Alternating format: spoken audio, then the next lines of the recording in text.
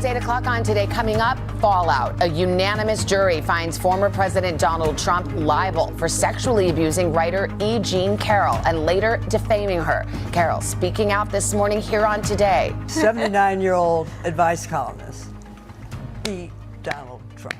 We're live with the latest. Then, new guidelines, a look at the recommendations calling for women to get mammograms at age 40, 10 years earlier than previously suggested. Dr. Azar is along with why they're making that change and what it means for you.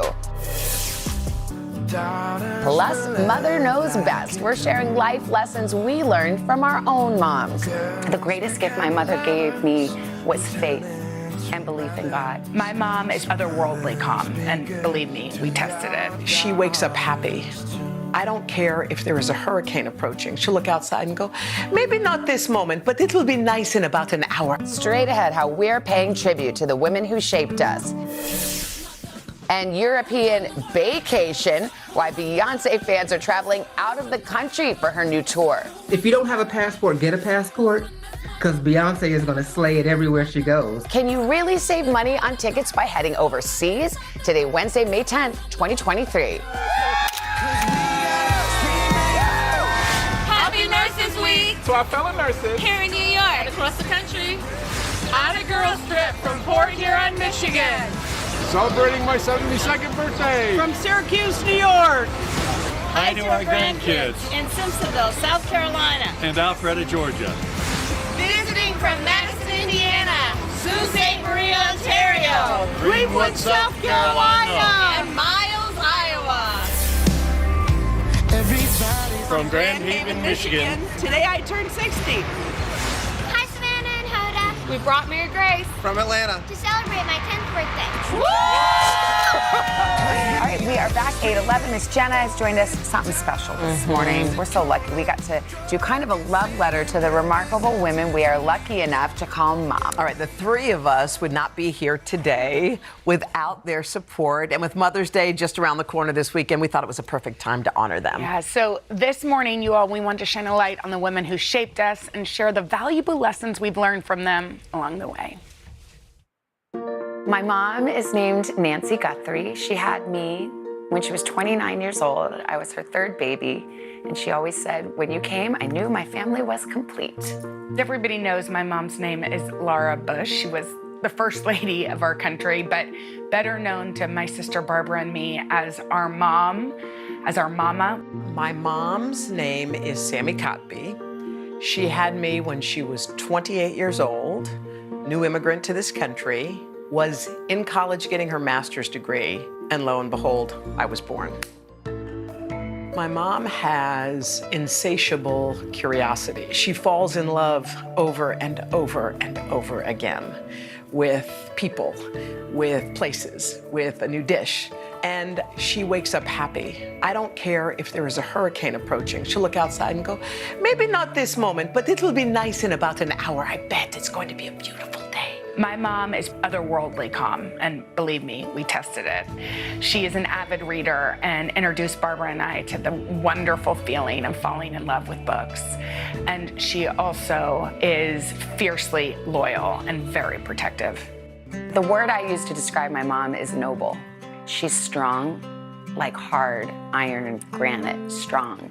We had some hard times when I was a child. You know, we lost my dad suddenly and shockingly, and my mom was so strong and set aside her own grief in many ways just to be there and make sure that we could all move forward together. And I think that's the other thing I'd like to say about my mom. The greatest gift my mother gave me was faith and belief in God. It changed my whole life. When I was in my 30s, I really wished to be married and be a mom, and things just did not happen that fast for me. And my mom's confidence that one day I would be a mom, even as the years ticked by and ticked by and ticked by, meant so much to me. She said, of course you'll be a mom, Savannah. You are going to be a mom, and you are going to be a wonderful mom. And for her to have that confidence and faith was so meaningful to me. It got me through really hard times. I had been through an illness, and the idea of getting to a point of having my own children was not even imaginable to me. I was about to go into surgery for breast cancer. I remember the doctor looked at my mom, who was terrified, and she said, Miss Cotby, I'm gonna take care of your little girl and bring her home. I remember when I placed Haley in my mom's arms, and I thought to myself, like, who would have ever thought that could happen? So to think from that moment there in the hospital to this moment, watching my mom hold my children, it's like, God is good. They call her Tata, and they love her, I mean, beyond. She loves her grandkids and they love her. I never knew that she would get to know my kids because I didn't know I was gonna get to have kids, and it's just such a joy that she gets to. It's so fun to watch my mom and dad with my little ones. She sort of just allows all the fun and beauty of being a grandparent, which is that there really aren't that many rules, that the kids can just be themselves. Mom, I love you so much. Thank you, Mom. I love you so much. As I say to my girls every night before we go to bed, I love you to the moon and back. Happy Mother's Day. Happy Mother's Day. Happy Mother's Day.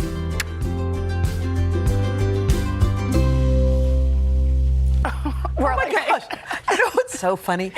The things you never say to them. Yes. Like we all told our moms, watch today, you want to see it. I mean, maybe we do say it here and there, but isn't it nice to have a minute to sit down and just express what you feel and say it out loud? What do you feel like your moms taught you? Like what's the thing that you would say out loud that maybe you didn't say in that? It's so funny because they were asking us, like, what's the advice your mom gave? I'm like, my mom wasn't really like an advice giver, but then I realized, like, moms don't usually tell you, they show you. And what she showed me was to be consistent, to be faithful, and to be truthful. That's her in a nutshell. So that means so much to be able to depend on her. What about you?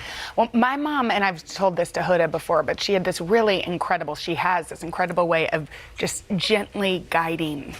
She didn't use her voice as forcefully maybe as I do, but she would say, oh, there's this great place that you should volunteer. She wouldn't even say that. She'd say, I want to show you a place. There's a great place. And she would very calmly show us instead of, demanding. And I think your mom and you, I mean, that like sunshine is genetically inherited. You know what?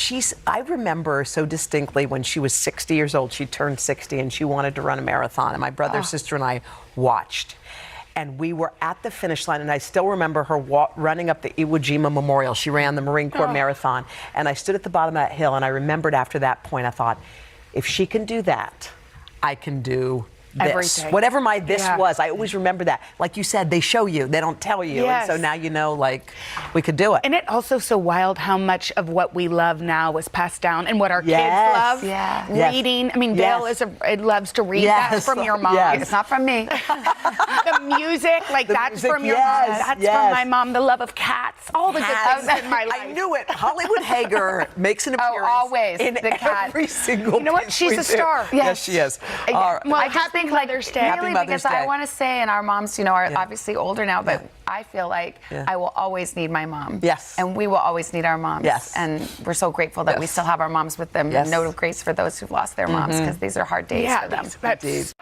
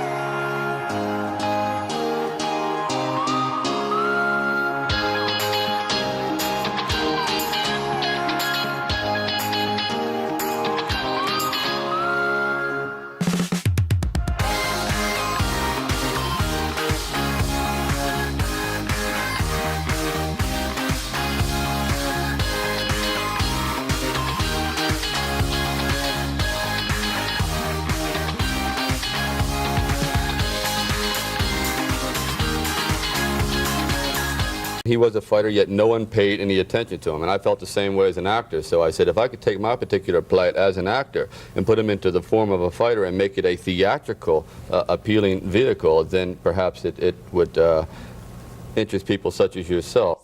Oh, we know that face. We know that voice, Sylvester Stallone. That was, by the way, that was Sylvester Stallone here on the Today Show back in 1976. That was ahead of the premiere, which would become one of the most iconic movies of all time. Of course, we're talking about Rocky. Sylvester's made a career out of being Hollywood's tough guy, but now, y'all, he's showing off his softer side as a family man in the new docuseries. It's called The Family Stallone. Check it out. Guess who's coming home? I have about 15 pints of ice cream. Okay, sold. I'll see you soon, baby. I love you. I love you, baby. Bye now. I think you're nervous to have Dad back. I always get nervous. Yeah, he's like a fourth child. When you haven't been together for a couple weeks and it's almost like meeting up again, it's kind of fun because it's fresh, but then it's also like, Is it still butterflies do you have? I always get butterflies when I see them. Whoa. All right, joining us is the family Stallone. We've got Sylvester, Jennifer, Sophia, Sistine, and Scarlett. Good morning, good morning. Good morning. All right, whose idea was this? Who decided we need a reality show? Them too. Not me. Wait, I said definitely not him. Okay, so you were a no at beginning. Complete. Our podcast brought people over to say, you know what, you guys are really funny on air. Why don't you guys consider a reality show? And so we talked about it, and we thought, might as well include the parents. Might as well include the parents. Throw you a bone. All right, Sylvester Stallone, your daughters say we want to do a reality show. You know what that means. It means you have no choice. Exposure, I'm out there. Yeah. You're right. You decided that it was a good idea. Why? Well, I've always wanted someone to film me while I'm brushing my teeth. I said, well, you know, who wouldn't? You know, you wake up with your hair is like this. Yeah. Like, who wouldn't want that documented? No, I thought it was like a great idea in a way because we have kind of a very interesting synergy. We laugh, we enjoy, everyone kind of, I would say neurotic, but eccentric. Neurotic? Yeah, eccentric, and they bring it out, and they're in a good way. They all have distinctive personalities, and certainly Jennifer, and I'm a little nuts. So I thought, okay, why not? Well, Jennifer, it was interesting in the clip you said, you know, when you're away, I missed you, and I get butterflies all over again. Yeah. What a show like this does is it cracks your family wide open. Yeah. You see not just the happy parts of life, but you see the potholes and the troubles, the relationship things, and all that stuff comes out. We, Sly's super famous, but we're all we all get along very well, so I thought this would be a fun way for us to show our family dynamic and kind of like we're a lot like everyone else. Are you? You know, our dog eats off the table, we cook, we clean, we do everything else. We prank each other. Yeah. Now, are you you know what it's like to be in the spotlight? Yeah. But now what's happening is your kids are going to be in the spotlight, and that comes with fun, and also I've been warning them about that. What'd you tell them? Well, I said, you know, your quiet time is over. And once you're exposed out there, it's out there. I mean, you're going to have people following you home, and guys like, hello. He's very concerned about our safety. Yeah. And also, so I'll be out there with them. Any men in their lives, you're not. Oh. Is it tough to date with this guy as your father? Well, we're single, so. I'm hoping they turn out to be spinsters. I'm working on it. It's very difficult. Just stay home forever. Yeah. Very difficult. Yeah. You know, he's quite intimidating to most, and most of the time when they come over to meet the parents, they don't necessarily return. Yeah. Simply because he's just so scary. I'm pretty nice. Well, you're friendly. He's cleaning his knives. He doesn't say hello. Shaking hands. I don't trust their intentions. Why are you concerned about, why are you so worried about who they're going to date? What are you worried about? Because I know men.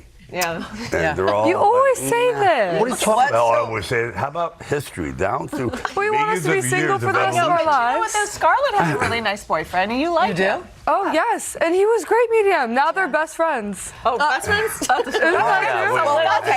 We have matching tattoos. It's great. Speaking of relationships, tell me the best part of your relationship and the most difficult part of your relationship.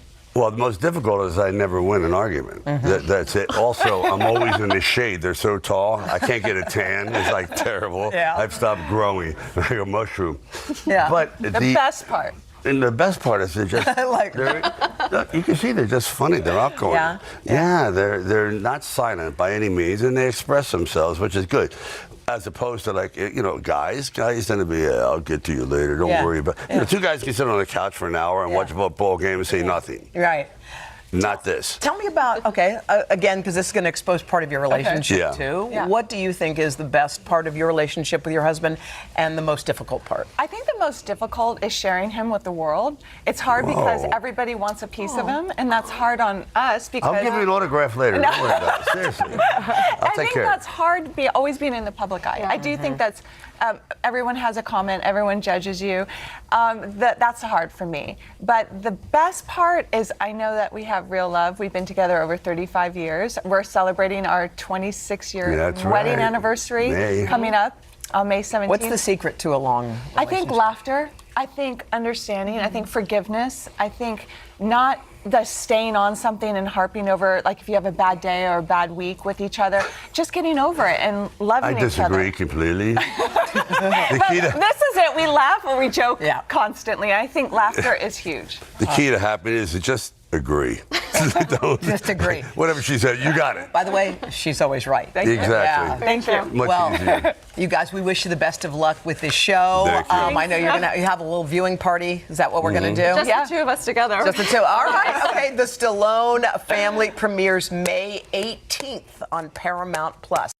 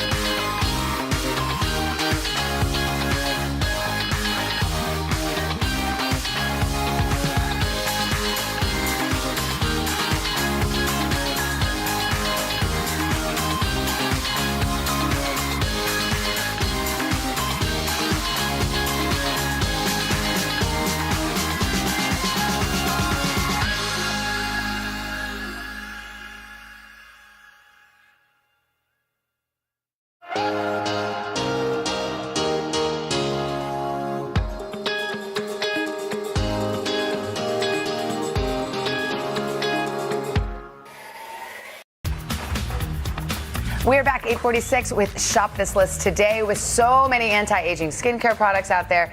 It can be overwhelming. So this morning we're going to talk simple solutions for your everyday routine. Dr. Michelle Henry is a board-certified dermatologist and clinical instructor of dermatology at Weill Cornell Medical College. Don't forget, you can add all items to the cart. It's just one button and you can shop along with us. Scan the QR code that you see there on your screen to add the entire bundle of products with one click, or you can go one by one. Hi, doctor. Good morning. Hello. Good to see you. Good morning. Okay, so having a good skincare routine is very important for anti-aging.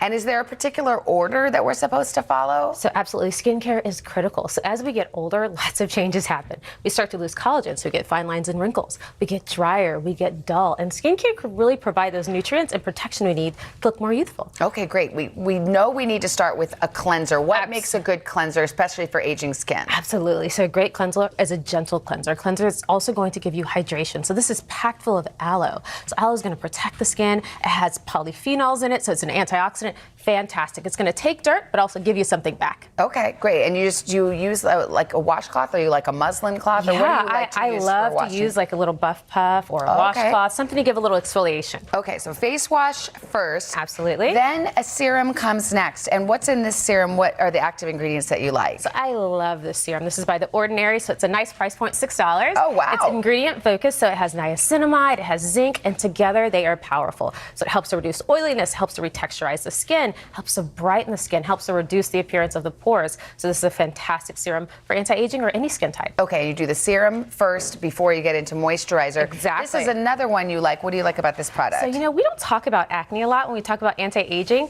but those of us who know, as we get older, our hormones change. We start to get acne breakouts, and we need a solution. So I love this Hero Rescue Balm. So it's a spot treatment. It's like first aid for your acne. Okay. It has antioxidants, it has peptides, so it helps to heal those acne cysts sooner so you don't get scars. Can you do it in the day or the night, or does it matter? You can do it in the day and the night. Okay, whenever you want. All right, a moisturizer is obviously very, very important. Yes. What do you like about this brand? So moisturizer is critical. We're getting drier as we get older. This is great. It's great for sensitive skin types. I even use it after laser in my office. Okay. It has vitamin B5. It has glycerin that penetrates deep to hydrate. It has shea butter to lock in that moisture. It's fantastic for a night treatment. Okay, so we do our serum, we do our blemish, we got our moisturizer.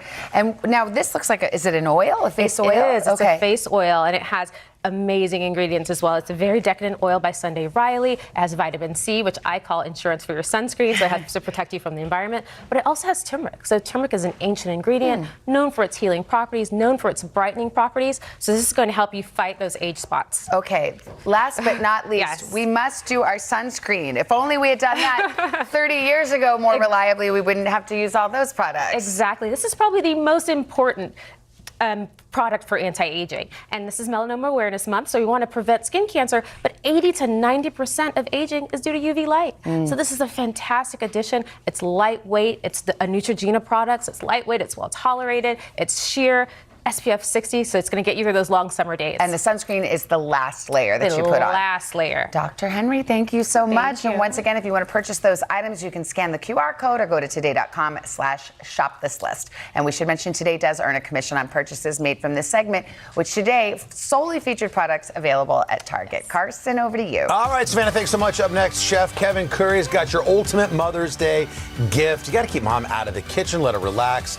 We're going to show you how to make this special dish for that special mom or person in your life. It's delicious, it's affordable, it's quick, it's easy. It's all the things. We're going to tell you about it. But first, this is Today on NBC.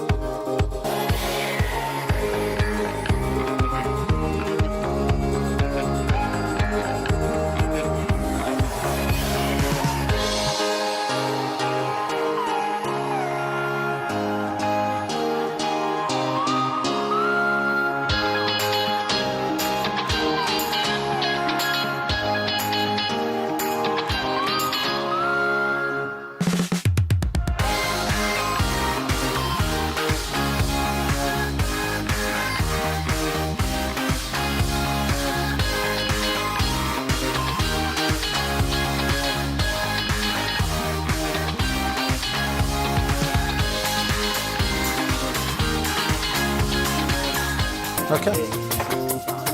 Welcome back this morning on our Today Table series, a special meal for Mother's Day. It's not going to break the bank. And joining us, author and founder of Fit Cook Meals, the great Kevin Curry. And if you want to make this dish at home, just scan that QR code right there. Get all the ingredients, Kev. We don't have a lot of time. Yes. We're going to make a salmon niçoise. Sounds fancy, yeah, it is. but it's easy to make. This is a sheet pan, so everything is going to be done right here. Very simple. First thing we're going to do is we're going to slice up some fingerling potatoes. Yep. In fact, why don't you go ahead and do that for me?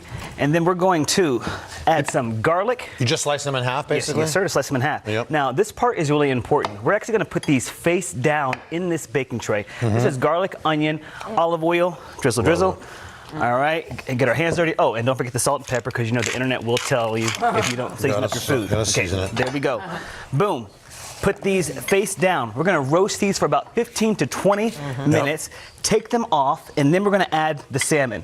This part, I like to keep the salmon on if you don't know how to cook salmon, because you could like dry it out, and then afterwards remove it. But it's okay if you don't. How do you keep salmon from drying out? Is there a Yeah, well, it's like watching it, but also this skin actually adds a fatty layer, and so when that's on, it just doesn't dry out as fast. Keep the skin on. Okay. Yeah, exactly. All right. All right. So we're actually going to add some green beans around here. Okay. Plus the cherry tomatoes. Just all over the place. Yes, sir. All right. Well, not all. Well, Carson, this is for Mama. We got to do a little bit better than that. Okay, Put it around. All right, I'll work on that. Yeah, later. yeah. Okay. And then put the tomatoes around there. There you go. Yep, I'll do that. And then a little bit of olive oil. So meanwhile, the salt, potatoes pepper. doing what? You cooked them and they're chilling? Yes. Or are you gonna put them in No. here? They're already cooked, and they're going to take them off, and they're actually going to look like this right over here. And they're fully cooked already? Yes, they're already Okay. fully cooked. Delicious. How is it, And they guys? get crispy. How's the niçoise? Awesome. So yummy. All right, so we're going to. It is. Awesome. Okay, so we're going to put this into the oven for about 10 minutes, 10 to 12 minutes, around like 420, and then broil it for the last 2. Okay, we're gonna act like the onion. I mean, we're gonna act like the oven's right here. People can use their imagination, all right? Okay. All right. There you go. Right, all that's right, in the come oven? on back over here. That's in the oven. Now, make the dressing. So we are going to put Dijon, garlic. This is anchovies. All right. Okay, a little umami flavor. There you go. Hey, you already know what you're talking about. So lemon, olive oil, a little bit of water, and Just a little bit of water, huh? yeah, and don't forget that lemon zest. Yep. Yeah. Bangity bang. And then you can't have niçoise without boiled eggs. So I'm going to slice these up. You're going to whisk this together to make your dressing. I mean, this is easy. Whisk that. It's We could do super this. easy. And it looks fancy too, We can doesn't do this it? for mom, guys. We can do it for mom. Hey, do it And for it's mama. French. Yeah, and it's And niçoise. Niçoise. I don't know what the niçoise part means, but that's all right. It means from Nice, France. Oh, from Nice, France. Okay. From Nice, France. That's how. All right, now let's build it real quick in about All right, 45 so we seconds. got some romaine. You're gonna add in our eggs. Gonna add in our roasted potatoes. Yep. And niçoise typically has boiled potatoes, but these are gonna be roasted. That's why it's a sheet pan niçoise. Yeah. Put these around, and then Carson, what are we doing? Okay, look, let's get out of the oven. Yeah. Boom, there we go. Add in our green beans right here. Yep. Our roasted tomatoes. There we go. Boom. Olives. Well, don't put that right in the middle. I'm not. Okay, there we go. And then put those, sprinkle those olives. Okay. And then add our flaked salmon right there on All right, top. I'm going to sell to the people at home. You add the salmon to the Yes, top, sir. Kev. Thanks so much. You can buy these ingredients. The recipe, you can scan that QR code. Go to today.com/todaytable. We want to mention Today earns a commission from the purchases. We're back with the third and fourth hours, including Good Housekeeping, Best Betting Award winners, Kevin Curry. Happy Mother's Day. Thank you, Chef. Thank you so much. Appreciate you. Quick check your local news.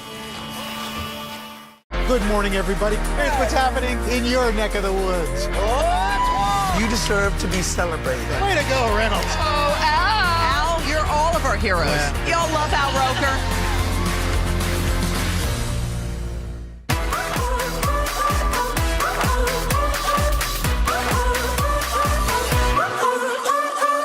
I woke up smiling on my face.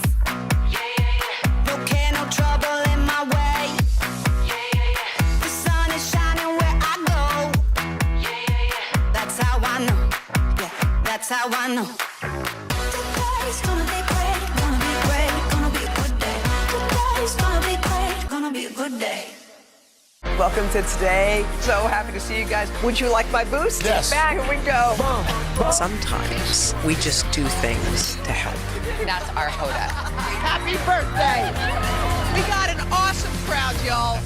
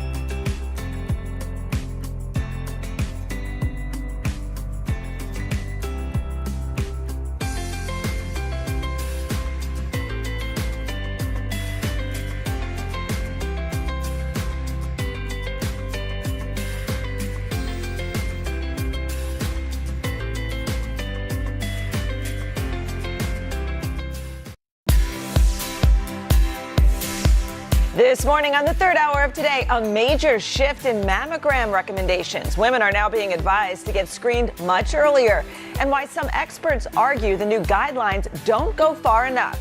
Then later, Best in Show. It's the PBGB. It's Buddy Holly. A historic hound wins at this year's Westminster Kennel Club Dog Show, and we have the top dog right here in Studio 1A. Plus, Jodie Sweetin joins us live.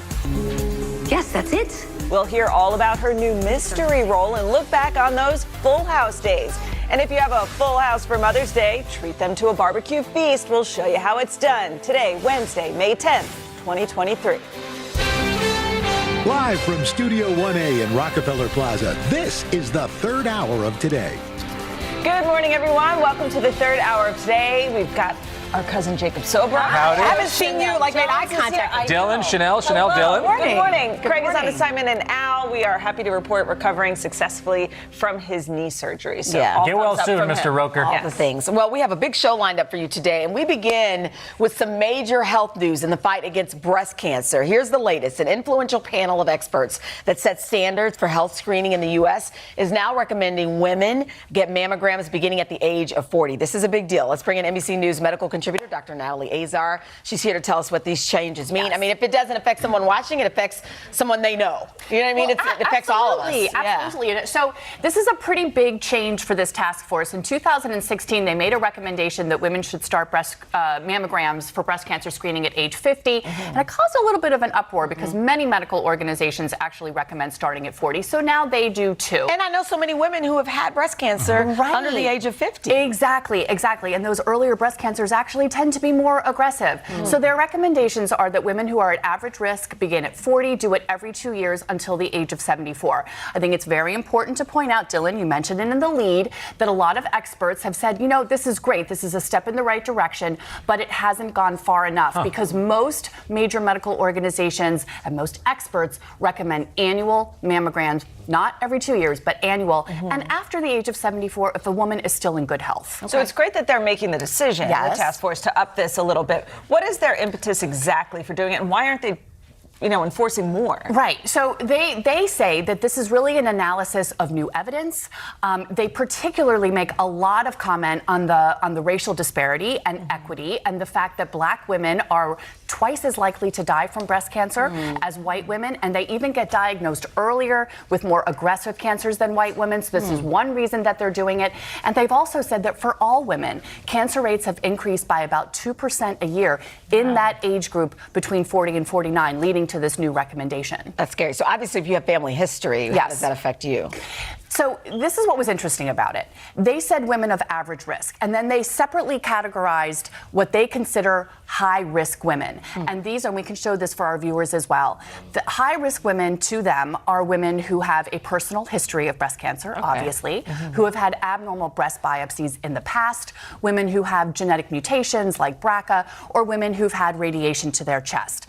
Now, of course, you read this and you say, well, what about family history, right? And what about breast density? We talk a lot about breast density. So they claim, they don't put that in their high risk category, and they say that mammography is not really the best test for dense breasts, but they don't make a recommendation. They say there's not enough evidence to recommend ultrasound or MRI in women with dense breasts. Here's my Dr. Azar on this, and I'm not a radiographer, I'm not a mammographer, but what I would say is that breast cancer screening, like many things, is absolutely not a one-size-fits-all. And I think it is really imperative that women understand what their risk is, and that each screening protocol is designed individually for that woman. And the American College of Radiology actually recently said at the age of 25, women should start understanding what their risk is, whether that's family history, density, genetic testing where appropriate, and get the kind of screening you need in addition to mammography, because for a lot of people, myself included, ultrasound and MRI is part of my protocol based on my risk, for example. Real quick before you go, insurance. I'm sure there are women watching saying, is my insurance going to cover this? So the good news is that in spite of the fact that this task force sets all these screening recs, and a lot of insurance companies like to follow suit on that, is that the CDC and the ACA basically have said, commercial insurance and ACA, you need to cover mammograms for women when they are ordered by your doctor. Okay, glad we got that in. Thank you. Okay, thank you so much. Good to see you. All right, we are going to turn now to an annual tradition, the Westminster Kennel Club Dog Show. It took place last night, and there's a new rock star dog on the block. Best in show tonight is the PBGB. It's Buddy Holly. That's PVGB. That's right. Buddy Holly won in the hound group, then took home Best in Show. It's the first time this breed, I'm going to say it here, Petit Basset Griffon Vendéen. Nicely done. Nicely done. It won the top prize, and we hear that he absolutely loves the camera. So let's find out. Joining us now is Buddy Holly, along with his co-owner and handler Janice Hayes, and Westminster's own Gail Miller-Beischer. Good morning.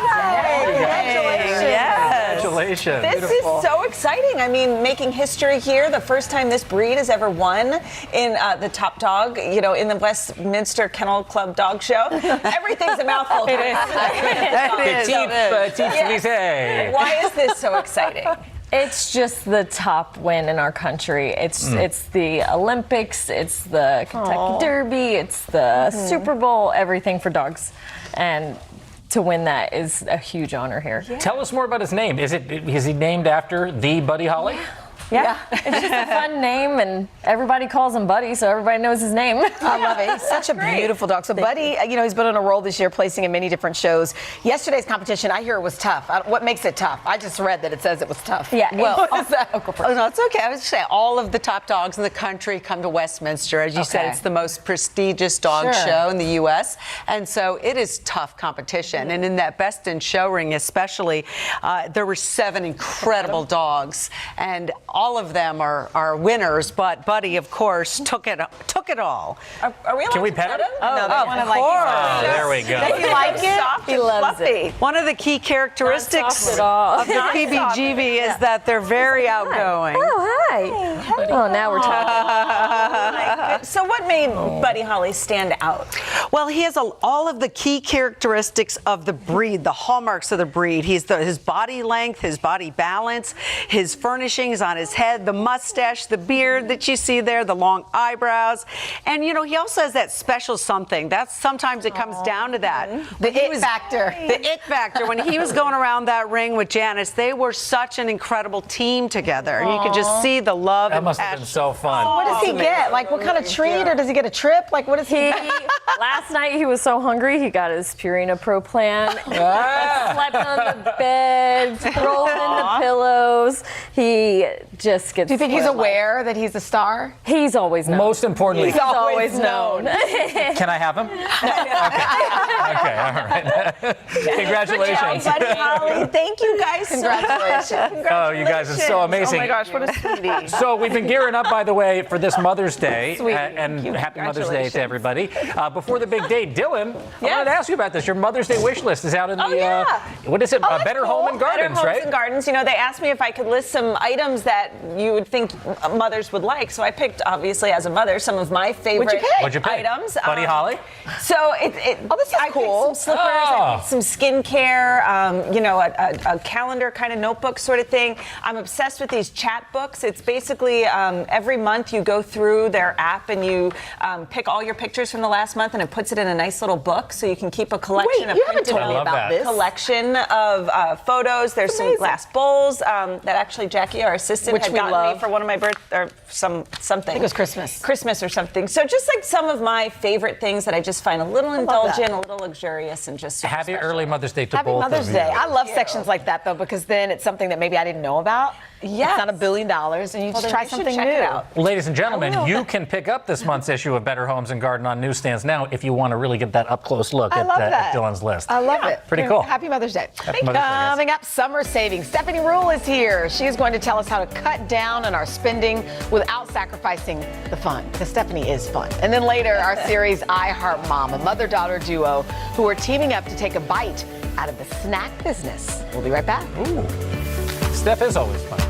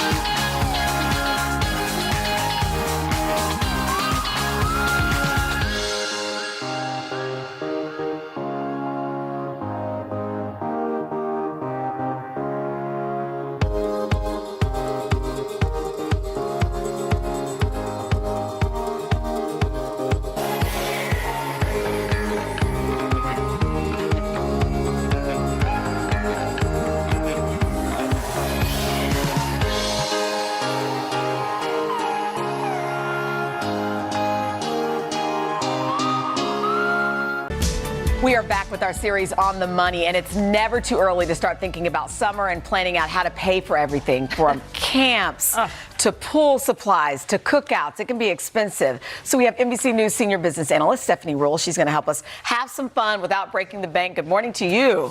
First piece of advice. Yes, let's do it. Ask around your neighborhood, Okay. see who has a swimming pool, and make friends with them. I know that. Right? That's my move, right? I know. Al Roker, a neighbor of mine, you know he loves to barbecue.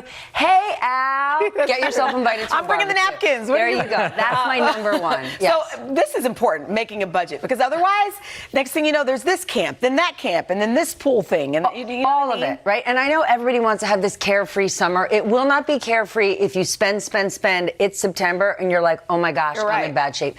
Make a budget. Just understand what you're looking at. Next, look for free fun. It exists. Go to your local library. Even go to your town hall during the summer. Lots of towns have free concerts, free theater, just events around your town, your city. I mean, in New York City, go on the Hudson River. Tons of free events. Take advantage of that. think you're Next, right. This is a good one. Okay. Try to look at your summer, especially if your kids have off and if you have a flexible schedule. Treat your home like a camp, right? You want to go to the movies? Matinees, often 50% off if possible. Go see a movie during the day and plan for your staycation. Rather than do it all in one day, think about your favorite things from summer camp. Okay. Maybe you do a camp out, right? Bring all the blankets to your living room. You do that on a Monday. On a Tuesday, make s'mores in the kitchen. On a Wednesday, I love that. go for the friendship bracelets. And you know what? Spread Those it are out. things that the kids actually will remember. Yes, Or but even, don't you know. just do it all in one day I on agree. Monday, and then Tuesday, it's like, I guess we're on our devices. I agree. And this is for people even without children. Let's say you're planning a trip for the family. What would you say? Okay, we got to figure out where are we going to save. Just because you're going on a trip doesn't mean it needs to be far. Driving, if you can help it, is a great way to save rather than flying. We all talk about how expensive airline tickets are. Try to go somewhere closer. Next, find another family going on a similar trip. Share a home. I know more people who are doing this. You have to like that family I because know. if you don't, by the end of the trip, that trip will be a nightmare. But it's a great way to save.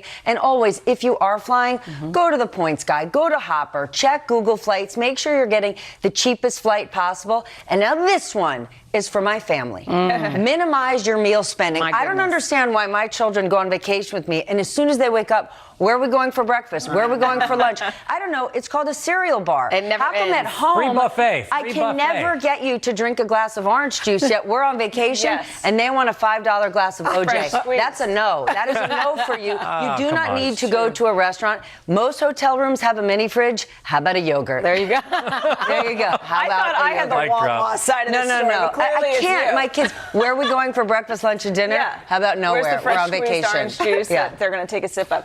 Okay, so you talked about the budget, but you have to work in an emergency fund. Absolutely. Think about your summer. Tons of times people's air conditioning go out. You know you could have a plumbing issue. There are no discount plumbers. I always want you to have 3 to 6 months of an emergency fund. Try to put it aside. The summer, sadly, is when my sons always fall off a bike, fall off a swing set. You might have to go to a doctor visit. I don't want you to be in debt over that.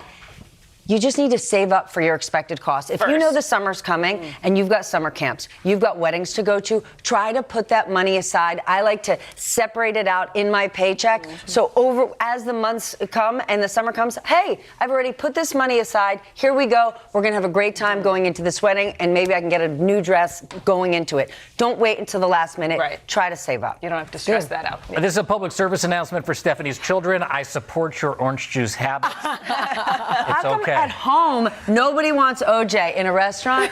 You got fresh squeeze? so true. No, absolutely not. It's okay with me. Cash When he's paying. Cash or credit when I'm buying your kids orange juice this summer. Okay, it totally depends on how you spend. If you use your credit card like a debit card, you know you pay it in full at the end of the month, use those credit cards, right? Because you're going to get points. That's going to help you in the end. If you don't, well, then I don't want you to do that. I also want you to look out for fees. If you're planning an international trip, right, and you use your credit card, fees. those transaction fees. Also, you look at your bill and you're like, what's this transaction fee? It's often 3%. Look for a credit card that doesn't have them. And the last, this is my favorite, envelope method. What does that mean? Put cash in an envelope. I've And in been that doing envelope, this. I love, I love a cash diet. Put that cash there where you say, this is my beer fund, right? This is my bathing suit It's also my fund. beer fund. There you and go. Then and you only spend it if you have it in the envelope. And then when you got none left, guess what? Nobody's coming over for a kegger tonight. Sorry. Stephanie, Or orange juice. Good tips. Thank you, as always. We're all having orange juice, everybody. Don't worry about And it. look for a friend with a pool. I love that. For more Can I come over? anytime, go to today.com/onthemoney. Thanks, All right, Steph. coming up next, a sweet story about a salty snack. Meet the mom and daughter who created a different kind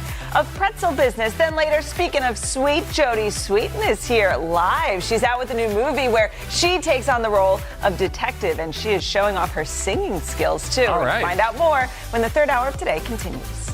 Keep dressed.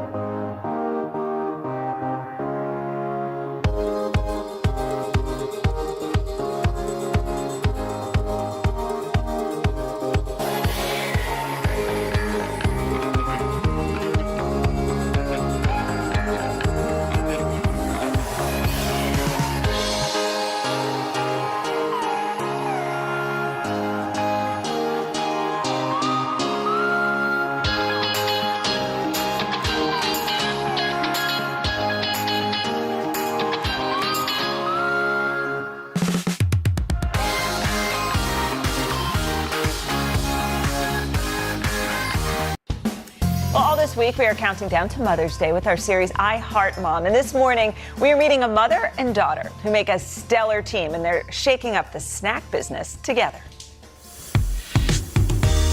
We know life is challenging, but we want to see that, life is about a twist and it has to be a positive thing. Elizabeth Galvin says every bite of food should bring joy, even the snacks. Pretzel has been one of my favorite snacks since I grew up in south of France. She came to the U.S. at age 26 and created Deli in 1992, a company that manufactures and sells several snack brands, many to the airline industry. But something was always missing. Elizabeth wanted to create something, well, stellar. So was it the texture of the pretzel or the flavor that you thought really needed to be upgraded? I think it was all of it. I think that for me, food is about, the taste, the texture, the color. Elizabeth says she fondly remembers helping her parents with their bakery in France. So in creating the company, she turned to her daughter, Gina. Gina, did you know you always wanted to work with your mom or vice versa? My mom and I have always been extremely close, and almost to the point of we feel like just like a magical connection. For me, Gina is a spiritual child, and she had bring so much intensity in the way we do business. She questioned everything, and that has been wonderful because we try always to offer a better product. Gina said her mom's persistence and passion for her work have always been an inspiration. I remember our first time seeing the pretzels on shelf. It was tears in our eyes. It was such a culmination of a lot of hard work. And a key ingredient, pretzels with a purpose. So they collaborate with emerging artists to bring their little pretzel packages to life. And Gina, are you responsible for the artwork and the idea to put artists on the packaging? Can you tell me about that?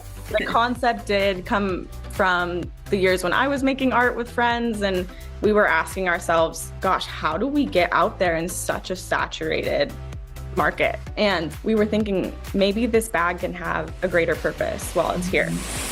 We tested it with just a piece of my art that I did with a friend. And wow, Mom, is that it? I love it. Mom, that's plenty. The designs took off, with many of those bags landing in airline snack baskets. We've gotten more distribution, and we're now in over 3,000 stores nationwide. What goes into the packages is equally important, Elizabeth says, as the Carson City, Nevada bakery runs 7 days a week, 24 hours a day to produce the 4 pretzel flavors. So how many pounds of pretzels have you guys created? I'm sure you keep track, right? We do around 15 million pounds. We get every day, every 8-hour truckload of flour. Also, we put our little secret ingredient, which is love in everything that we do. And we hope people taste them or at least feel it when they are eating our pretzel. The duo divide and conquer the enormous workload. Elizabeth is CEO and Gina tackles marketing. Daughters and moms can sometimes butt heads. How do you guys work around that? We never experience any issue. Gina and I had a super deep respect for each other, but also we have a lot of respect for our space. I think what I have an appreciation for is that moms are superheroes. And I think that if I didn't work for my mom or if I wasn't related to her, she would still be my idol.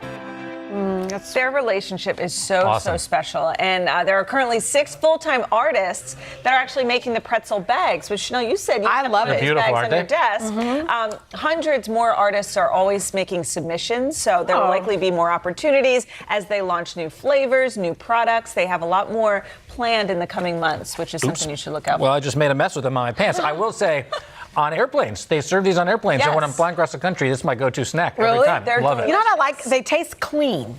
And Like, they even though- are. They're yeah. made with great ingredients, and they're fresh, and they're unique flavors, too. So I want to tell everybody what's coming up next so I can eat pretzels during the commercial break. Jodie Sweetin's here. She's live. She's going to talk about crime solving. She's going to talk about Full House, so much more. And then later, 4-time Indy 500 champ Elio Castroneves is back in the driver's seat. We're going to find out how he's feeling about his chances to take home number 5. We'll be right back on the 3rd hour of today. I'm still eating.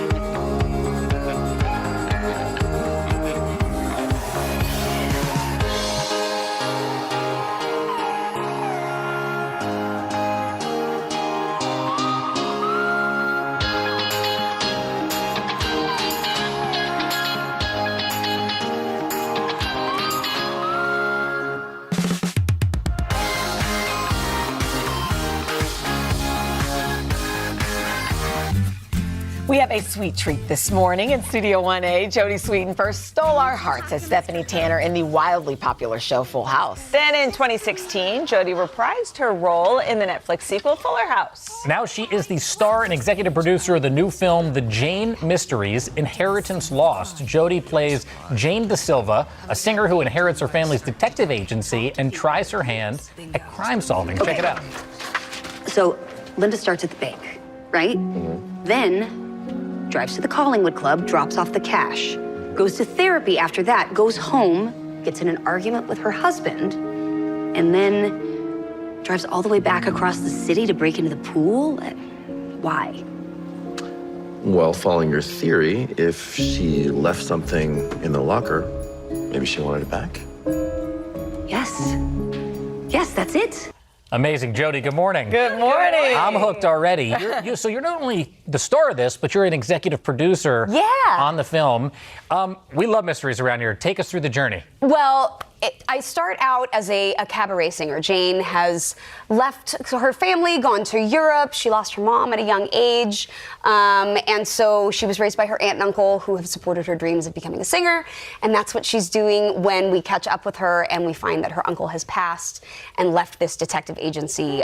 He wants her to be in charge of it. And it is not just a detective agency, but it really helps people who have been overlooked by the justice system or have, maybe their case has gone cold told, or maybe it didn't quite get the answers that it deserved. So I really love that about this. And I love that. Yeah. Talk to me about the music aspect. I mean, some people may remember they heard a little bit of your voice in Fuller House, but is music something you love and want to take seriously? It is. I have been singing kind of my whole life. I went to musical theater, performing arts school for high school. I love singing, and it was really fun to get to record an original song. That's which cool. is the theme song. So. Oh, nice. A little passion of yours, but also I hear you have a passion for true crime. Like, how much do you love?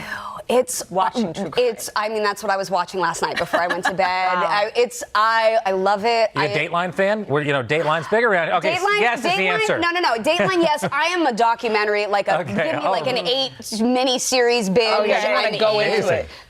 But I love My Favorite Murder. I love Morbid podcast. I was the weird kid that was checking out like weird, creepy books at like 9 years old from the library. So yeah. Is it crazy to you that it's been 35 years since Full House debuted? Yeah, I mean, being only 20, it's so weird. I'm not sure how it's happened, but there's like a 15-year time suspension. No, it is amazing that it's been 35 years, and I'm just so grateful that, I don't know great fan base. if you know this, Jodie, but you're sitting amongst one of your former co-stars on Full House. Do we have the clip, guys? Uh-oh, Take a look at this. What? That's me. What? Wait. As an extra, right there behind Bob Saget in 1993. There, that's my hand. Is that your hand, like in your there pocket? I am. See me upper right. Oh, that is Michelle look at Tanner. little Jacob. I 100% don't remember. It was an Emmy have no Award-winning recollection that you performance. have. I guess it wasn't that memorable for you. It But was you amazing. look cool. It didn't amount to much acting. No, not at all. So it was a failed acting You're career. hosting the Today Show, so It all worked out. I love It was that. the greatest show of all time, and that was a life highlight for me. I love that. Good. I'm so glad you enjoyed Thanks it. for remembering that. Yeah. Oh, just stuck right here this whole time. She's like, actually, I do remember you. So you have a beautiful daughter. I do. Tell me, everybody says she's your twin. Let's see this picture. I think it was on Instagram. Look at this. Yes. Her name is Zoe? Zoe is my older daughter. She just turned 15. Beatrix is my younger one. She'll be 13. Oh my gosh. In August. So we're in the same boat. Can you believe you have a 15-year-old and a 13? No, I cannot. I'm not sure how it happened. It's like they're finishing school and going into like 10th and 8th grade. I don't feel old enough for this. Or responsible enough. But yeah, they're wonderful, wonderful girls. You're also about to celebrate your 1-year anniversary. Yes. Your wedding anniversary in July. Yeah, July 30th. Excuse me. His birthday's the 31st. Look at you guys. No, his birthday's the 31st. Our anniversary's the 30th. So yeah. What a fun season. It is. It's a really great season. I have so many wonderful things going on right now. And I'm really excited to be getting to do what I love and also get to do it with people I love, like my family. Well, we're excited to have you here. It's so awesome to see you. And you guys, don't forget to watch The Jane Mysteries Inheritance Lost premieres this Friday at 9 on Hallmark Movies and Mysteries. Great to see you. Yeah, if you ever need another extra, if you're producing I'll be there. I'm in. I'm calling you. Okay, good. Coming up, we have racing legend Elio Castroneves is here. He's going to tell us about the biggest event of the year, and he brought a pretty big trophy with him too. Whoa. It's taller than me. And then later, we'll show you how to win. I know it is. We're going to show you how to win Mother's Day with a barbecue feast any mom will love. Be right back.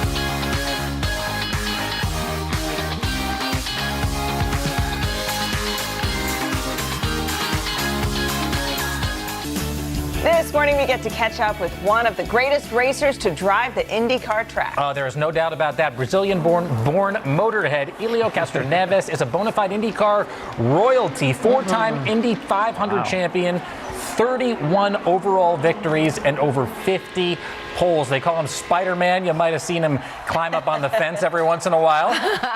Well, now he's getting ready to hit the Brickyard for the 107th Indianapolis 500. It's Sunday, May 28th, right here on NBC and Peacock. But first, he's going to spend a little time with us. Good morning to you. Great to see you. It's great to be back. Last year, we're here celebrating my birthday. It's your birthday today. Happy birthday again. It's so good. And actually, I started early celebrating my birthday. I was in Miami in this amazing yacht. In fact, I'm gonna send a big hello to the Captain Land, Steph, Jeff, Kelly, Gunnar, everyone, and Jason. Wow. We had a phenomenal time. Yes, but now we're here with this, not cake, but a big present, big trophy, right? Happy birthday. Thank you so much. So here's my deal. Let's talk Indy 500 here. Your favorite event of the year. I say that. I don't know if it's your favorite event of the year, but four-time champ. So I guess we have, what, 2 weeks to go, a little That's more? right. That's right. We have a little bit more. We have a racing this weekend on Saturday. By the way, you can tune in on NBC. We're going to be broadcast that as well. But this is just a preparation for the big race, so right? how do you prepare for something like this? You know, people don't realize that there is a lot involved, so many details, even that you have the car set up already, but the weather change, because our cars are very sensitive to the weather and anything, to the temperature. So we always constantly changing and tuning and tweaking to make sure when we come to the day of the race, you're ready to go. All right. So we can't help but notice this giant trophy. I mean, literally giant. It's taller than us. Yes, both of us. Yep. But it's covered. This is the Borg Warner trophy. I didn't realize it had everybody's face, their actual face carved into it. Of the winners. So you're here 4 times. That's right. If you start looking and look my face here, the artists, they do a phenomenal job, and you see a little bit hairliner going backwards. That's why I'm using my head here. So thank God you don't see the color of the hair on the trophy, but I tell you what, it is incredible. The way they started is actually the normal size head, and then go to the middle, and then going to the small, so to make sure that you get everything, all the details. I asked them if they were going to just make it taller and taller and taller over the years, but the reality is I may not see it when it gets too high. You don't get to take this home. No, we actually get a small version. They call Baby Borg version, which only your face on it. You don't need to all of them, but it's a really nice one. I love that. So now, go ahead. Sorry, please. Well, so does it get harder? I mean, you're at the point now where you're racing, the people half your age. Does that even matter in racing? No, of course not, because the car is the one that does the job. Yeah. It's actually better because we have the experience, right? So we actually can teach the young ones that, hey, this is the line you got to take it. Follow me. Exactly. Follow the leader. Follow me. Chanel mentioned the Brickyard. That's the Indianapolis Motor Speedway. That's what they call it. My understanding is there's another brick in your future. The Hollywood Walk of Fame is going to be something that we're all going to be seeing. I know. It is, it's absolutely incredible. So basically, the reason they call Brickyard is because actually back then, we're talking about 100 years ago, it used to be full of bricks. Now, as you can see in the picture, the asphalt come on top, but they left about 4 width wide, and they cement my name, my brick, into the track. So now, I don't even realize how big it is, but I think my daughter or her kids one day are going to understand, like, this is my family, And so just to be really clear, cool. that's the equivalent of the Hollywood Walk of Fame. Yes, exactly. For you guys. And only 4 drivers right now won the Indianapolis 500 4 times, which is AJ Foy, Rick Mears, Alan Senior, and I'm in the middle of this, the god of races. Yes, I'm like, what? That's incredible. That's incredible. Well, as you pointed out, you were here last May 10th. Yeah. Last year, we had cake for you. This year, we're going to bring it more back to your Brazilian roots. Oh, I didn't know so that. we have caprenas. Oh, wow. Gyros for you. I'm continuing to celebrate my birthday. Oh, my goodness. So this is Brigadeiro. Brigadeiro is actually very sweet. It's very common in every birthday parties, by the way, for the kids. It's very rich. If you're looking for a diet, what's inside?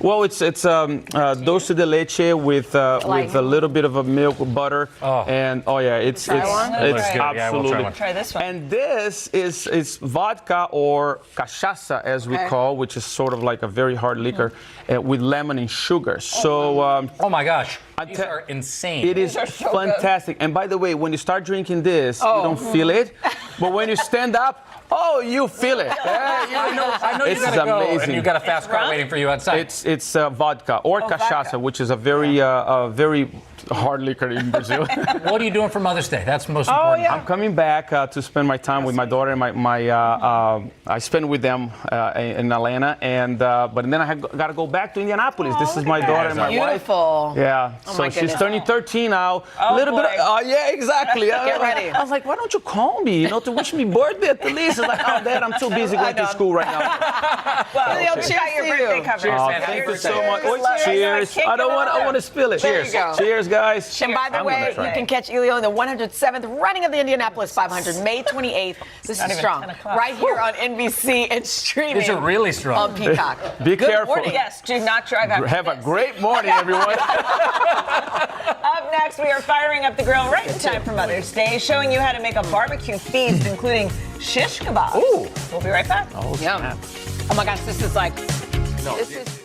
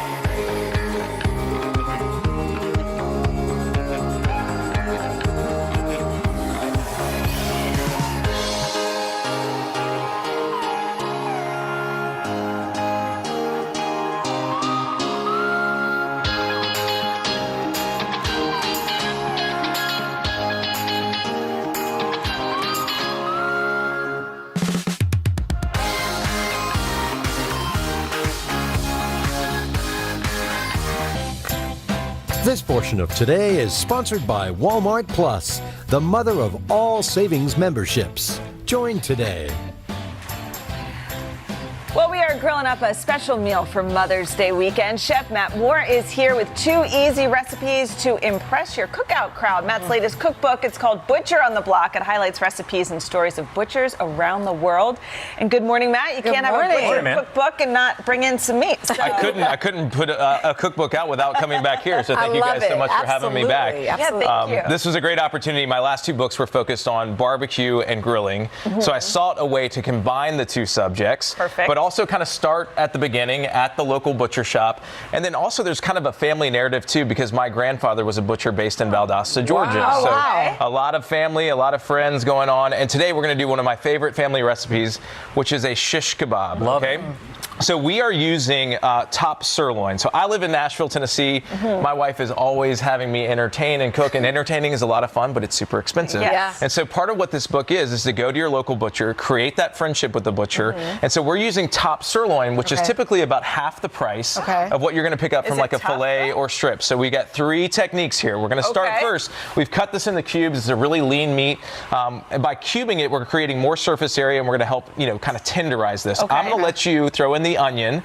One of the keys here is we want to make sure that we're cutting everything similar sizes. The second part is that we're going to add a marinade. So olive oil is going to go in. I love these flavors. I'm always using a lot of vinegar. So red wine vinegar. We've got Worcestershire sauce over here, W sauce. And that all helps to tenderize. This is all going to do this. And then we also have a nice blend here. You can just kind of throw the whole thing in. But we've got kosher salt. We've got fresh cracked black pepper, dried oregano. We've got crushed red pepper, some thyme, garlic, plenty of garlic. All the good things. So good. And then the 2 kind of coup de grace ingredients will be ground cinnamon and allspice. All that goes in. You'll mix it around. And then we want to let this marinate for about 30 minutes. It's going to create some more tenderness. So we cut it, we cube it, we let it marinate. You can do it up to overnight. And then we're going to skewer these, and you just want to have an even distribution. You don't want to overcrowd your skewers. What do you have on there? Just onions and the Just meat? onions and beef. You could do peppers if you want to. So again, we don't want to overcrowd. We want to grill, not steam. So we'll go ahead and throw these on. This is going to be on a grill pan if we were cooking inside. We're going to look for like 2 to 3 minutes per side. The other trick is that we want to make sure that we cook this to the right temperature. So about 130 degrees, and we'll pull it off. 2 to 3 minutes per side. And then what do you got here? What's your real trick? Do you actually stick a thermometer in? How do you? Yeah, you can touch it. You can you know, use the old technique of medium rare to get a little tighter. So we go from San Francisco to the Bronx here in New York to the south of France, and we're tracking down butchers. There's plenty of meat, there's wild game, but there's seafood and vegetables too. It's a really well-rounded cookbook. So corn ribs, I love this. We're just going to cut this, right? Was a couple summers ago. They're so good. In South Carolina, I remember that. So we've got it. We're just going to season with a little extra virgin olive oil. Keep the core in the middle? We just got it like this. Now, what this does is it allows us to not have the cobs roll around on the grill. We're just going to put these over direct heat. We create some more surface area too because we're actually kind of opening up that char. I've got two lovely young girls, Vivian, who's just turned 8 on Monday, and Everly, who will turn 6 on June 1st. They're over here. Beautiful family. And so what's great about this is, you know, we've all been to the cookout where the kid, you know, eats like a little piece of the corn on the cob and they leave it. This is a good utility. It's fun. It's a finger food. And then I'm not bashful. I'm from Nashville. Little Southern love here. We're going to add a little bit of mayonnaise to kind of emulate a little bit of a street corn. And then we will just hit it with a little bit of fresh grated Parmigiano Reggiano. And then for that beauty, we've got some parsley right over the top. This is kind of really fun. I'm telling you, Matt. You can just grill them. Yeah, for 2 to 3 minutes till you get a really nice char on each side. And like I said, there's a lot of meat. There's a lot of game. There's seafood. But we have one of the first vegetable butchers that was right here in Italy. And the whole idea of the book is, it's a real thing. It's a real thing. And we want people to kind of foster that relationship with your local butcher, right? You're going to your market. It could be a supermarket. It could be a local butcher shop. They often know the best recipes. They know how to cook, and maybe you can have them over to your house as well with some of these. This is so good. I want to have you guys over to our house. I know. It's nice and tender. Yeah, it should be. And it's just the technique of the top sirloin with the marinade, proper cooking, and again, you're getting a lot of bang for your buck. Super flavorful, stretches the feed of crowd. Congratulations. And I love that you're giving butchers so much. They deserve appreciate it. Yeah, congrats on the book. Thank you. Thanks to your family for coming too. Thank you, guys. I know. For these recipes, head to today.com/food, and don't forget Matt's new cookbook, Butcher on the Block. It is out now. We'll be right back. I'm going to eat a corn rib. This is like, I don't want to go back.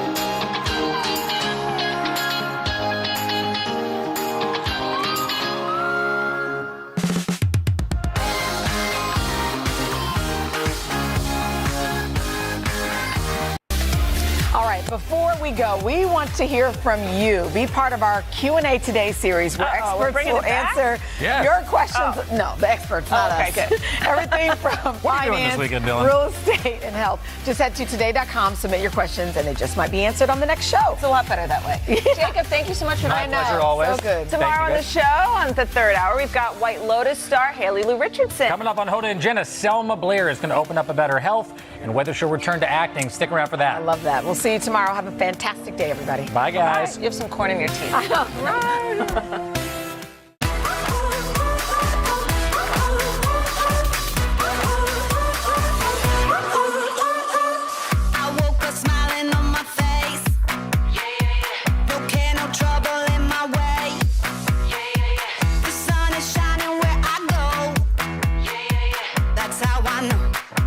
That's how I know.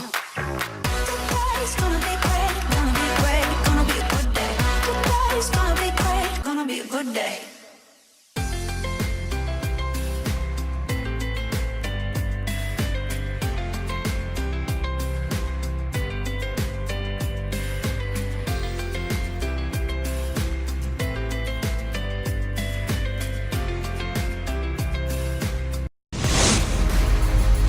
Today, actress and best-selling author Selma Blair opens up about her health, the challenges she still faces, and how she's hoping to empower others. Plus, we celebrate 3 mothers and their daughters who are all nurses at the same hospital. And we might have a little surprise in store. And Hollywood mystery. Who's the anonymous celebrity author behind the yet-to-be-published book that's already a bestseller? We're talking about it. So get up. It's Today with Hoda and Jenna.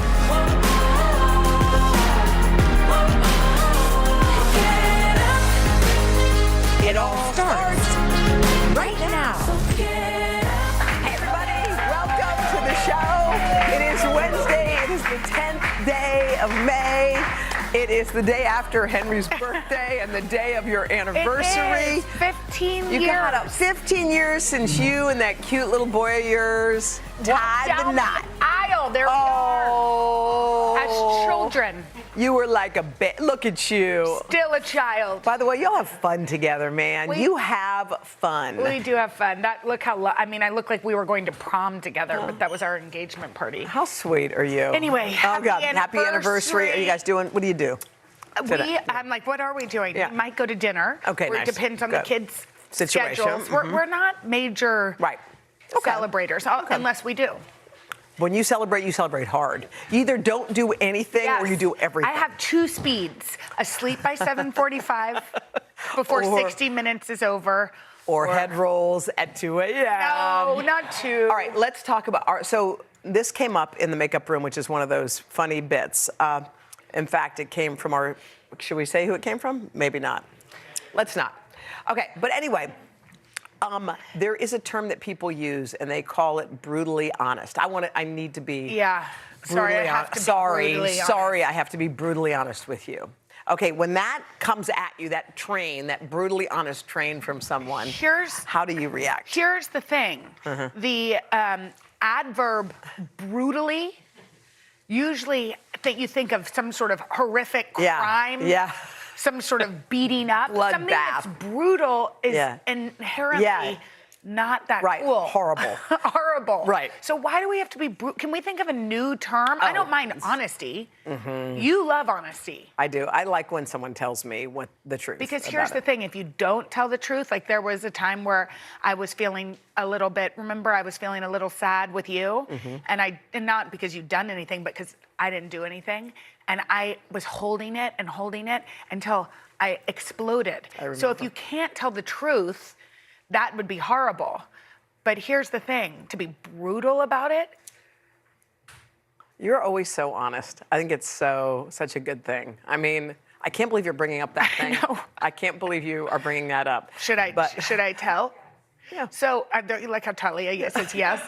And then she claims we're all honest. But so when Hoda's daughter wasn't feeling well, I just wasn't there for her the way I wanted to be. And I didn't know how to be.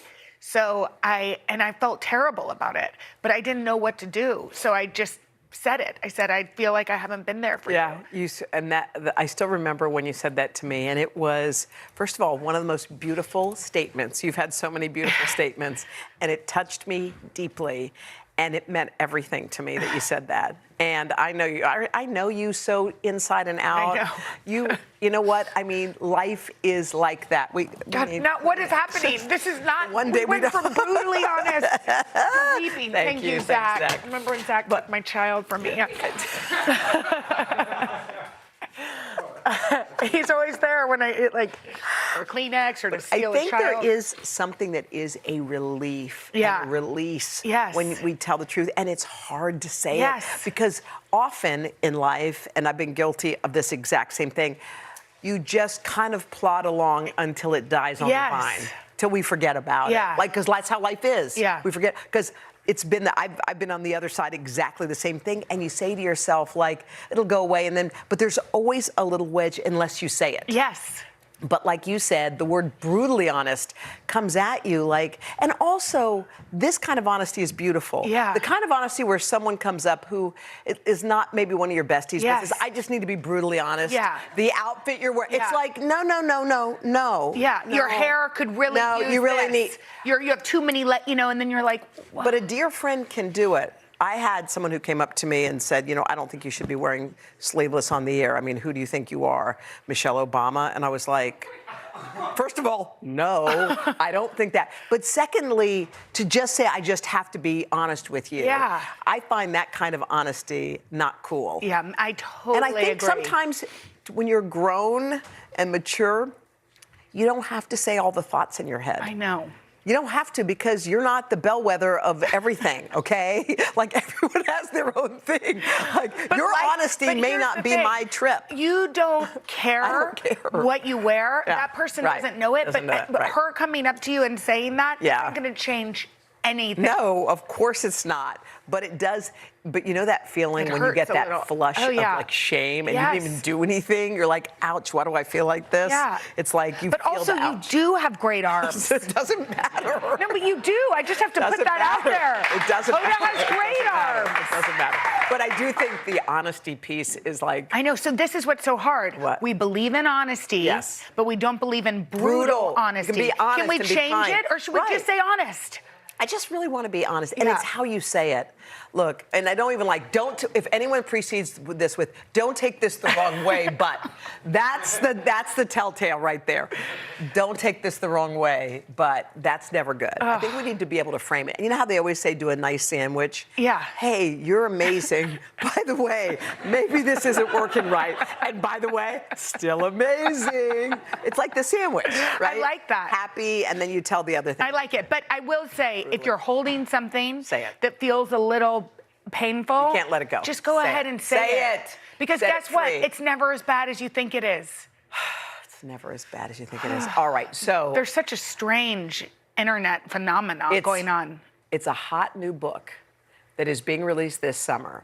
It's in the top 3. Everybody wants it. It's $45. It's pricey. It's very expensive. But look at what it is. There's the book. It's not the ones that you're seeing on the left or on the No. right. It's that B and N, which stands for Barnes and Noble. They're not saying what the book is, but everybody's buying it because they're guessing that they might So know this what is the some book sort is. of very interesting marketing ploy that seems to be working. Okay, this is what we do know. It is a nonfiction book. It is 544 pages. It's $45, which is expensive. By the way, $45 is a lot for a book. I think most books are in the 30 range. 30s, yeah. Max. And it will be released on July 9th. So this is what fans are saying. Whose book could it be? The Swifties think it's Taylor Swift's book that's coming out. But we've already confirmed it's not her. Well, but here's the thing. We're just saying all the theories. I know, but all the Swifties that purchased it, hoping it's a Taylor memoir. But how have we confirmed it? Did we call Taylor herself? You know what? Unless Taylor tells us it's not her book. Who'd we her speak? Her team. Well, you never know, okay? Because, then there's another one. Maybe it's Beyonce. She's going out on tour. Could it be her book? Maybe. The author apparently will be announced mid-June, June 13th, which happens to be BTS's 10th anniversary. Could it be them? We don't know. Here's the thing. All of those people that have purchased a $45 book in hopes it's one of their people. Who is it? I don't know, but it must be. It's got to be Who do you somebody with think? like a crazy fan base like that, where everyone would be buying a book. But like nobody knows who it is. I know. I think it's Taylor. So what if it's like all of a sudden, George Santos? Is it too soon? Is it too soon? Too soon, like 15 minutes ago? Gosh. Sorry. But I'm just saying, we could be telling George everybody. Santos, by the way, was arrested. Yeah, so we just don't need about to drop 15 the minutes. to the But we news. have- Okay. No, but we have to say just in what case it is. you don't have Just got Twitter. arrested. So yeah, Okay. sorry. Google it. All right, here's our sleigh of the day. All right. Here we go. Our sleigh of the day is... And this is a new thing we're doing when we want to just talk about people that slay. You know who slays? Who slays? Dolly Parton. She sure slays. Check out the cover of her new rock star album. Oh my It comes gosh. out November 17th. Wait, I'm not kidding. If anybody cares to buy me a present, I would like that leopard wheel By cover. the way, looks so cool. Isn't that cool? Here it is. Would you put that on? Anything that Dolly Parton loves, I think is awesome. This one's got 30 tracks, 21 covers, 9 original songs. Okay, it has collaborations with Paul McCartney, Stevie Nicks, Lizzo, Elton John, Chris Stapleton, Joan Jett. What? I mean, this is going to be amazing. Here are the covers, y'all. Purple Rain, Every breath you take. Let it be. Oh, Dolly, you slay. It's going to be amazing. Sometimes when I use the word slay, I feel like I'm a third grader in a 41-year-old body. You're slaying, Like, Mom. I don't know that you and I should use the word slay. We can. But we just did. All right. Okay, coming up next, the very inspiring Selma Blair. We adore her, and she brought one of her closest companions. We're going to find out how Selma's doing now and how she's empowering others living with MS. Coming up right after this.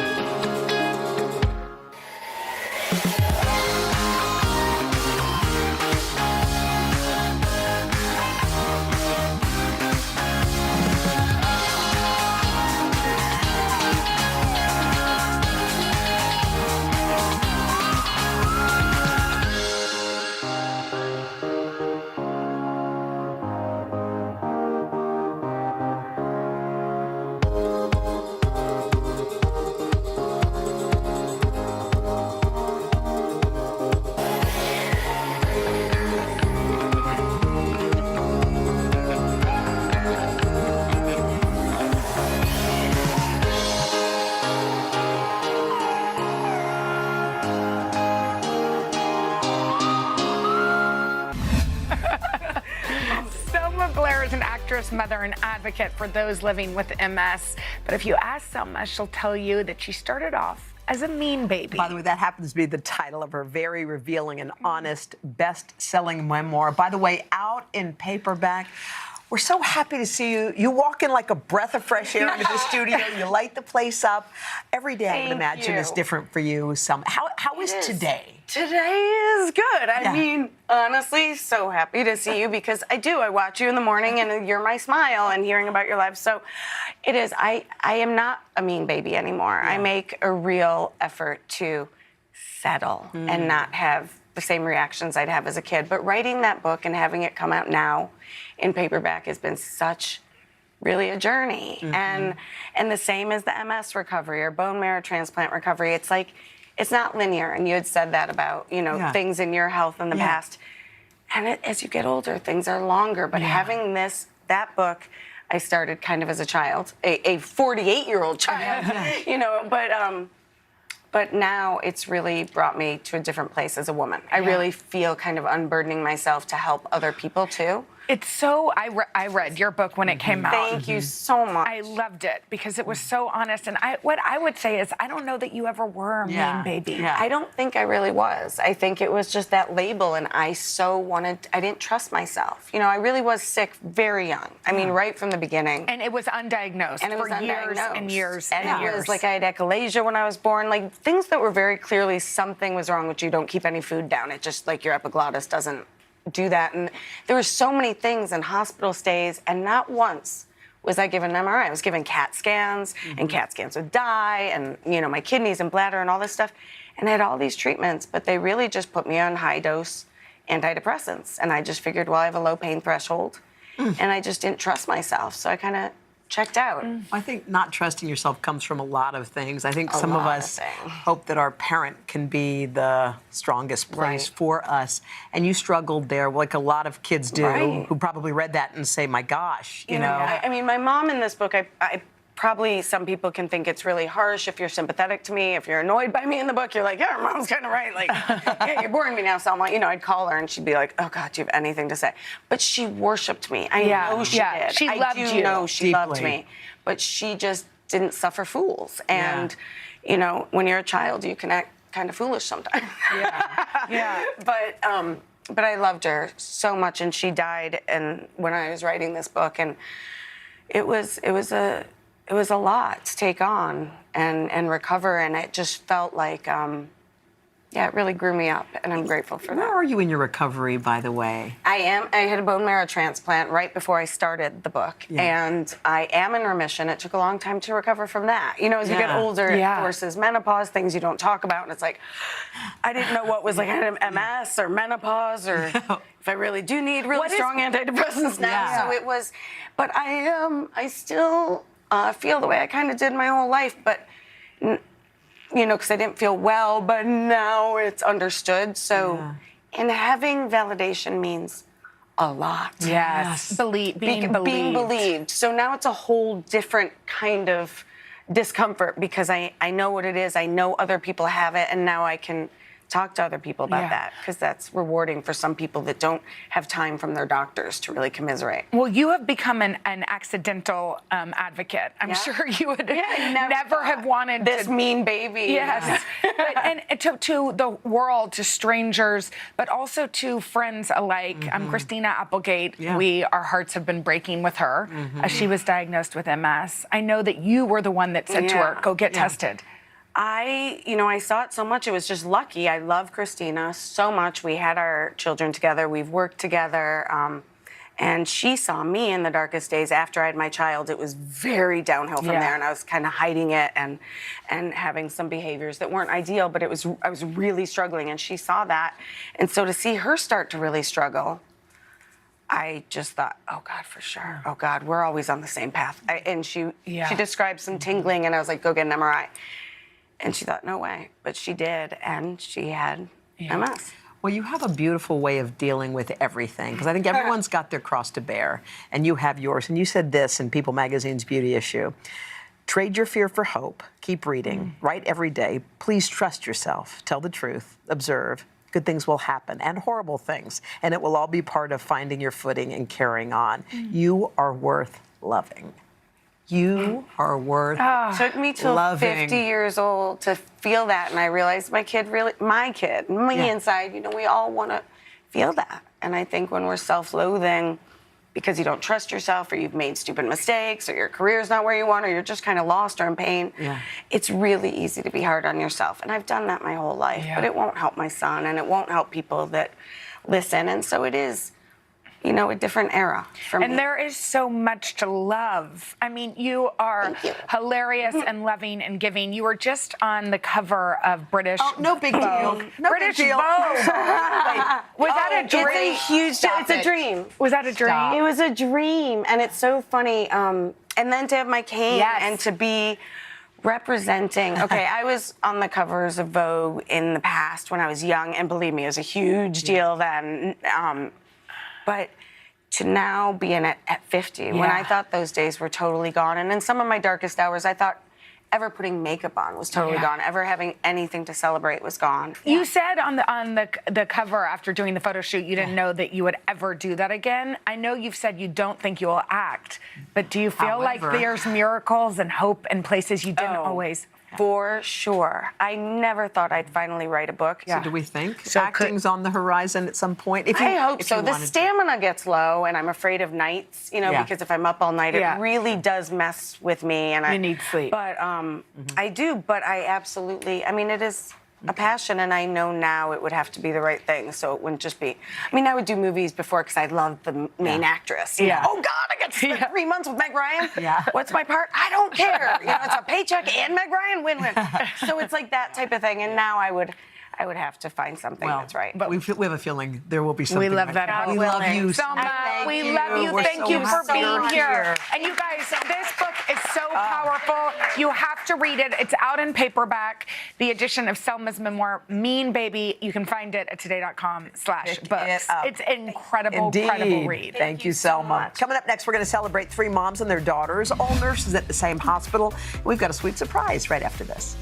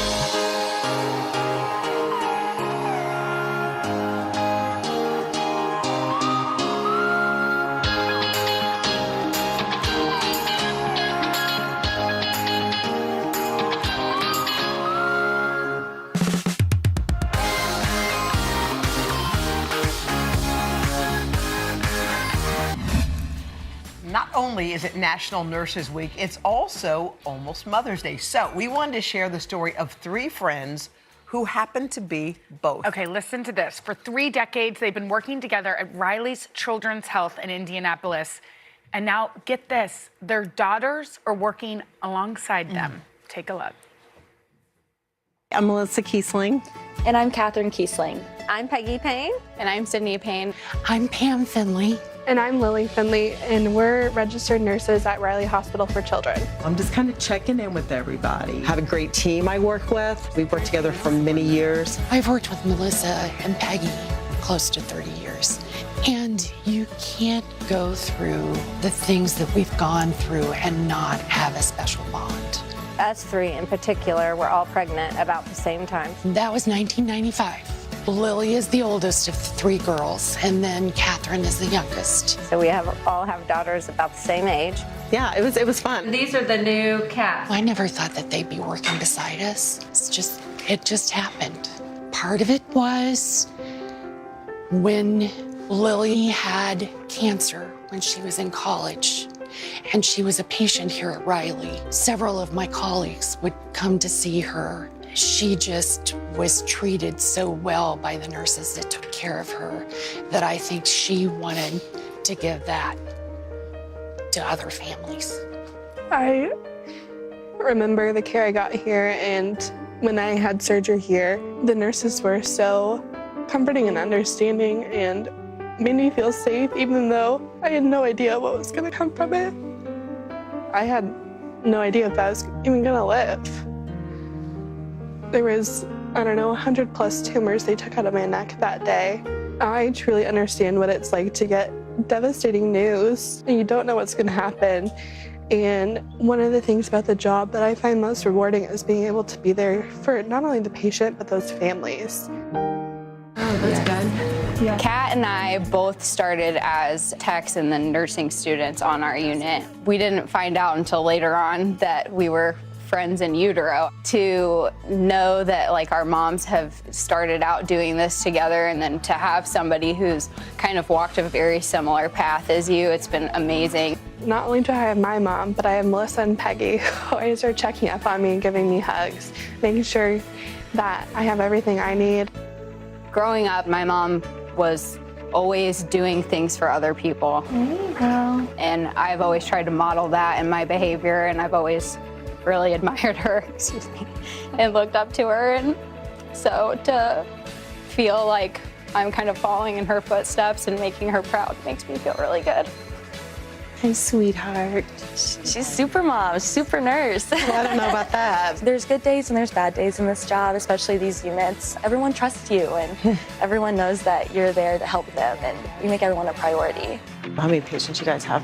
I'm very proud of Catherine and what she's doing. This makes me very happy to know that she's part of my work family. I didn't realize how badass nurses are. You wouldn't believe how much they can do.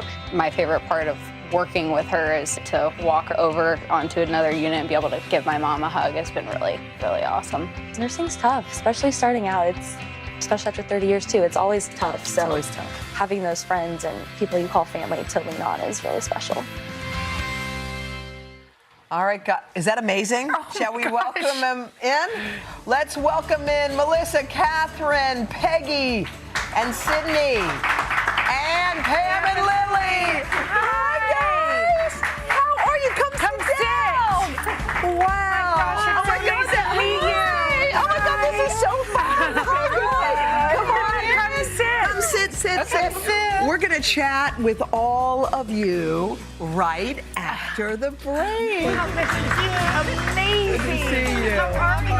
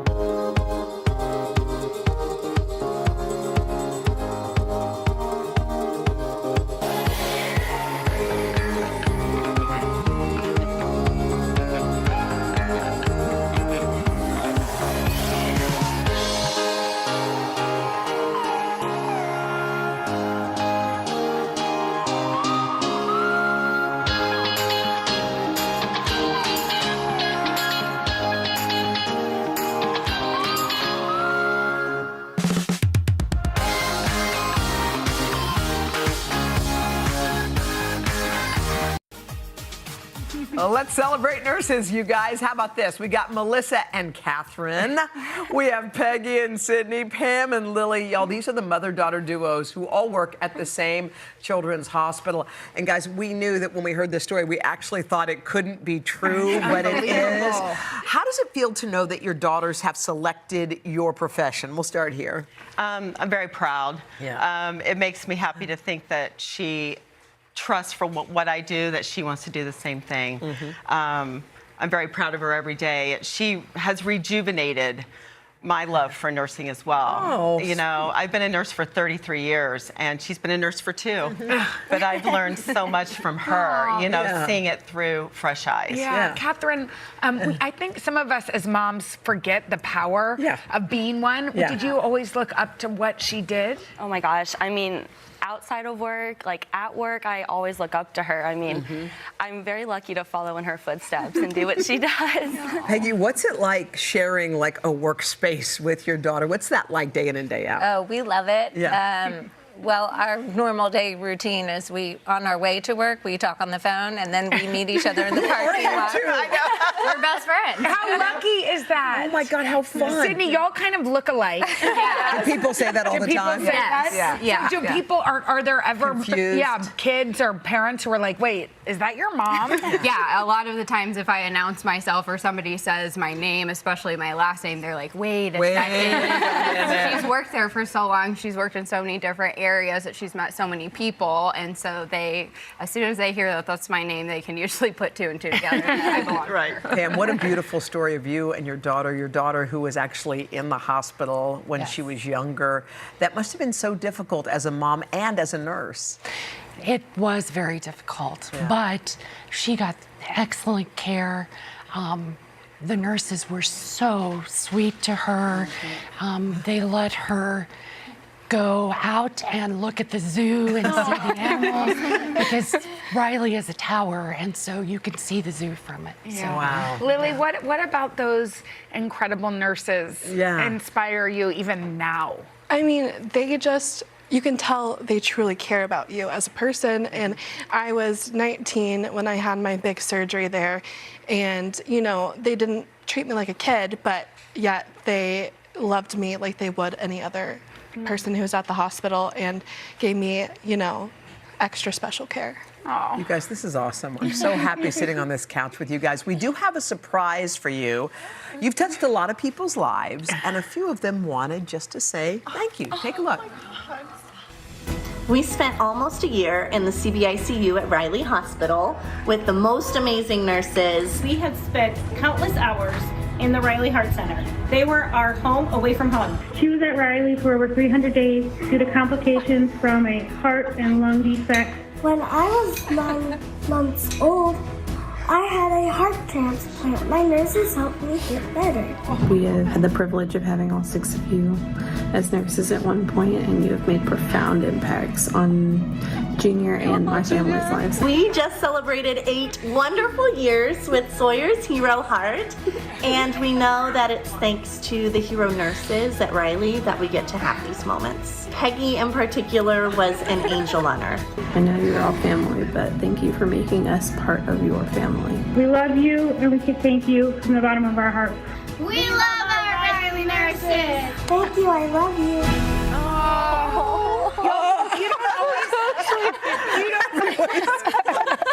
We have a bunch of Kleenex. You don't always get to hear from patients and their parents. How does it feel to hear that? I mean, a lot of times we don't get to see them after they go home, and I remember taking care of them, and you know, it's just so special to see that they're doing well. Well, y'all are heroes. You guys, that's amazing. How beautiful. You're our heroes. And we have one other surprise in honor of Mother's Day. I want to thank all of y'all and for working so hard. So Massage Envy is providing each of you all with your own spa day. You'll get to be getting a $250 gift card plus a basket of goodies. Just a little something to show our appreciation, because we know You guys, we want to say thank you. You guys are incredible human beings. We can't say thank you enough for everything that you do and did. And by the way, it is true. You get to see those healthy kids on the other side saying thank you. And leaving. That's the goal. That's our goal. It's getting them home. We love y'all. Thank you guys so much. Happy Mother's Day. Happy Mother's Day. Coming up next, from Mary Tyler Moore to Donna Summer and Winona Judd, we're going to check out the real stories behind 3 of the most accomplished women in entertainment history. Right after this. Wow, that was so beautiful. Oh my God.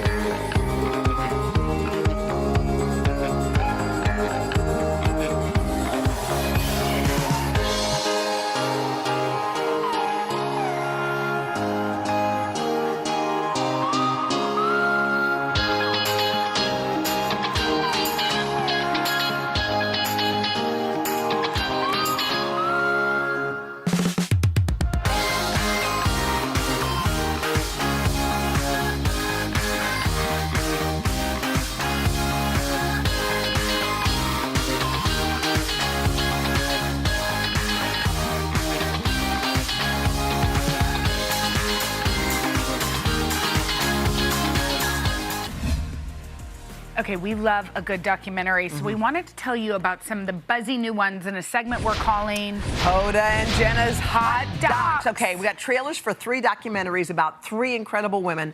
They've all dropped recently, so we're going to check them out. Our first hot doc is Being Mary Tyler Moore. Okay, the film shows how she revolutionized the way women were portrayed in the media while dealing with their own struggles. Take a look. Her 7 Emmy Awards, her 3 Golden Globe Awards, and her Academy Award nomination are only the beginning of the story. I think she was meant to spark fire with a very delicate match. Women are, or should be, human beings first, women second, wives and mothers third. It should fall in that order.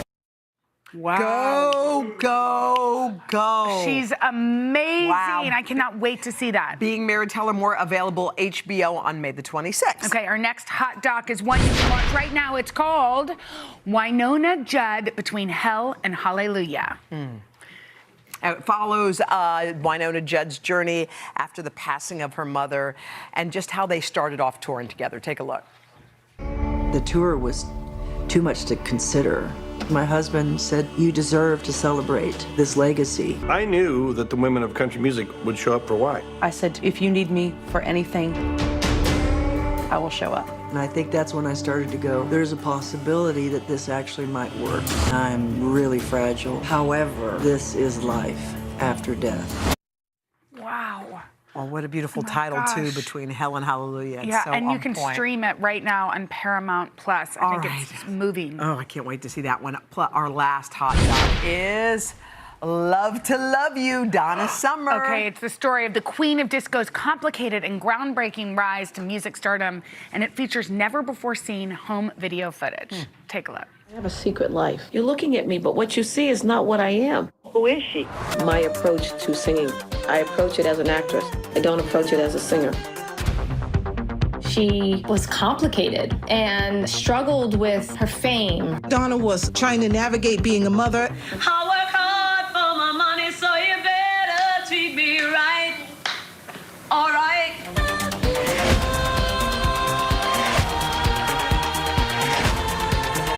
Okay, forget it. All three Love to Love You, Donna Summer, available on HBO May the 20th. All appointment I want to watch them all now. Me too. Can we just end the show early? Nope, we can't. But you know what I love to love, Hoda? What? A good night's sleep. I thought you weren't going to say that. We're going to check out some of the Best in Betting Award winners. Coming up right after this.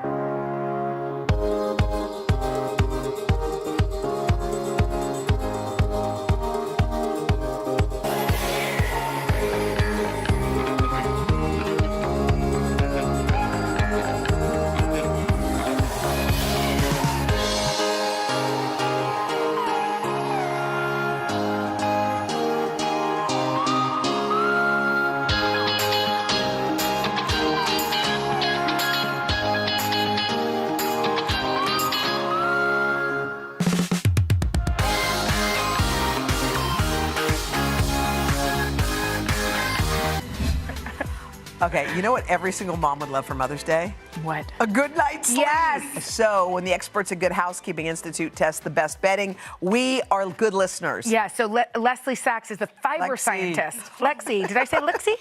Lexi Sachs, sorry about that, Lexi. She's the director of their textiles lab, which is so cool. She's worked with more than 500 sleep testers, which we would like to sign up to be, to choose their award winner. All right, Lexi, you evaluated these products. This isn't something you all do willy-nilly. You spend a lot of time. Yes, 6 months we have been reviewing hundreds of bedding items, and you guys are in for a treat today because you get to relax. This mattress is crazy. I mean, we're going to stay here the whole time, but why did this get such a high score? So this is a Sattva Classic mattress. This is a reader favorite. It's a tester favorite. And here's the thing. It is an online mattress, which means you shop for it online. It's really convenient, but most of these online beds are foam and compressed in a box. This is a traditional luxury inner spring mattress. Okay. So it comes it arrives just like this. It arrives just like this. Okay. It includes full service setup. You can even haul away your old mattress if you want, no extra cost. Okay. It says it's organic. I don't know what that means in a The bed. cover is cotton here, so yes. Okay. Yeah, but the inside is mostly inner spring. Is there a special deal for people? There is. Tell us. $400 off on today.com. Whoa. Any mattress size. So normally it starts at $9.95. It starts at $5.95. That's amazing. All right, take us to the bed frame because we find this fascinating. This big bed frame that we're on fits into a little box. Exactly. It fits in the headboard. Into the headboard. So all the big Everything? pieces ship that way. This is a DIY setup Look at frame that. from Zenus. So here's the thing. It comes inside here. All the pieces. I'm going to open it up so you can sort of peek inside. Isn't that crazy? Wait a minute. And you don't need any tools. Everything you could possibly need is included here. Wait, you don't need any tools? No, all the tools are included in headboard? here. Oh, I'm they're in telling you, there. everything you could possibly need. There's a handy brilliant. tool.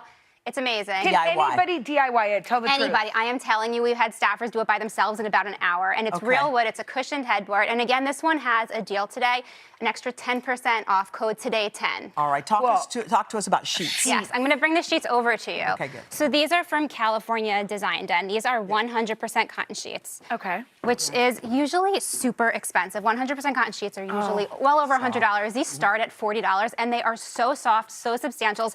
Testers love them. They fit the bed well, so you don't have to like tuck so hard to get it into your mattress. Yes. And they held up to our lab. No signs of wear after washing, no pilling, all of that. So these are truly an amazing value. All right. Okay, and then what about your other sheets? These have been on the list 4 years in a row. They must be magnificent. You guys have seen these before. These are the Milani sheets, and these are microfiber, so these feel buttery smooth. Let me feel Check it out. I want a Milani. I want a Milani Yes. too. Not that we don't love the No, others. I like this one Yes, too. this is more of your crispy. This is more of your buttery smooth one. These are a bestseller on Amazon. They really live up to the hype and only start at $35 for a set. Really good value there. Wow, that's a bargain. so what about soft. we need a comforter now? We don't have enough stuff on our bed. Wait for this comforter. Let me bring it over to you.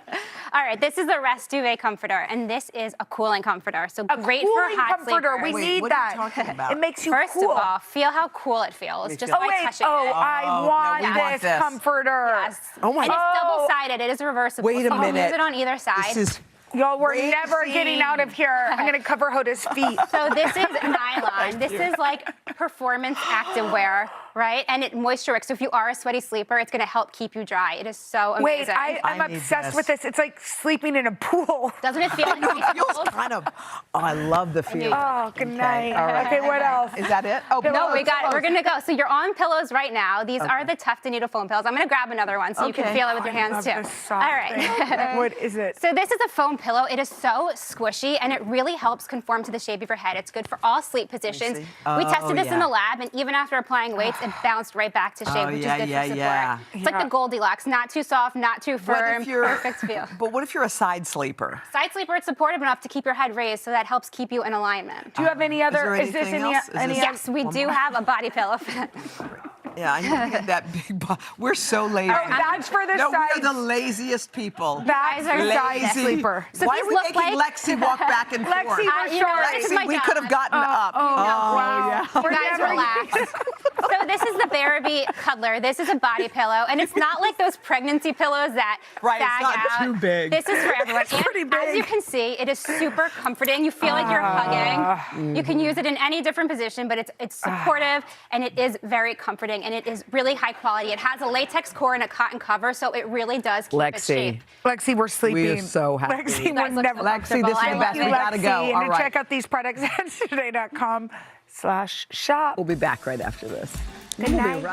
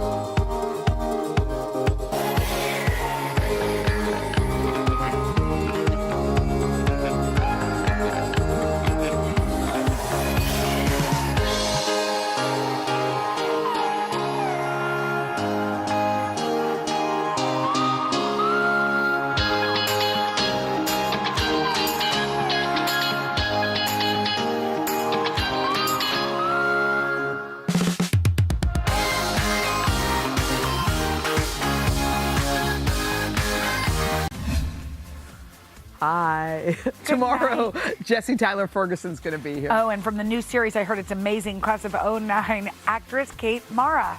Oh, good. Mara. Okay. I don't know. We're going to see Mara, you Mara, on tomato. Thursday. Bye. We're so tired. We're going to sleep with love our a show. snake.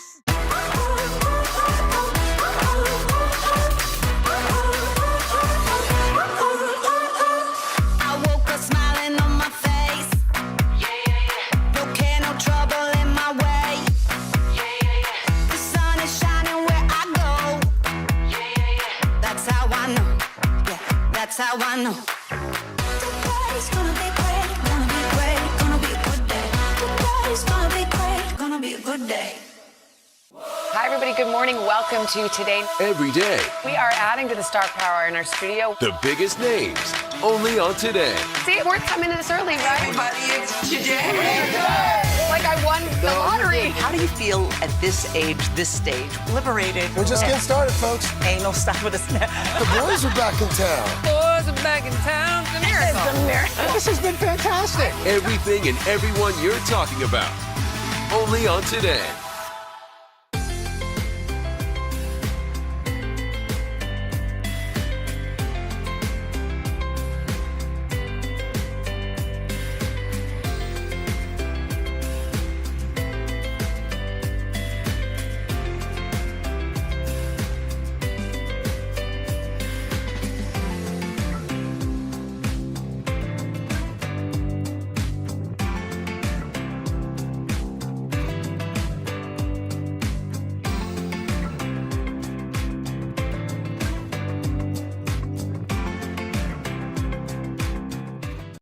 New York City is home to so many iconic foods. But when the city that never sleeps wakes up for breakfast, they want a bagel with a cream cheese schmear piled high with lox.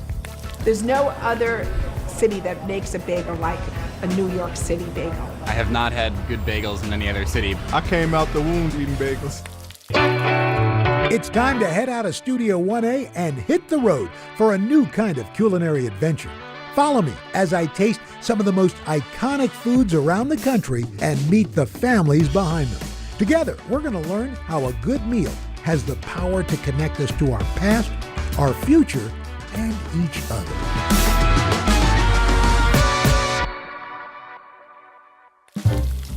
If New York's known for anything, it's its bagels. And we got them all. Everything bagels, rainbow bagels, pumpkin bagels, croissant bagels, and of course you can't have them without a schmear. While the bagel first came from Poland, many food historians say its pairing with salmon and cream cheese originated right here in the Big Apple. In this town, few specialty food shops are as beloved and as historic as Russ and Daughters.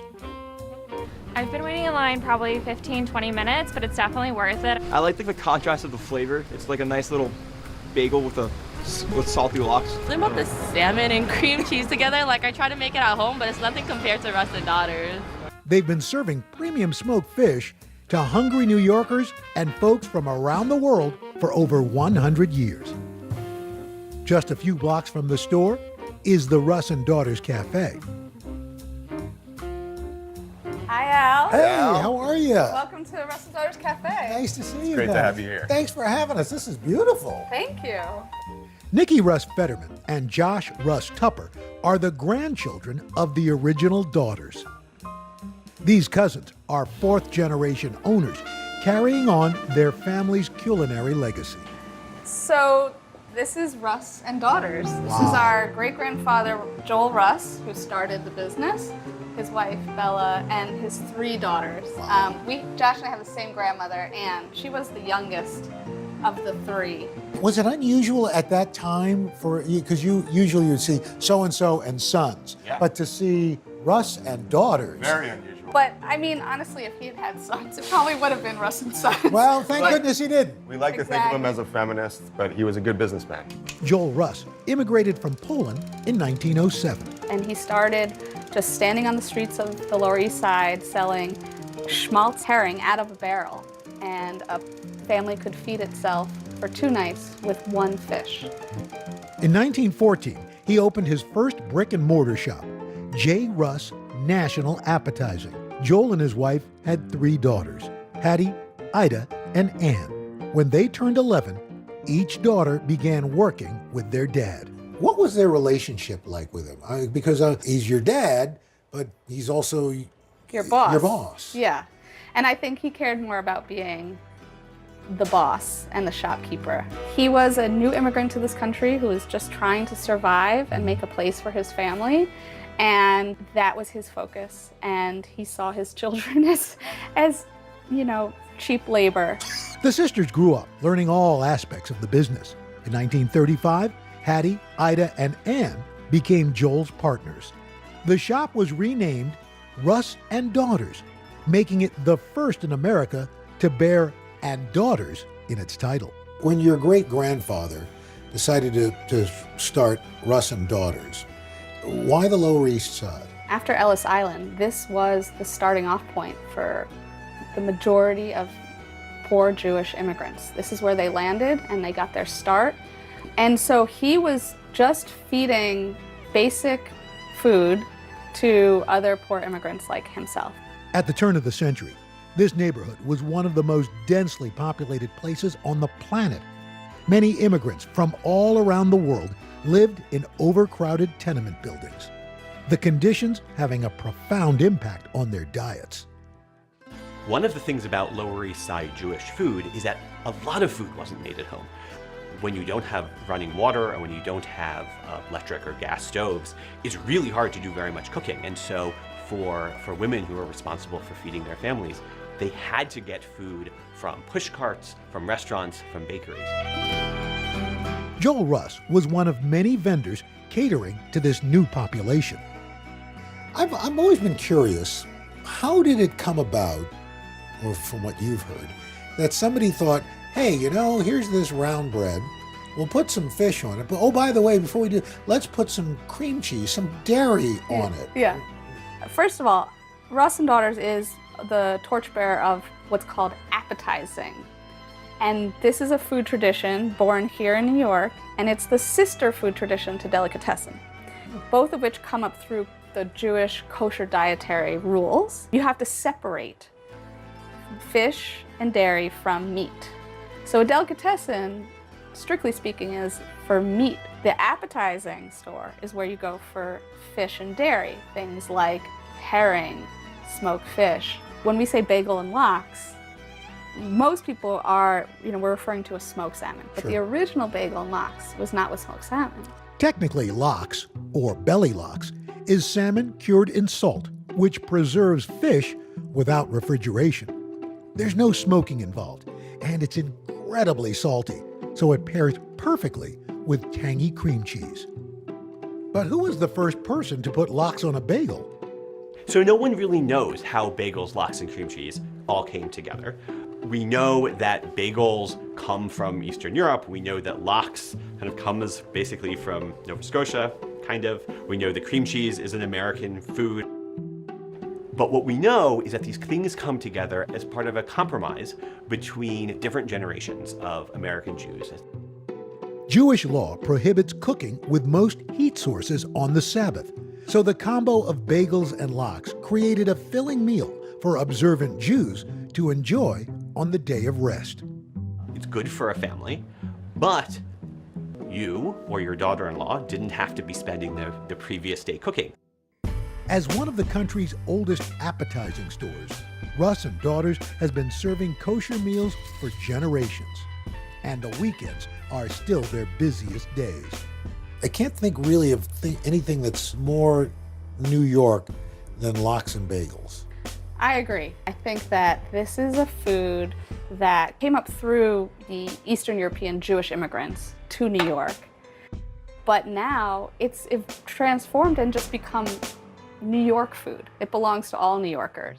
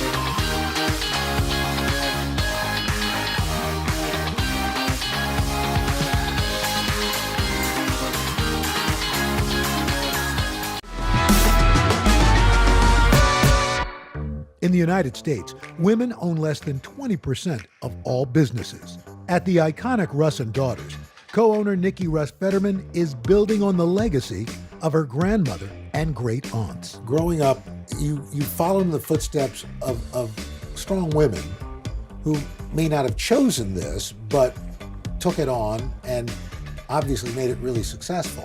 What is it like for you following in those footsteps? It's a tremendous feeling to be now the great-granddaughter. Justice Ruth Bader Ginsburg was a good customer of ours. Her family came from the Lower East Side, and she once said that before she knew the word feminist, when she looked up at the sign, Russ and Daughters, she understood that women could have an impact. Your family's business, Russ and Daughters, has survived 2 world wars, a depression. You're here in the shadow of the World Trade Center. Yes. Why has this place been able to not just survive, but thrive? I think because in each generation there has been someone who wanted to do this. This is food that people turn to for comfort in hard times. And during the pandemic, we saw that, people were shipping Russ and Daughters all over the country to their loved ones because they couldn't be together. And so sending, bagels and lox and babka, say, I love you, I miss you, here, let me feed you. Having a schmear over Zoom. Oh, there was a lot of that. Okay, so you can get smoked fish pretty much everywhere these days, but not quite like this. The salmon sold at Russ and Daughters is prized for its high fat content, from the milder Gaspé Nova to the smokier Scottish. And this gourmet fish is all sliced by hand. When you hold it up, it's almost Look at translucent. that. Yeah, I think we should show you how we get it that thin. Yeah, me and a sharp utensil, what could possibly go wrong? It takes up to 6 months of training to master the slicing technique here. So Al, I hear you have some knife skills. Well, I've been in a fight or two, but it's probably nothing like yours. So how long have you been slicing salmon? I've been at the store for 20 years. Wow. So I've been slicing for a while. All right. So I watch people slice, and I'm amazed at how patient, because it seems like that's part of the skill. The reality is, when you know how to slice, it is one of the most relaxing things you can do. Very zen. Very zen. Ooh. Meditative, right? The trick is, don't look anywhere on the fish. You have to really feel the fish. Be the fish. Be the fish, which is a very difficult concept to train someone. Understood. And particularly the first couple slices are, don't be upset if they don't look great. The idea is to make a consistently thick slice. You making faces at me, Al? No, I'm just watching you not watch the fish. All right. Okay. Here we go. Be the fish. Not looking. You should look. I should look. You look. got a sharp knife in your hand, Al. And you can see that as you change the angle of the knife, it changes the thickness. Yeah. Right? So now that's drastically, more than you think. That's more than, oh my gosh, that's a very thick We call slice. those chuletas. Chuletas? Yeah. Chops. Ah. In Spanish.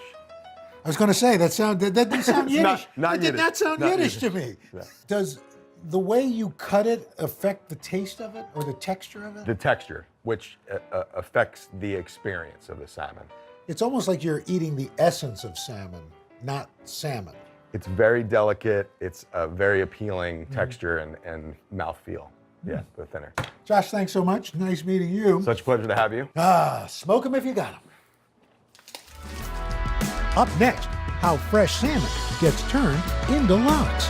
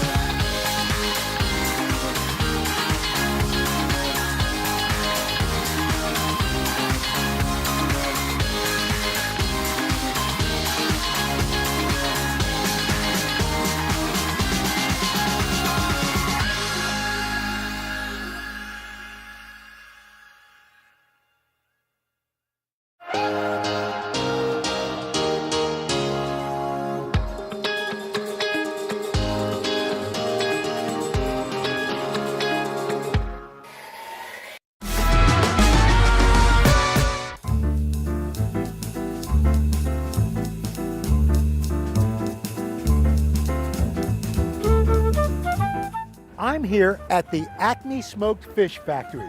Now there is something fishy going on in there, and you better believe I'm gonna find out what it is.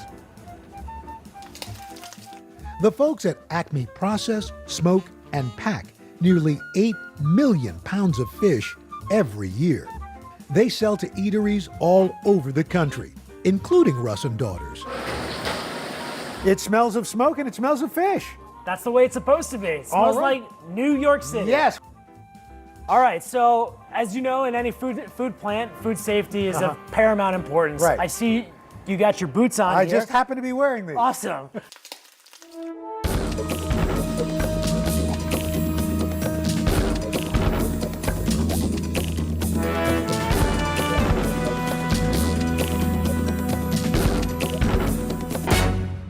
I'll walk you through the process of how salmon turns into smoked salmon. Adam Kaslow is the 4th generation owner of Acme Smoked Fish. His great-grandfather, Harry Brownstein, started selling fish after immigrating from Russia to Brooklyn. Harry started in the smoked fish business in the early 1900s, in 1906 to be exact. Out of a push cart? Out of a horse-drawn wagon. Wow. He would go around buying fish from different smokehouses throughout Brooklyn and Queens and had himself the sales route. You know, he worked close to 45 years. I mean, his dream was to open up his own smokehouse, and it took him 45 years to finally achieve that. Wow. Adam now runs a massive smoked fish empire, supplying many of New York City's popular bagel shops, from H&H to Essa Bagel. Acme also selling to national grocers like Trader Joe's. At the end of the day, it's all about the fish. We bring in fish from all over the world. Smoked salmon is probably the most popular thing that we make, and our salmon come from different places: Norway, Scotland, Chile, and Alaska. It can take up to 5 days to make smoked salmon. Every order is made to the buyer's tastes, from the type of salmon to the curing method. The first step, cutting a whole fish into fillets. Whoa! Yeah, so this is a 12-kilo whole salmon that I caught over here in Long Island Sound. No, I'm just kidding. This is an Atlantic salmon. It's farm raised. We use Atlantic salmon because it has the most fat, and fat equals flavor when making smoked salmon. Right. So what are you cutting out, the backbone there? Yeah, this is the bone. Carving into a fish this size requires expert hands. After the fish is filleted, it's preserved with salt. The fish is then treated with a wet brine or a dry cure. Okay, so let's dry cure some salmon. Good. First thing, we're gonna get it onto the raft. Okay.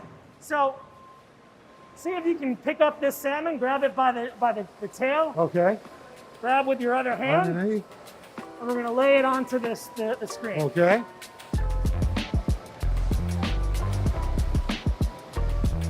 Perfect. Great. Step 2, we're gonna grab a handful of salt. So it's just a thin layer. Yep. Right along the top of the dorsal. Like kind of down the center line, I suppose. And we'll give it a nice love tap. That's it? That's it. This fish is rather large. So traditionally we would probably wet brine this fish, but for smaller fish, the dry cure lasts about 24 hours. Okay. That's a huge fish. Right. After curing, the fillets are cold smoked for up to 20 hours. This process imparts a subtle, smoky flavor. Let me show you how the smoker works. So, these are a collection of that wood chip blend that we were talking about earlier. There are different ways to smoke fish fillets. Hot smoking results in flaky, opaque fillets. Unlike traditional locks, smoked salmon is cold smoked below 85 degrees. This helps the fish retain its silky texture and makes it perfect for slicing. Ready to help me get this bad boy into the oven? You bet. All right. All right. Hey now. Let's close her up. Woo! Shut her down. After the smoker, the fish is cooled, then packed for shipping. What would your great-grandfather say if he could see all of this? I think he'd be amazed of how difficult it was for him to achieve his dream. Right. And now his descendants have been able to build upon that dream and build us into one of the preeminent smokers in the U.S. Up next, a vegan deli taking on tradition with plant-based lox and cashew cream cheese? Oh, you don't want to miss this.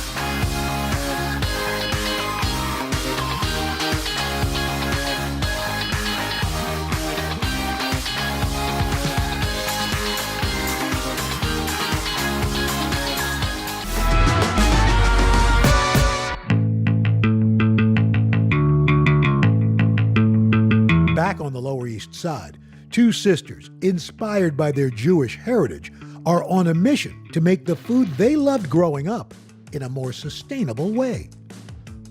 Ladies, nice to meet you. Nice to meet Boom. you. Want to show me around? Please, come Please, on in. lead away.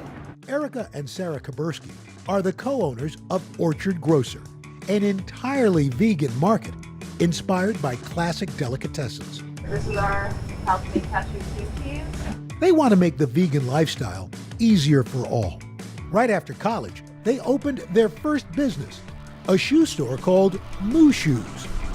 We opened our vegan shoe store 20 years ago. How are they? They're comfortable? About 5 years ago, we decided that we were going to update it by adding our vegan grocer, basically because it seemed like that's what our customers want. After asking us what our shoes were made of, probably where should I go eat was the second most common question. So we decided to create an experience where they could just go eat next door. Growing up in Queens, the sisters' Jewish culture and food were closely linked. They had 10 Jewish delis in their neighborhood alone. Probably every Sunday, it's a tradition in our family, dozen bagels at the bagel store. A dozen always meant 15. I don't know why that was, but with the cream cheese and lox, and that was just how we spent our Sundays. Both sisters became vegan as teenagers, but felt they lost a piece of their roots by giving up certain foods. I think our parents were supportive of our changes to the vegan lifestyle. We grew up in a very culturally Jewish household, so all of our traditions were just based around food.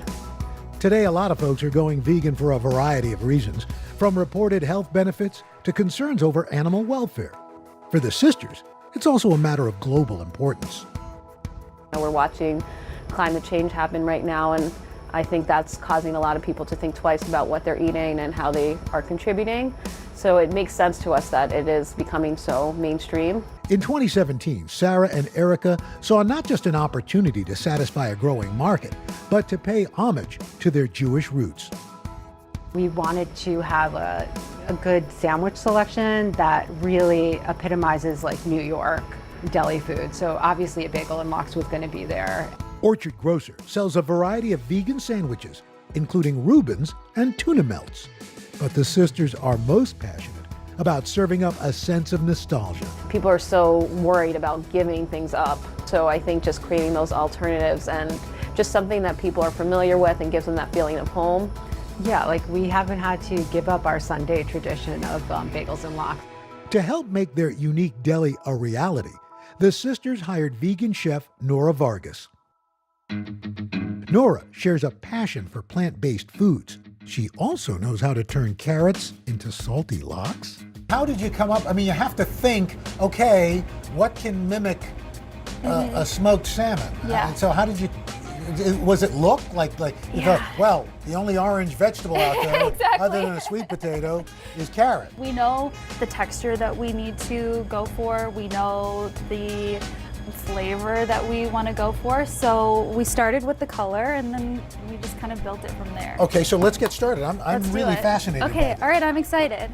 So we have prepared, what do we have? Maybe 10 pounds of carrots here for you. These are huge. These would have been huge carrots. Seriously, yeah, like Wow. the size of my forearm. But you have sliced them very thin on a mandolin? Yes, yeah, Okay. exactly. All right, so we're all gloved up and we are going to, the next step in this process is to apply our rub to our carrots. So in here we have a mixture of sugar, salt, and the rest I can't tell you about. Oh, it's a secret kind of thing. Yeah. So this would be kind of like the brine that you would use, the dry brine that you would use on fish. Exactly. Except yeah. it's going on vegetables. Yeah, we got our inspiration for a lot of different components of this recipe from the way that you would actually prepare fish if we were preparing fish and not carrots. Right. Coat everything. Interesting. Oh no, don't smell it. Don't figure out the secret just by I'm- smelling it. Okay, now. Because if I figure it out, she's going to have to kill me.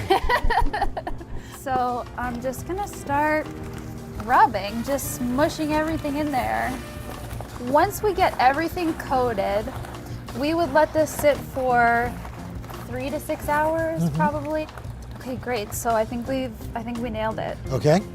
In here. Is another secret ingredient? Definitely. Jeez, yeah, but I can a tell lot you. of secrets here at Orchard. I'll tell you a little bit. Okay. Okay, so it's a combination of olive oil and aquafaba. Aquafaba? Yeah, are you familiar with that ingredient? I don't know. You know when you're opening up a can of beans Right. and you gotta drain them? Yes. The stuff that you drain out, that's aquafaba. Aquafaba. It's bean water. It's bean juice. Yes, exactly. Okay. Yeah. Okay, so I'm gonna pour, Okay. and then you can kind of do the same process Okay, that we same did before. process. Just squish it all in there, okay? Yeah, perfect. After we had let our carrots sit for 3 to 6 hours, we tossed them in the oven. So they bake. We like to call it cold smoking, just to sound like classy. Like the process of making smoked salmon. Exactly, yeah. That does look very much like smoked salmon. And what would a bagel and lox be without the cream cheese? This vegan spread is made with raw cashews, salt, some secret spices, and coconut oil, all blended together with soft tofu. Should we make a bagel? Sure, let's do it.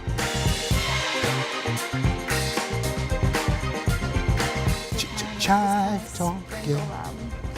Cheers. This is a really terrific idea. Thank you. Thank you for opening my eyes. Oh, thank you so much. I appreciate it. That Yeah. was fantastic. It was a great way to finish things up. I mean, we've seen the history, we've gone to the past, we were in the present, and you have brought us the lox and bagels of the future! A bagel with cream cheese and smoked salmon is a uniquely American combination. Born from Jewish roots, transformed by local ingredients, and carried on by new generations, this breakfast tradition has truly stood the test of time when it comes to food in New York City.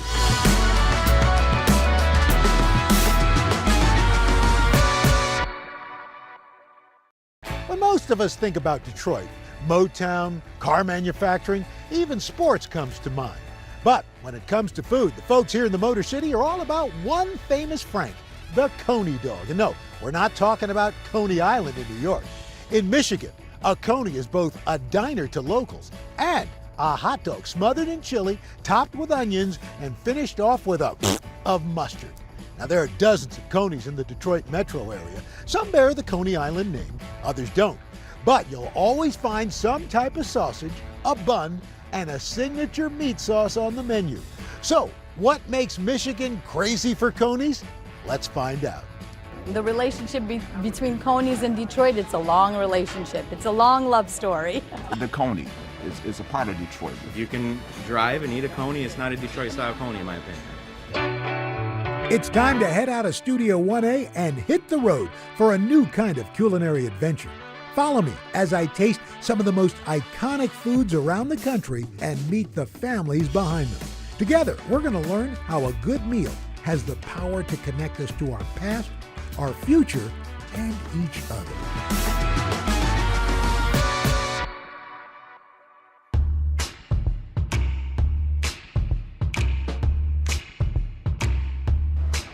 Welcome to Detroit. What do you say we travel back in time to the earliest days of the Coney? The folks at American Coney Island have been dishing up this local specialty for more than 100 years. In fact, this restaurant and the one next door, well, they've got a shared history. But American has been run by the same family for 3 generations. Founded by a Greek immigrant, this restaurant story is synonymous with the legendary hot dog of this city. What do you say we go meet the family? One to go plain, one fry. At American Coney Island, hot dogs aren't just a meal, they're memories. Grace Quiros is the 3rd generation owner of this legendary spot. Grace! Al! Hi, good to see you again. Good to see been a you. long time. It has. We sat down to talk Coney traditions, turning points, and of course, toppings. People are very passionate about their Coney Island hot dog. Yes, they are. Why? Because it holds a nostalgia and a tradition to them. We see daily generations of people coming in here. Remember Grandpa bringing them, my mom brought me. It's part of their growing up, it's part of their life.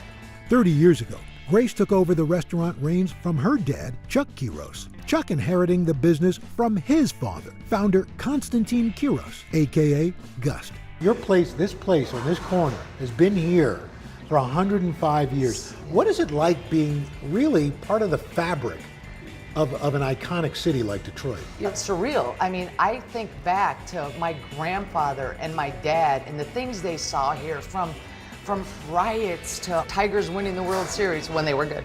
Such a deep history and proud. I love this city. The Coney craze in Detroit is really a legacy of the Quiros family. Historian Joe Grimm co-writing the book on Coneys in the Motor City. The Quiroses came to Detroit from Dara in Greece, where this was a sheep herding town, and they needed to find work. And they really struck gold, as in the color of mustard, when they started making these Coney Island hot dogs. In the late 1800s, Greece was facing a massive economic crisis, setting off a wave of global migration. By 1920, it's estimated that over 400,000 Greeks immigrated to the United States seeking new opportunities. Like most European immigrants of the era, they passed through New York before moving on to other parts of the country. They entered, most of them, through Ellis Island, which is near Coney Island. They saw people on Coney Island and in New York eating hot dogs and said, we're going to go into the hot dog business, but we're going to top it with something Greek. Now, the true origins, like who invented the Coney dog, lost to history. It just sort of happened in a lot of places in about the same time, mostly by Greek immigrants. Gust and his brother, Bill Quiros, opening one of Detroit's first Coney shops in the early 1900s. A family rift caused the brothers to split, leading to side-by-side Coney operations and a long-lasting restaurant rivalry. Detroiters swearing allegiance to American or Lafayette, but only American is still owned by the Quiros family today. We figure well more than 100 Coney Islands can trace their lineage directly to that flat-top grill. Each Coney spot in the Detroit area and throughout Michigan has its own history, from National to Kirby's to Nicky D's, from Berkeley Coney Island to El George's to Leo's and more.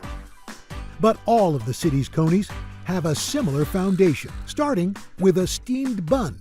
You add a beef and pork hot dog. Then it's covered with a chili sauce.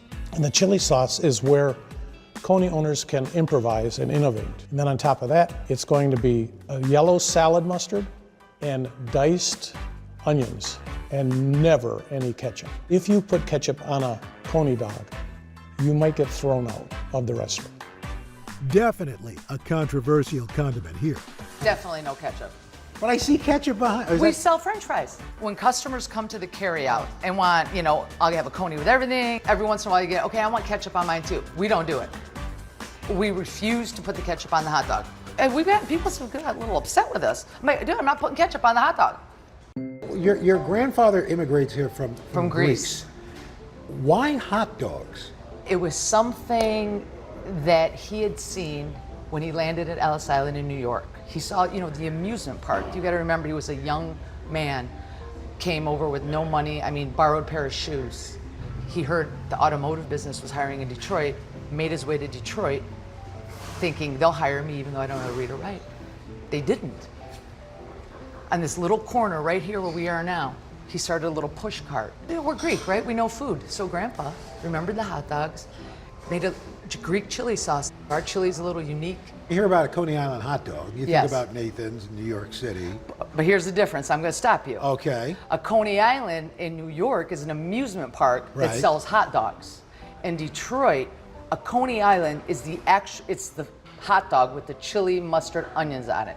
That's the difference. And I got a lot of heated arguments, people, about that. Really? In Detroit, it is the actual thing you're eating, thanks to my grandpa, because he named it American Coney Island.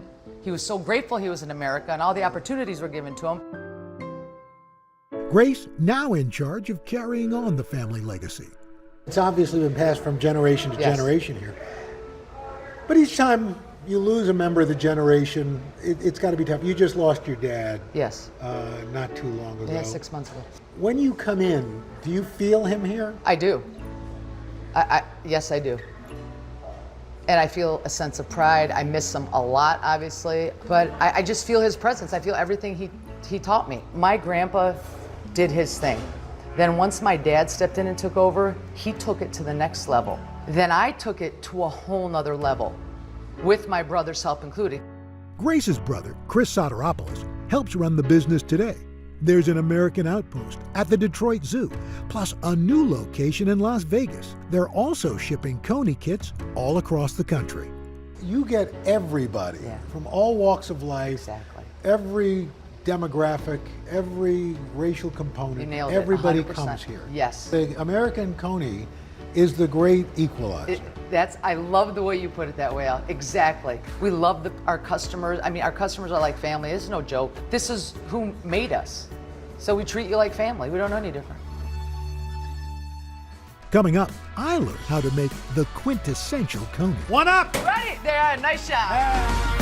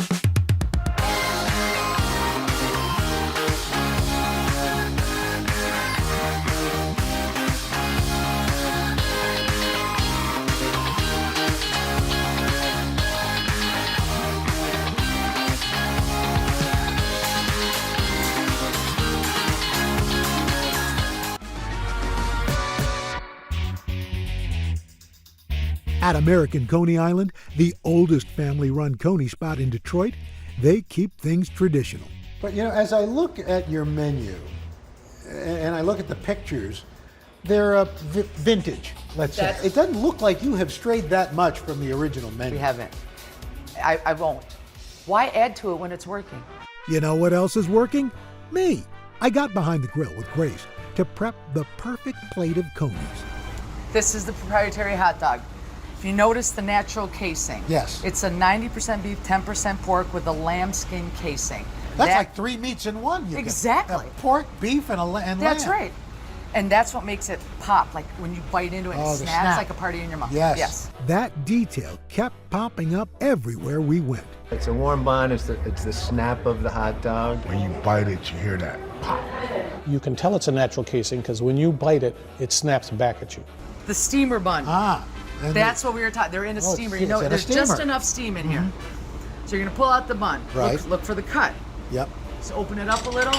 Grab your plate. Yes. All right. So we're gonna grab one. Right. Come over here. Do you want to top it or do you want to? I want to watch the top. Okay. Give it a little mix. This is that little zhuzh. Greek fiats, right? It gets a little messy. Some chili. Add a little more. You know, be cheap with the chili. Greek spices. Yes. That's the magic. The secret spice blend? Well, it's secret. But the chili is made with ground beef. The tangy mustard. Tangy. Just a little lime. Nothing more. You take some onions, sprinkle them across. And there you go. Boom. Okay. 105 years. 105 years of magic. My turn. Get a plate. I need one up, which means I need one for a customer. One for a customer. Everything on it. Chili, mustard, onions. Get the split. Open it up a little more, El. Little All more? right, that's not too bad. Okay. Boom. All right, now I come keep over the bun here. open because you want the chili to go in. you want the chili to go in. Yeah, you want the chili. You want it. Yeah. I want that You're chili. gonna chintz out on Get that a little- chili. Don't chintz on the chili. Turn your dish a little so it's easier for you to pour over there. All right. That really, it does have a creamy consistency. See, it's really creamy, right? Exactly. Mustard. There you go. Ooh, that's heavy mustard. Did they order heavy mustard? No, they didn't. I'm making this for myself. Exactly. There you go. All right. One up. Ready? There. Nice job. Yeah. Awesome. Woo! Good job, Al. Hey now.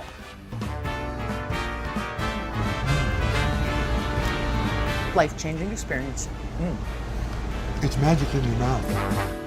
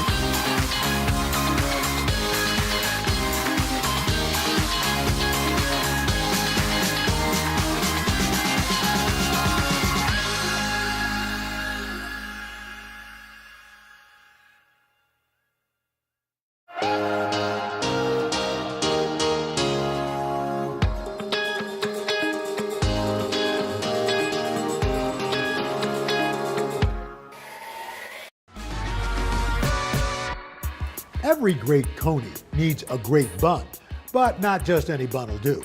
A few miles from downtown Detroit is another family-run institution that's keeping the Coney tradition alive. What started as a small baking business is now one of the state's biggest suppliers of Coney buns. And that bun is the Coney Island Steamer. That's a good bun. The Coney Island Steamer is a 6-inch hot dog bun. At Metropolitan Baking Company, they like big buns and they cannot lie. The Coney Island Steamer bun is our flagship item on the bun and roll line. Not to mention, they claim to have buns of steel. These buns sit in a steam table. The product's formulated for that steam table. That bun is going to sit there and it's not going to fall apart on you when you load it with all those condiments. In Michigan, Coney dogs aren't just a tasty meal, they're big business. The Coney business gave rise to supplier industries, just as the auto industry did. So we need to have a major bun maker here. The big maker nowadays is Metropolitan Bakery, and they bake these Coney dog buns with the sponge dough method. For 3 generations, the Cordes family, who also trace their roots back to Greece, has risen to the occasion, selling specialty breads. Metropolitan Baking Company was founded by my grandfather in 1945. In the beginning, Metropolitan only sold simple loaves. Today, they produce dozens of items for grocery stores, high-end restaurants, and of course, Coney diners. And while their products have changed over the years, a few names have truly stood the test of time. He was George James Cordes, namesake, and my father is James George Cordes, and I'm George James Cordes. My father, just like me, was bred in the business. George credits his father for the company's massive expansion in the mid-'80s. This summer, we're going to be producing millions of Coney Island Steamer hot dog buns. This abundance, pun intended, is all thanks to automation. Automation is really what transformed this company. We went from packaging maybe 10, 15 loaves of bread a minute to 140 loaves a minute. In 2001, after years of recipe testing, the signature steamer bun was added to the product line. It is a hot dog bun that we've formulated to be used at the Coney Island restaurants, in Metro Detroit specifically. This bun that we produce is in roughly 95% of all Coney Island restaurants. And it takes a lot of dough to make all those buns. So what we're doing right now, this is where it all begins. This is the mixing room, and we're about to create a 1,600-pound dough batch of hot dog buns.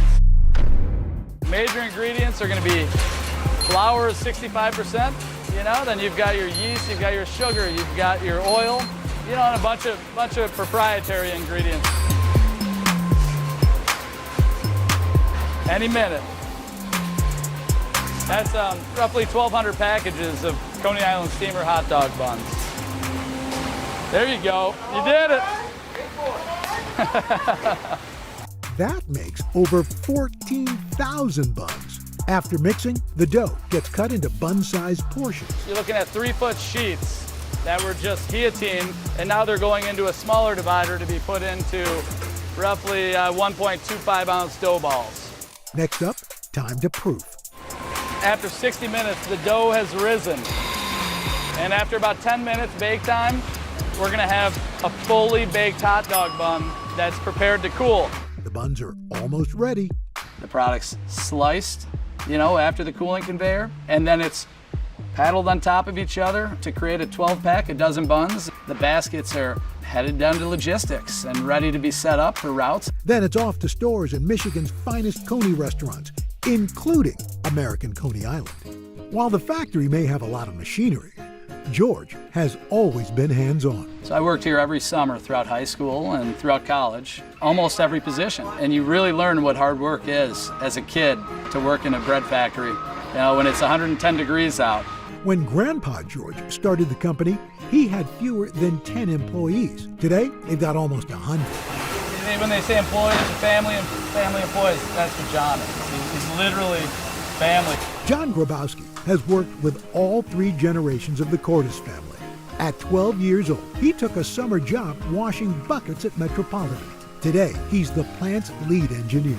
It's like family. When you come to this business, everybody that's here, they feel like family to me. Everybody says hello to each other. It's a good camaraderie. Everybody likes each other. It's more than just bread and butter for the employees. It's really nice being run by a family-owned business. You can come to work and feel like you're at home. It's like a second family to me. We all work together, we get down in the dirt, we exchange all kinds of work habits, and we learn from each other, and we do the best we can. The longtime employees are proud, keeping Detroit's Coney tradition going strong. We all grew up eating Coneys, right? Comerica Park, baseball games as a kid with mom and dad and grandparents, family time. Coney dogs that's a part of pretty much everybody's childhood. It's a joy to be a part of that heritage. Today, Metropolitan's running 6 days a week, 20 hours a day. The amount of product that we're sending out each day, from the first dough that's kicking out around 1:30 in the morning till the final package at 10 at night, I feel constant pride. As for the future, George's kids seem to have inherited his love for the bakery. My daughters, Cecile and Sloan, I bring them almost every Saturday. They actually tell me that they enjoy it more than Disney World. This is their favorite place on earth, just like what it was for me as a kid that age. It's that joy and a family legacy that George hopes will carry on for many years to come. I absolutely love what we're doing here. I love our history. I never want to be that third generation cliche. I want to continue the growth with my kids, or my kids' kids, have them look back at family members and say, wow, that's incredible. Look at what you've done.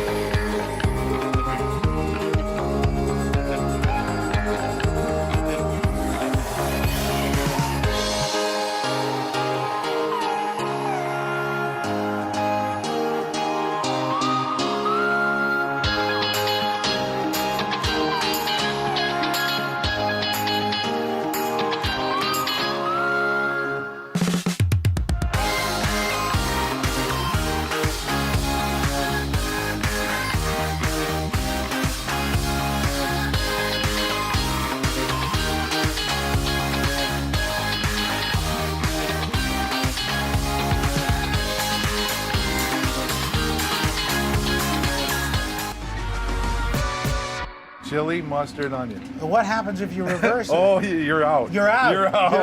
You're out. Minutes from downtown is Detroit's Brush Park neighborhood. Folks here are flocking to enjoy the good vibes at this cool Coney spot. CMO may be relatively new to the game, but loyal fans can't get enough of their chili, mustard, and onions. CMO, get it? But unlike most diners in town, here, the Coney, the sauce, and everything else on the menu is powered by plants. My name is Pete Lacombe. I'm the owner of Chili Mustard Onions in Detroit, Michigan. You could say opening a vegan Coney spot in the Coney capital takes guts and grit, and that's exactly what this family's made of. I don't follow any rules. I follow the important ones, but I don't do what everybody else does. Pete and his wife Shelley, along with their daughter Darla, launching CMO in 2018. It's the first and only all-vegan Coney spot in Detroit. I would say my wife gave me the biggest kick in the butt to go vegan, and we did. I had a vision that we were going to open a vegan Coney Island, and I told Pete that, and he told me I was out of my mind. Pete and Shelley have enjoyed many a traditional Coney as lifelong Detroit residents. When Shelley and I got married, she used to tell me all the time that I was going to open a restaurant, and it was going to be a vegan restaurant. And I said, yeah, I'm not vegan. So I asked her why she thought I was going to open a vegan restaurant. She said, you could never hurt an animal or sell animals. And I went, you're so right. Now, the family's been vegan for over 10 years. It not only saved my life going vegan and saved my life by doing something I love, I got to do something I love every single day with the people I love. Before entering the restaurant business, Pete worked in the auto industry, just like his dad and his granddad. When I was in automotive design, I ate horribly. I smoked cigarettes, I drank a lot. It was just kind of the norm in that field. That was really in my blood, but it wasn't in my soul. Cooking was in my soul. Pete's true passion coming from spending time with family in the kitchen. So we lived really close to my grandparents, and what was in my soul was food. I cooked with my grandmas all the time. My grandma, my mom's mom, really should have opened a restaurant, and I feel like I'm living that dream through her. That dream now possible with the next generation. So Darla's our manager, and she takes care of the customers so well. And seeing the woman that she has become, we're so proud of her. My wife and I, we've been through so much. We're partners in crime, partners in life, partners in love. And partners in creating a home away from home for every customer. I created CMO, the interior, to reflect like my basement or my living room, where you could come over and eat at my house. Everybody's welcome in my home. Every day, somebody wants to go tell him how fabulous this place is and how blown away they are with his food. Since it first opened, CMO has been delighting vegans and non-vegans alike with their take on hot dogs smothered in chili. The amount of love and emotion that is put into the food in every bite, you can tell that. I've never had vegan food, but it was really, really good. This just tasted so similar to it would as a regular Coney Island. You know, it's hard to come by something that's like so close to like a childhood favorite. Of course, I had to see if this Coney truly lived up to the hype. Hey, Al. Nice to meet you. Nice to meet you. Welcome to my kitchen. Well, this is really cool. We've heard all about this. When you're used to something that is meat, Yeah. you know, getting them to try something that doesn't quite fit what they think it's supposed to be. For me, I let my food speak. If I put something out there on a plate that is incredible, happens to be vegan, that changes minds and hearts, and you know, it's incredible. I see your wife and your daughter standing out there. Are they taste testers? Oh, my wife for sure, yes. That's love. It is, oh, it's love. And we'll be married 30 years this year. Congratulations. So, thank you.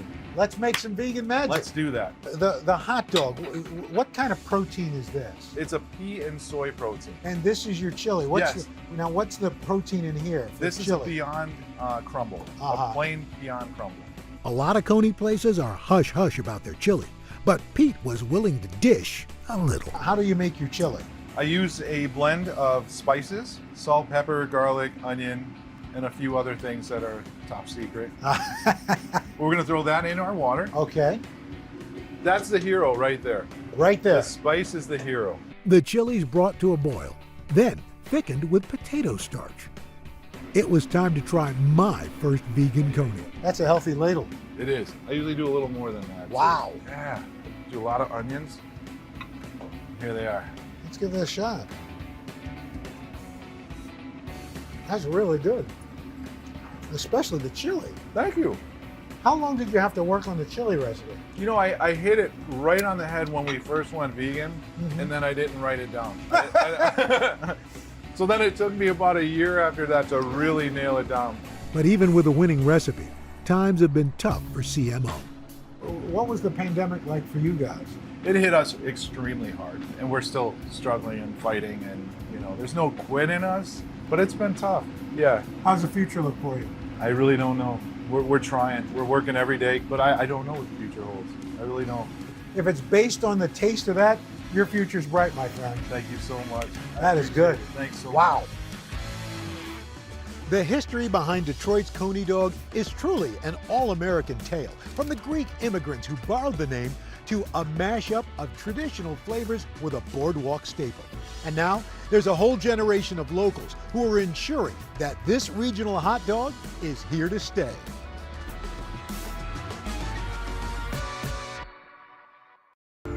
When you think Texas, you think beef, brisket, and barbecue. But here in Austin, the state's capital, there's so much more than that. We've got folks and chefs from all around the world who are putting their mark on this city's culinary scene. And in fact, the spices and traditions that pay homage to their families are making Austin a hot food scene. It's really kind of this melting pot of different people, their culture, and their food. The creativity and the flavor that they put into the food is really artistry, right? It's really the diversity of food. Like, you can get some of everything here. So what keeps Austin weird and tasty? We're about to find out. It's time to head out of Studio 1A and hit the road for a new kind of culinary adventure. Follow me as I taste some of the most iconic foods around the country and meet the families behind them. Together, we're going to learn how a good meal has the power to connect us to our past, our future, and each other. Austin is home to over 1,200 food trucks in food parks just like this one. But we're here for one specific truck. We're here for Tony's Jamaican, serving up fine Caribbean fare to Austin for more than 10 years. Meet food truck owner Tony Scott and his wife Kim. From humble beginnings in Kingston, Jamaica, Tony has made Austin his home since 2003, and he has always had a passion for flavorful food. When did you start cooking? How young were you? 10. Tony's mother, Hyacinth, taught her sons how to be self-sufficient, especially in the kitchen. So you learned from Mom early on? Yes. What was it about cooking that you liked? I don't know, I like food at those days. Those skills learned during childhood would help Tony define his career. For nearly a decade, he worked a small beachside business, serving jerk chicken and drinks to tourists in Jamaica. But after 9/11, tourism to the island stalled. So Tony moved to the U.S. in search of better opportunities, eventually landing in Austin. With construction booming in the state capital, Tony quickly found a job as a painter, but it was his homemade lunches that reignited an idea. You're working, you bring in Jamaican food that you made, some of your friends taste and say, where'd this come from? Yes, I cook my own food, and they was like, oh, you should, open a restaurant. And it's been 10 years. 10 years now. The 60-year-old chef opened Tony's Jamaican food truck in March of 2012. And his wife, Kim, has been one of his biggest supporters since the very beginning. What was the first meal he cooked for you? Curry chicken and rice. And he invited me over, and once I had it, I didn't want to ask for more. You know how ladies are, we try to eat a little bit, maybe the salad kind of thing. Don't want them to know that we that greedy. But it was so good, I asked for seconds. So when Tony says, I want to do a food truck, your reaction? I said, a what? I said, a food what? And I knew nothing about food trucks or however, so it was just all his idea. I just followed along. He said he wanted to do something, he had a vision. I said, okay, let's try it. Despite high praise from friends and family for his grub, Tony's business wasn't exactly booming from the start. When you first opened up, was it successful right away? No. I came out here 10 o'clock in the morning, and I was all here till 3 o'clock the next morning. I make $37. Wow. And, I was still happy when I go home and she was like, how much money you make? And I was like, $37. And she break out laughing. And I was like, don't worry about it. And next day I come and I make $50-something, and the next day I make $80-something. And I said, okay, I'm seeing increase. Tony taking advantage of the South by Southwest crowds that flocked to Austin in early March. Shortly after the festival, his fledgling business got a big boost with a small write-up. Kim, what was the game changer? What put this place over the top? Wow. His presence and his dedication. Jerk chicken and oxtail. Now, loyal customers are visiting this hotspot daily, decked out with the colors and vibes of Jamaica. From curried chicken and goat to jerk everything, food fans walk away feeling the island love. In 2018, Tony laid down more permanent roots in Texas. You opened up a brick and mortar restaurant. Were you nervous about that? A little bit. It was a lot of... Let me hear. Kim, were you nervous Oh, about yeah, that? I'm so glad you asked me that question. Yes, I was. It was something totally different, and from a food truck going into a brick and mortar. I didn't come from the restaurant industry. I came from the finance side. Coming in, I was telling Tony, I said, I got this, I can run this, no problem. But oh, no. I was ringing the red light bell, like, hey, I need some help. It was challenging, but also it was fun. Kim now helping run the business for both locations. Family always mean a lot to restaurant.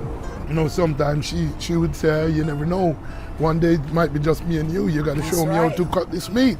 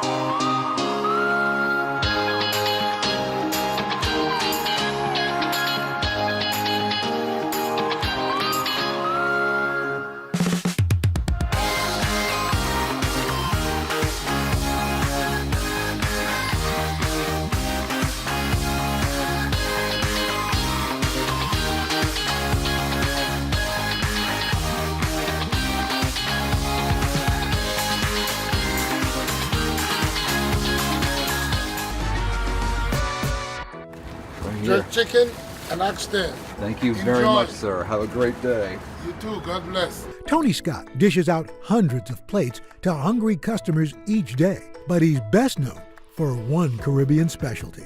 My mother is Jamaican, and in our house, oxtail was king. Yes. Oxtail stew, oxtail and dumpling. Yeah. Oxtail. My mom is Southern, and she actually mentioned it to me. I said, oxtail, and she just said it was a beef. So I've never really had it. And then when you first had it? It was delicious, and I eat it all the time now. That's the problem.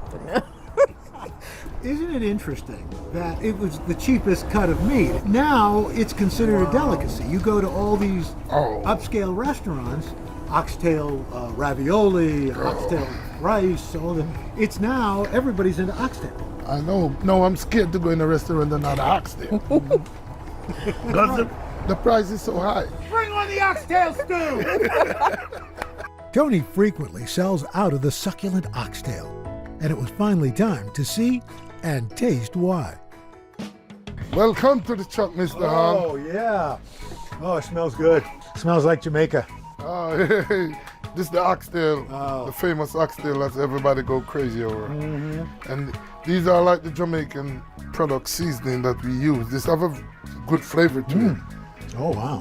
Tony's oxtails are seasoned with a spice mix that includes garlic powder, dried onion, paprika, black pepper, sugar, salt, and a few chef secrets. This is my product that I make. It's have like onion, bell pepper, Scotch bonnet pepper. Also have a little bit of garlic in there. So this is like your own concoction? Yes. And then this is another Jamaican product they call. You ever have Blue Mountain coffee? Yeah. They say it's the best coffee in the world. Well, this is the Blue Mountain product of burnt sugar. Oh, wow. And this is what we pour on it last. Give it that good color. Then we just mix this up. Make sure you rub it in properly. You want everything to rub into it. Normally, if you take a smell of it, even right now, oh yeah, you see, you can smell that flavor in it, and it don't even cook. It smells good. Right. He then lets the oxtails marinate overnight. Then they're added to a pot with water and slow cooked for several hours. This, what it comes out to be. Oh, now we're talking. For you to taste. So I came to Austin. The result, truly out of this world. You see how it fall off the bone? Oh, yeah. You know, we make sure we cook real tender because dental is very expensive. And you know, you go to some place, you have eating that meat and you have to be here to get it off the bone. You don't do that when you come here. Good thing Tony feels like talking. I'm too busy eating. And it doesn't stop with the oxtails. How is it, Mr. Hall? That's fantastic. This is curry goat right here. Taste that. This is the jerk pork. Oh, jerk? I've never had jerk pork before. Oh. And that's also my homemade jerk sauce that I make. Whoa. Okay, this is the famous curry chicken. And this is the carrot. Oh, so at least I can say I had my vegetables today. Yes. Look at how tender that chicken is. Tony also serves traditional peas and rice, which brought on a wave of nostalgia. This is black bean. When you open that pot, I thought, wait a minute. Yeah. This is my mother's peas and rice. This is great. And just when I thought I'd had enough... Wait a minute, I noticed... These are beef patty. I gotta try a... Oh, that's a great crust. As a reminder of how far Tony's love for cooking has taken him. If you look up here, you see these little pots. This pot right here is when I just started out. This is what I usually cook rice into. Wow. The reason why I keep this pot to show people is where Tony's Jamaican food is coming from. So what would you tell people who are thinking they've got a dream, they want to start something like you did? What would you tell them? First, you have to motivate yourself to do it. And never give up on your dream. My mama always tell me, don't make nobody tell you you can do nothing. Tony, thank you so much. It's a pleasure, Harlan. It is nice meeting you. It feels like I'm back in Jamaica. I'm glad you have that feeling. Everything gonna be all right.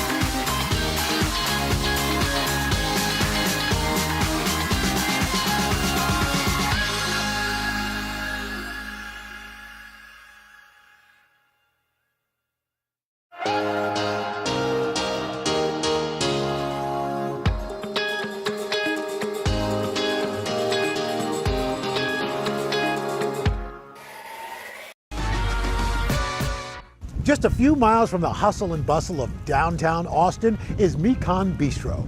It is a spot that's loved by locals and tourists alike for its Vietnamese comfort food.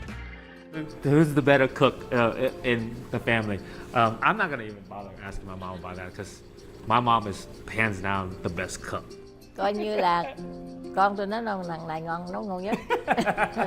Chef Will Hyun and his siblings opened Mekong Bistro to honor their mother, Ann Hang.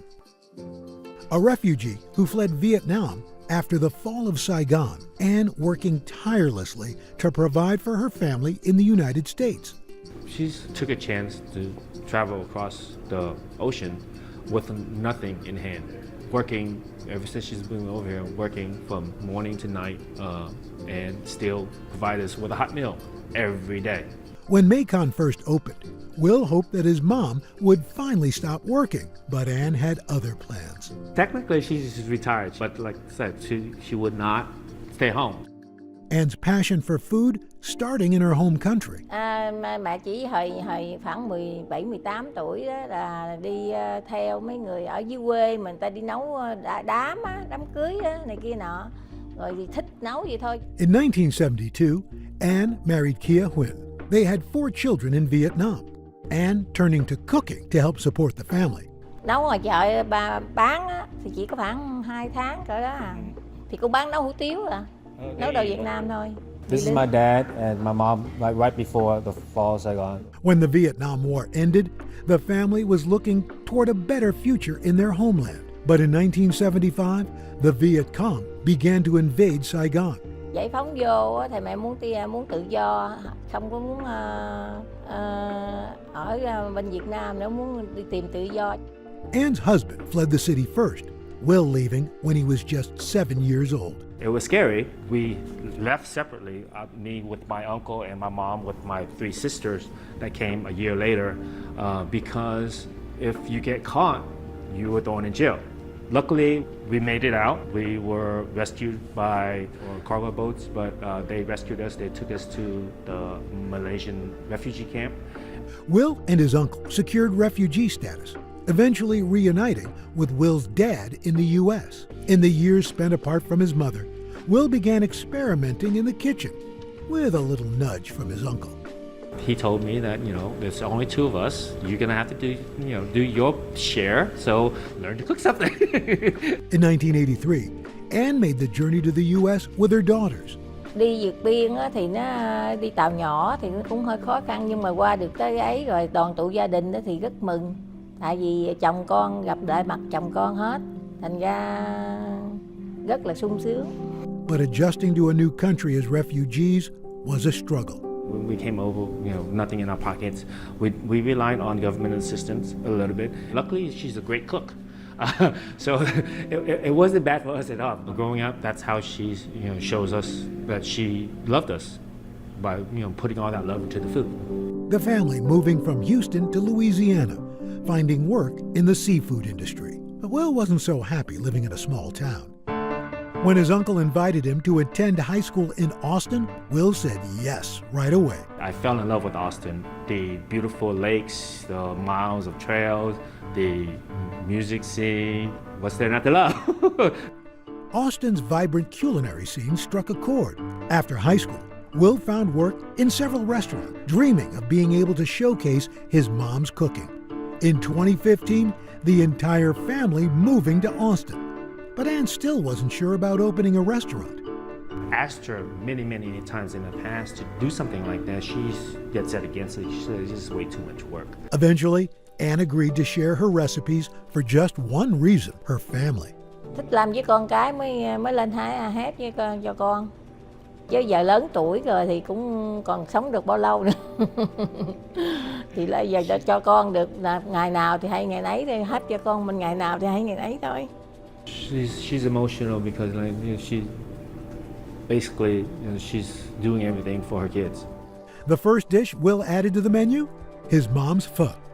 So pho, at a restaurant is basically how we do pho at home. When we cook pho at home, it's a big pot that's gonna feed us for at least 3 days. We have pho for breakfast, we have pho for lunch, we have pho for midtime snack, we have pho for dinner, and pho at night for snack at night until the pot's gone.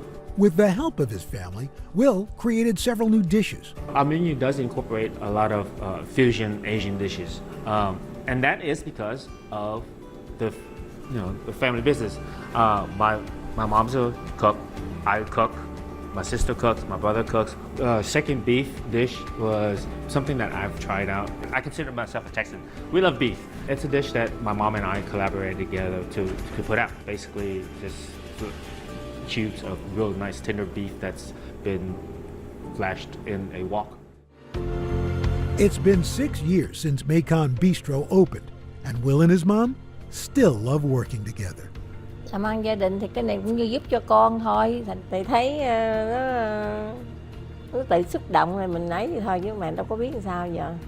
Mình thấy nó hy sinh cho con mình được ngày nào thì hãy ấy vậy thôi. Mình thấy nó xúc động vậy thôi. I admire her greatly. The courage it takes just to make that journey and to just stick with us no matter thick and thin. She's my hero. She really is my hero.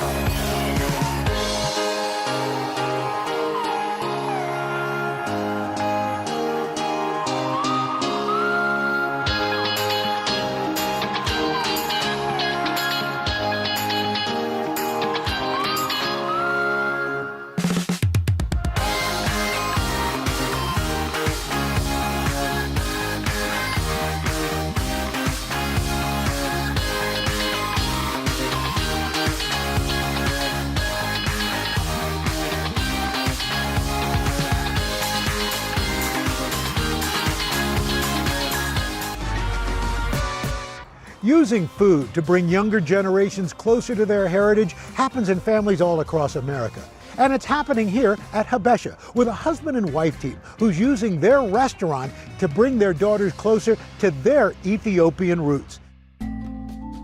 We want, more than anything else, people to be familiar with not just Ethiopian food, but Ethiopian culture. My name is Yine Fantu. This is my wife, Selma Blair. We ran an Ethiopian restaurant called Habesha in Austin. When it opened in 2013, Habesha was the second Ethiopian restaurant in Austin. People, they come in here, we give them the food, they said, "Where's the fork?" Your hands. Ethiopian food is eaten with injera, a fermented flatbread made with teff, a gluten-free grain. You'll see a family dining, and everyone is on their phone eating and really not enjoying the event. Not you cannot here. do that in Ethiopian restaurants. You have to use your hands. You can't. Both of them. That emphasis on family is everywhere at Habesha, from the Ethiopian art and decor to Yidney and Salam's daughters, who can often be found studying at the restaurant. I think I was like around 4 years old when we opened, so this is like my second home. Salam and Yidney were born and raised in different parts of Ethiopia. In the 90s, they left Africa to attend college here in the United States. Yidney immigrating to Texas, Salam to Maryland, where her family owned an Ethiopian restaurant. A chance meeting bringing them together. My dad was visiting a friend dining at her family restaurant, and she happened to be the waitress.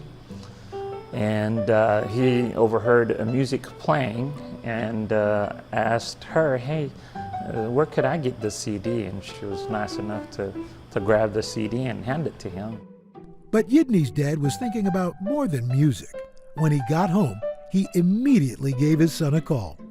And he said, "Hey, just call her and thank her for me." When he called me, I was like, I give it to your dad, not for you. And then he kept calling me. I was like, okay, I think he's not gonna give up.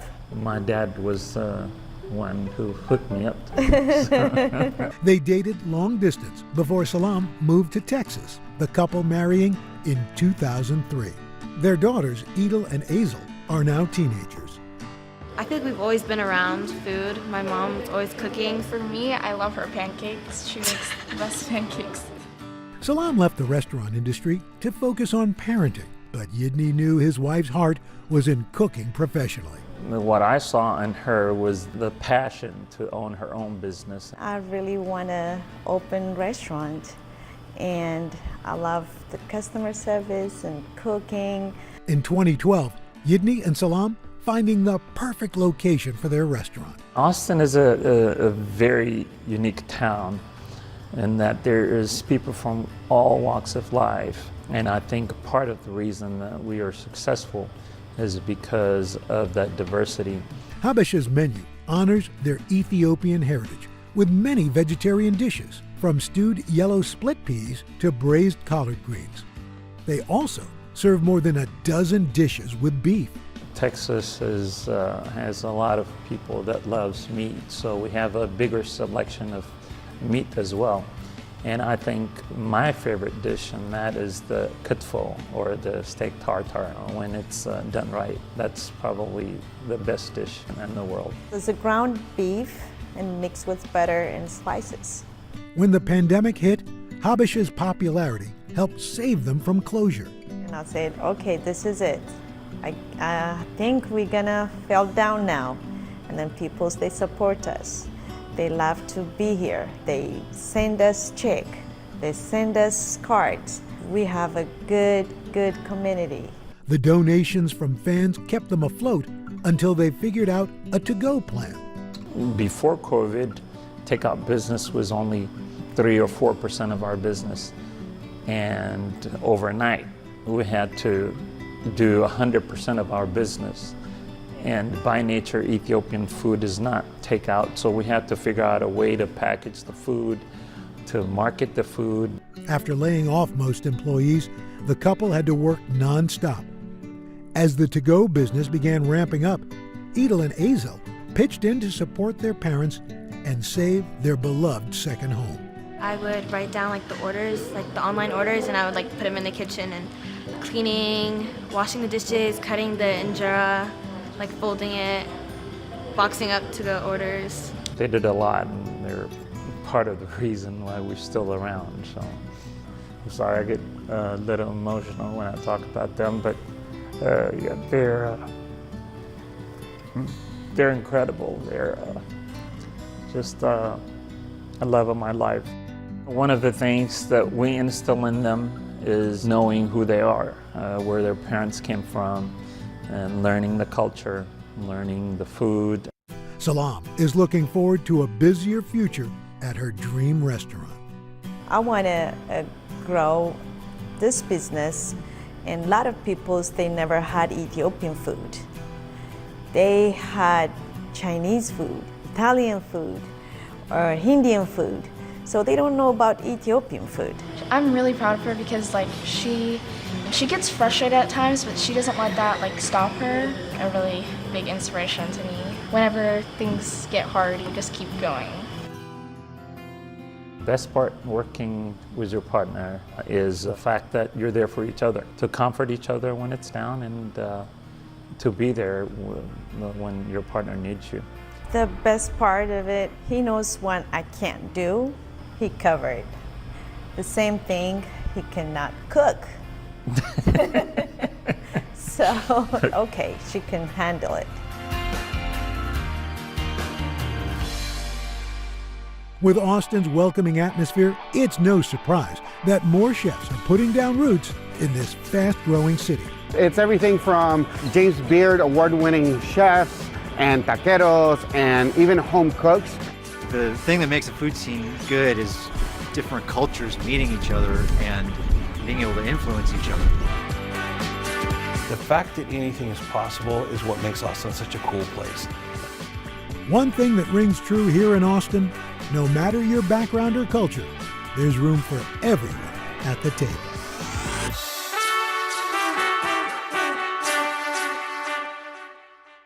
I love the city of Baltimore. I've been coming here for years, and if there's one thing I know, the city of Baltimore is serious about his crab.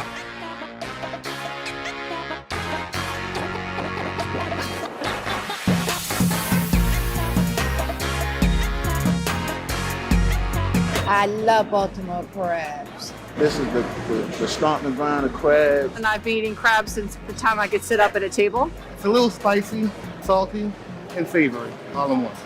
If I could describe the taste, you can't. You just have to try it. You just have to try it. It's time to head out of Studio 1A and hit the road for a new kind of culinary adventure. Follow me as I taste some of the most iconic foods around the country and meet the families behind them. Together, we're going to learn how a good meal has the power to connect us to our past, our future, and each other.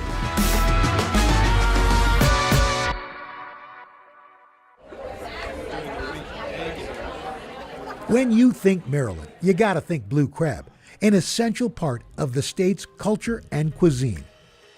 And no place knows how to cook it up quite like Baltimore.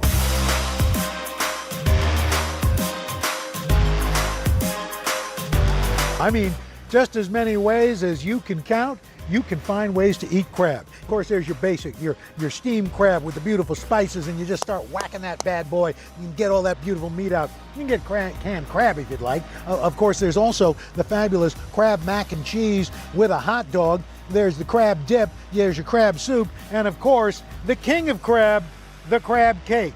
Yes, but this is a cake that needs no icing.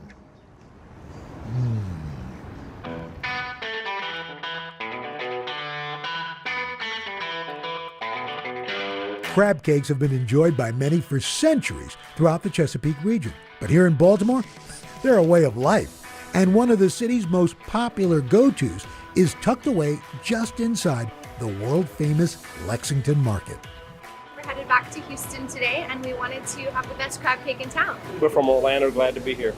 People have been coming to Fayetteville's for years. Yes. Ever since I was little, and I'm 25.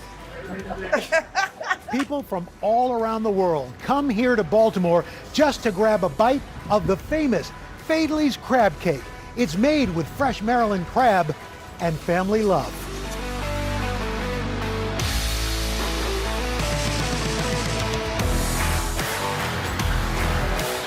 Everybody looks the same. How are you, my dear? Hello. Hello, hello. So good to see you. How are you, sir? You looking good? You're looking great. Got something for you. All right. There you go. There you go. You need one of those.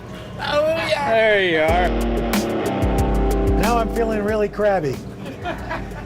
Pardon me, I've got to get a lawyer because there's a clause I have to have checked. I've known the folks at Fayetteville's Seafood for years, but they've been serving up fresh crab cakes even longer. Hi, I'm Nancy Fayetteville Devine. I own Fayetteville Seafood. It's been in my family now for, 4 generations, and the 5th is coming up, so we've been around a long time.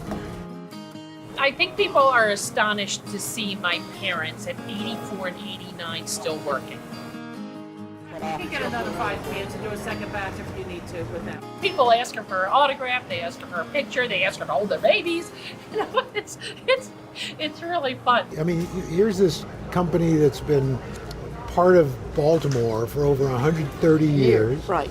What is it about your place that has people coming back? Right. I think it's that people come in here and go right away. There's a warmth. Uh-huh. It's like walking to somebody's home they're happy to have you. Uh-huh. You know, come and you feel, oh my gosh, I feel at home. And I get people, we were here 20 years, it's exactly the same. In fact, Fayetteville still stands in its original location, founded here by John W. Fayetteville Sr. in 1886. Started off as a seafood stall, but over the generations grew into a Baltimore tradition, led by Bill and Nancy Devine, along with their daughter. Damie Hahn, and I am the 4th generation of Fadley's. So I do everything. Give them a little bit of a smorgasbord of everything. Going over here to fillet a fish, over here to shuck an oyster, over there to steam a crab, back here to fry, up here to make a crab cake, back down on the phone, running in the shipping department. A tray like that is about, let me see, 1, 2, 3, 4, 5, 6, 7, 8 bushels of crabs in order to get that tray. That's a lot of picking, and I don't think people realize how much work goes into getting an all jumbo lump. Growing up, did you think you were going to end up here? You were going to be doing this? No, but it was hard to get away from, and I couldn't see it going away. I couldn't see it ending with my parents. So the pandemic hit. Yes. You really had to step up. My father called me and I said, Dad, you guys cannot come in here. You know, we don't know anything about this virus and the effects, especially on the elderly. And I know you want to be here, but you can't. And he said, Damie, do whatever you do, whatever you can to make payroll. It just makes me cry when I think about it. He said, just make sure that we don't have to lay anybody off. I don't want to lay anybody off. I don't want anybody to lose their job. And we did it. And I saw it back when I came here in the 90s, and I still see it today. This truly is a family. Oh, it is a family. And it's funny because I often tell people, Mom and Dad don't treat the employees any differently than they treat me. And that's the God's honest truth. Which could be a good or a bad. That's the God's honest truth. And that's why you end up having so many multi-generation families staying here. That's right. Fadley's isn't just a family-owned business. It's run by family as well. Multiple generations of employees, father and daughter, father and son, mom and daughter, all building a home here. I've been here since a junior in high school, so I've been doing the thing for a while. I'm gonna say it's been around 33, 34 years. And I started at the end of '79, a week before my son was born. I started at 14 years old, and I'll be 42 years old in December. It's always a challenge working with families. A lot of personalities, but you love each other and it always works, you know, it always works well. What's really, really bad is when your kids are grandmothers. Mom, we were in the middle of an interview. Oh, you just broke in. You have to start over? Yes.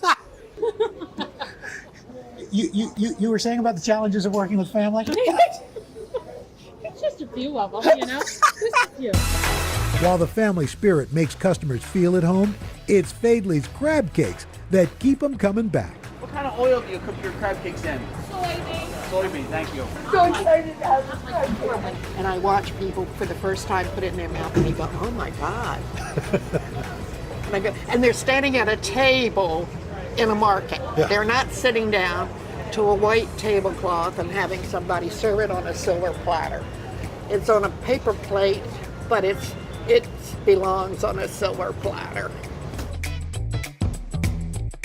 Nancy created her recipe in 1987, saying she's never changed it. So, besides yourself, how many other people know the Fadley's crab cake recipe? Sleep with her, she won't tell me. He doesn't even know how to make a cup of coffee. Why would I tell him? So some people use breadcrumbs. You use crushed up saltines. Broken saltines, yes. And not fine, because you have to use more. Now, so, and then this is the magic sauce. This the secret sauce? Yes. So it's just enough to mix the ingredients together, Right. nothing more. That's right. And the Fine. big ball of crab right there. That's it. Boom.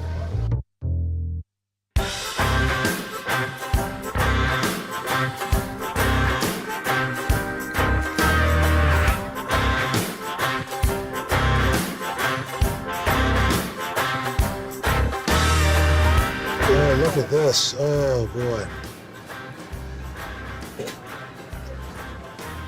Oh. It was just like I remember eating it 26 years ago. You know what? I'm told that all the time when people come in here. The best part about this is you haven't changed a thing. Now this is a legacy. Well, we know how the crabs end up, but how do they get them? Let's go find out. Coming up, the generations of black watermen who've made a living pulling in Maryland's most famous catch.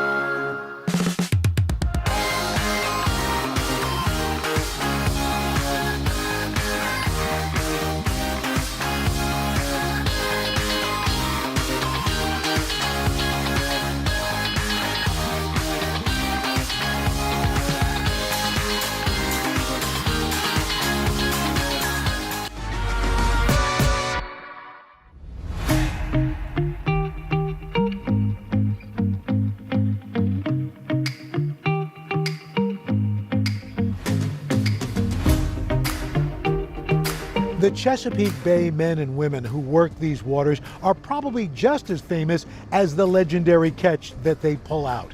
And in fact, it's backbreaking work that is passed on from generation to generation, including blackjacks. Those were the black watermen who worked these waters all the way back into the 1800s and are a vital part of this community. The Chesapeake Bay is home to a vast variety of seafood, but none as valuable or as well known as the blue crab. The catch here makes up over a third of the nation's supply, and on average, more than 50 million pounds of blue crabs are harvested from the bay. I'm Captain Tyrone Meredith, charter boat captain, owner, and operator of the Island Queen II. Captain Meredith knows these waters well. He grew up on them. I'm the fourth generation waterman, and my great-grandfather, he worked on the water, my grandfather, and my father. We've been here ever since the 1860s, making a living, working on the Chesapeake Bay.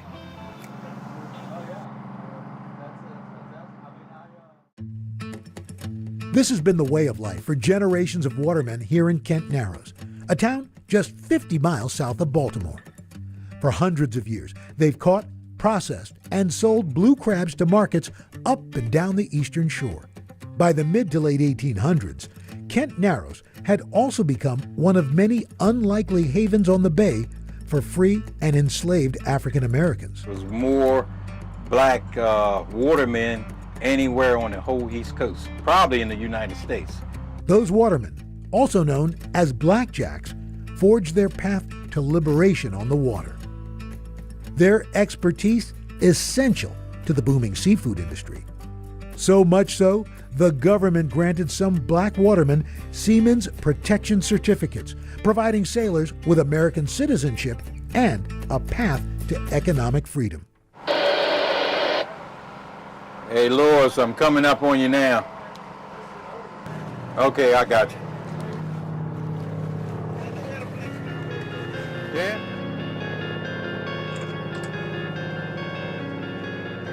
How they biting today? This morning it's been pretty good. Well, being out here is your own boss. You do what you want to do and have nobody tell you, go get me this or go get me that. 75-year-old Lewis Carter still finds that same sense of freedom on the water today. He's also one of the last generations of black watermen alive. Every morning before the sun rises, he sets out to catch crabs in the bay. I started in 1961, I was about 15, and I've been at it ever since. Right now, I'm going down the line, and when I get to the other end, I'll throw it off. Crabs will come up on that bait. The pressure from the water pushes them back in this dipper. Okay, these are the big, large males. You put them in one basket. That's a female with red claws. Put them in one basket. He's one of the last Mohegans left. There's not too many people that still make a living from the water. Most of them moved away, got other jobs, and it's changing because it's harder to make a living from the bay. Crabbing season runs from spring into late fall, but changes in climate, cost, and labor have made each successive year more challenging. As younger generations take up new trades, there are less people working the waters and ultimately fewer black watermen. Back when I started, it was a plenty black watermen, but they died out and the younger ones never taken their place. In one way, it makes me feel bad, you know, and I don't think it'll be no chance no more black watermen. I really do believe that. Captain Meredith estimates there are fewer than a dozen black watermen on the bay. Like many of his peers, he's had to turn to other work. Back when I was crabbing teenager, I caught high as 50 bushel a day. Right now, crabbers catching 2 or 3 bushel a day. Now I started running charters, fishing charters, because crabbing started declining and the fishing was more lucrative money-wise. And educational. His charters are an opportunity to keep stories of the blackjacks alive for generations ahead. Although tradition on these waters is changing, one thing remains the same. Nothing tastes like the Chesapeake Bay Maryland crab. It's got that certain taste to them. And it's the only place like that in the world is the Chesapeake Bay blue crab.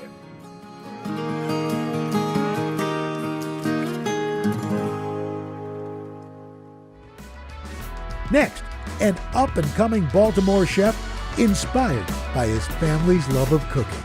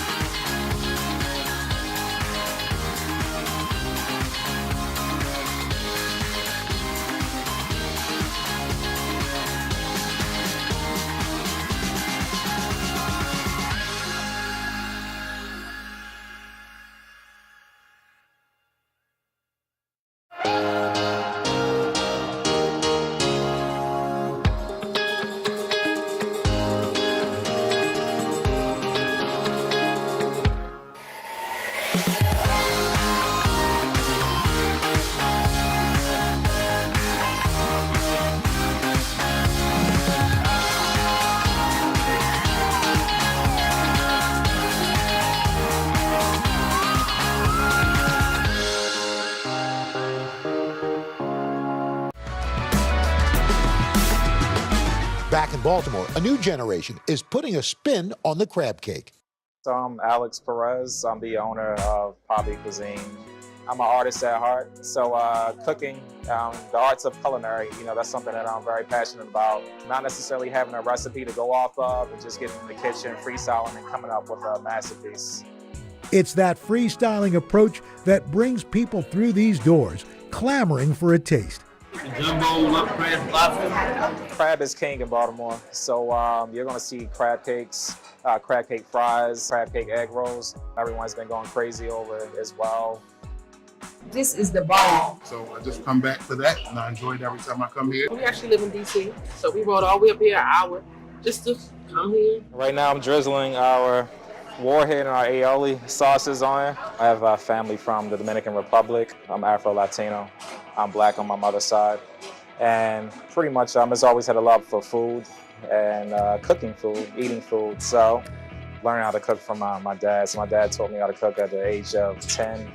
I grew up, watching my grandmother cook a lot as well. So I started pretty much combining the foods that I learned to cook from my grandmother with the foods I learned how to cook from my father. And that's kind of like how the whole Poppy Cuisine, was born in her kitchen, essentially. That was 8 years ago. While working a full-time job, Alex began building a new business on the side, catering food out of his grandma's kitchen.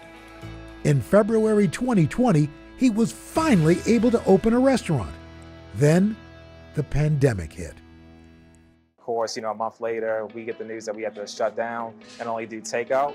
So that just opened up the floodgates, essentially. And you have people standing in line, hundreds of people on the block in that mass, cars double parked up and down the streets. And it was mayhem.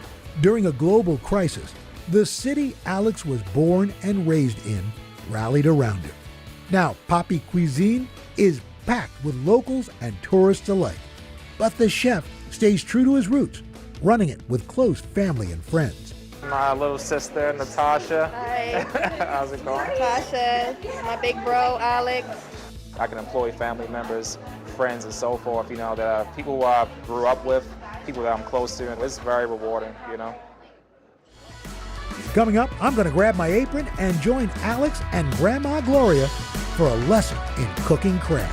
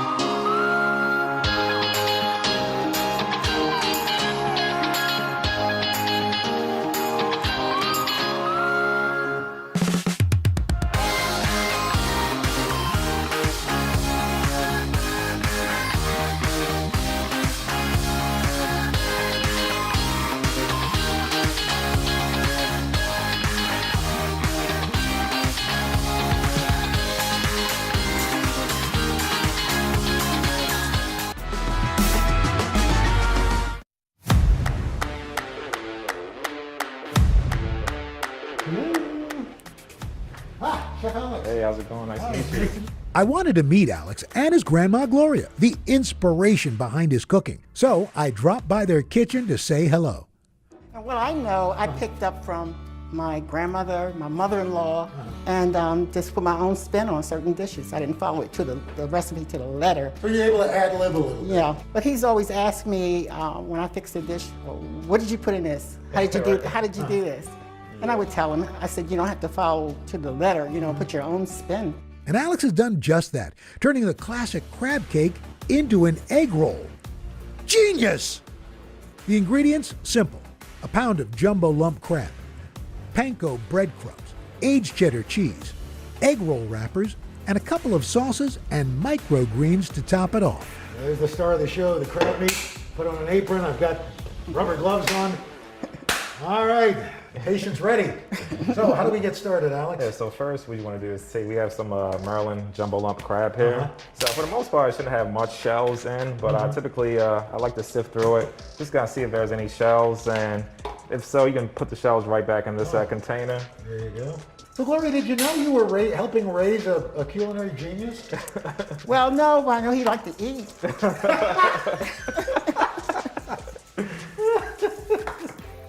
This sauce in particular is our crab sauce mix. So we're gonna drizzle a little bit at a time, because I don't want to put too much, just enough to bind. You got enough foul? Yep, I think I'll have enough. She's staying on me. I like this. I like this lady. This is why I'm so particular about, when I'm doing things in the kitchen.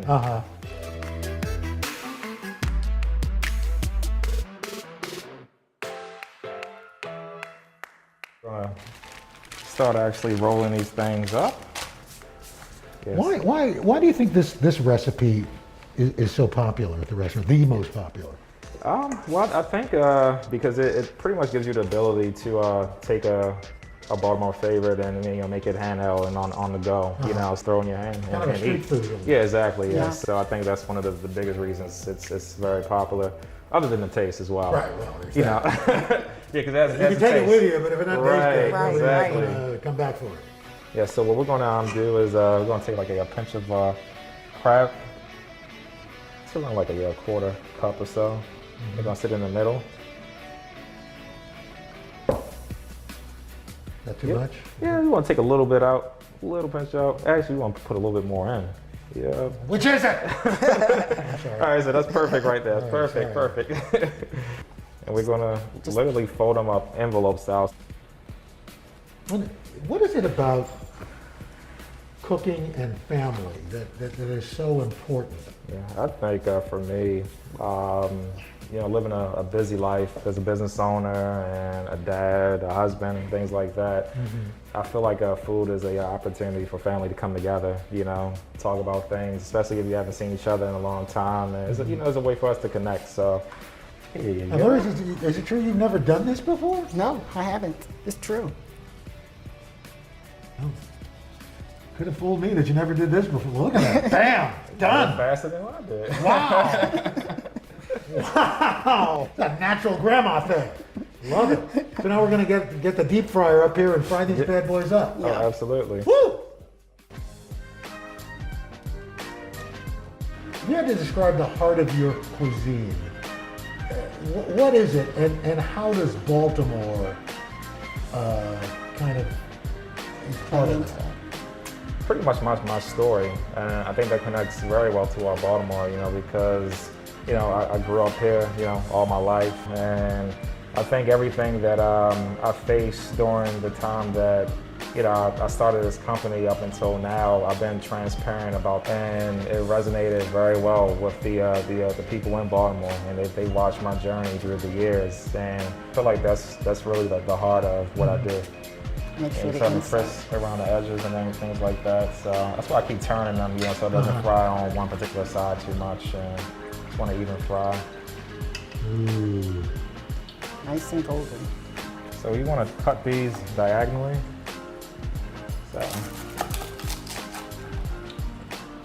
So I'm going to drizzle. This is our aioli sauce, house made, and this is our warhead sauce right here. So the sauce is kind of sweet, has a tangy bite to it. Oh, kind of like Gloria. Yep, that's right. Well, I guess there's only one thing left to do. Yeah, and that's Try the it. piece. Yes, yes.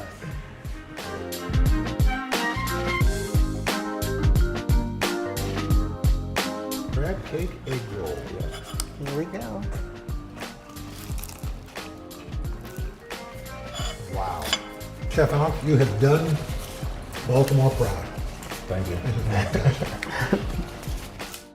Our time here in Baltimore is coming to an end. We tried the traditional crab cake. tasted a modern spin with crab cake egg rolls, and even went straight to the source on the Chesapeake Bay. At the center of it all, one thing still ringing true: food tastes better when you eat it with family.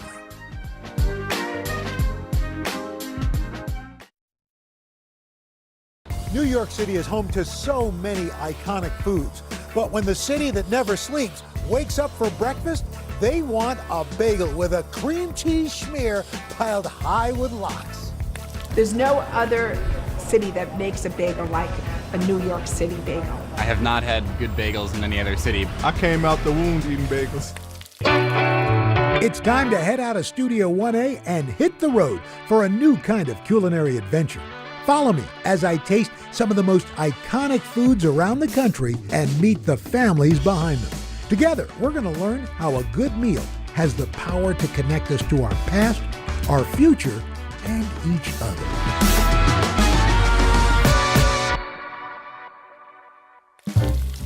If New York's known for anything, it's its bagels. And we got them all. Everything bagels, rainbow bagels, pumpkin bagels, croissant bagels, and of course you can't have them without a schmear. While the bagel first came from Poland, many food historians say its pairing with salmon and cream cheese originated right here in the Big Apple. In this town, few specialty food shops are as beloved and as historic as Russ and Daughters. I've been waiting in line probably 15-20 minutes, but it's definitely worth it. I like the contrast of the flavor. It's like a nice little bagel with salty lox. Something about the salmon and cream cheese together, like I try to make it at home, but it's nothing compared to Russ and Daughters. They've been serving premium smoked fish to hungry New Yorkers and folks from around the world for over 100 years. Just a few blocks from the store is the Russ and Daughters Cafe. Hi, Al. Hey, how are you? Welcome to Russ and Daughters Cafe. Nice to see you great guys. to have you here. Thanks for having us. This is beautiful. Thank you. Nikki Russ Fetterman and Josh Russ Tupper are the grandchildren of the original Daughters. These cousins are fourth-generation owners, carrying on their family's culinary legacy. So this is Russ and Daughters. Wow. This is our great-grandfather, Joel Russ, who started the business, his wife, Bella, and his 3 daughters. Wow. Josh and I have the same grandmother, Anne. She was the youngest of the 3. Was it unusual at that time for you, because you usually would see so-and-so and sons, but to see Russ and Daughters? Very unusual. But, I mean, honestly, if he had had sons, it probably would have been Russ and Sons. Well, thank goodness he did. We like to think of him as a feminist, but he was a good businessman. Joel Russ immigrated from Poland in 1907. And he started just standing on the streets of the Lower East Side selling schmaltz herring out of a barrel. And a family could feed itself for 2 nights with 1 fish. In 1914, he opened his first brick and mortar shop, J. Russ National Appetizing. Joel and his wife had 3 daughters, Hattie, Ida, and Ann. When they turned 11, each daughter began working with their dad. What was their relationship like with him? Because he's your dad, but he's also Your boss. Your boss. Yeah. And I think he cared more about being the boss and the shopkeeper. He was a new immigrant to this country who was just trying to survive and make a place for his family. And that was his focus. And he saw his children as cheap labor.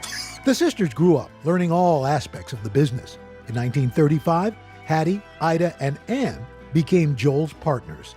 The shop was renamed Russ and Daughters, making it the first in America to bear "and Daughters" in its title. When your great-grandfather decided to start Russ and Daughters, why the Lower East Side? After Ellis Island, this was the starting off point for the majority of poor Jewish immigrants. This is where they landed and they got their start. And so he was just feeding basic food to other poor immigrants like himself. At the turn of the century, this neighborhood was one of the most densely populated places on the planet. Many immigrants from all around the world lived in overcrowded tenement buildings, the conditions having a profound impact on their diets. One of the things about Lower East Side Jewish food is that a lot of food wasn't made at home. when you don't have running water or when you don't have electric or gas stoves, it's really hard to do very much cooking. And so for women who are responsible for feeding their families, they had to get food from push carts, from restaurants, from bakeries. Joel Russ was one of many vendors catering to this new population. I've always been curious, how did it come about, or from what you've heard, that somebody thought, hey, you know, here's this round bread, we'll put some fish on it, but oh, by the way, before we do, let's put some cream cheese, some dairy on it. Yeah. First of all, Russ and Daughters is the torchbearer of what's called appetizing. And this is a food tradition born here in New York, and it's the sister food tradition to delicatessen, both of which come up through the Jewish kosher dietary rules. You have to separate fish and dairy from meat. So a delicatessen, strictly speaking, is for meat. The appetizing store is where you go for fish and dairy, things like herring, smoked fish. When we say bagel and lox, most people are, we're referring to a smoked salmon, but the original bagel and lox was not with smoked salmon. Technically, lox, or belly lox, is salmon cured in salt, which preserves fish without refrigeration. There's no smoking involved, and it's incredibly salty, so it pairs perfectly with tangy cream cheese. But who was the first person to put lox on a bagel? So no one really knows how bagels, lox, and cream cheese all came together. We know that bagels come from Eastern Europe. We know that lox kind of comes basically from Nova Scotia, kind of. We know the cream cheese is an American food. But what we know is that these things come together as part of a compromise between different generations of American Jews. Jewish law prohibits cooking with most heat sources on the Sabbath. So the combo of bagels and lox created a filling meal for observant Jews to enjoy on the day of rest. It's good for a family, but you or your daughter-in-law didn't have to be spending the previous day cooking. As one of the country's oldest appetizing stores, Russ and Daughters has been serving kosher meals for generations. And the weekends are still their busiest days. I can't think really of anything that's more New York than lox and bagels. I agree. I think that this is a food that came up through the Eastern European Jewish immigrants to New York. But now it's transformed and just become New York food. It belongs to all New Yorkers.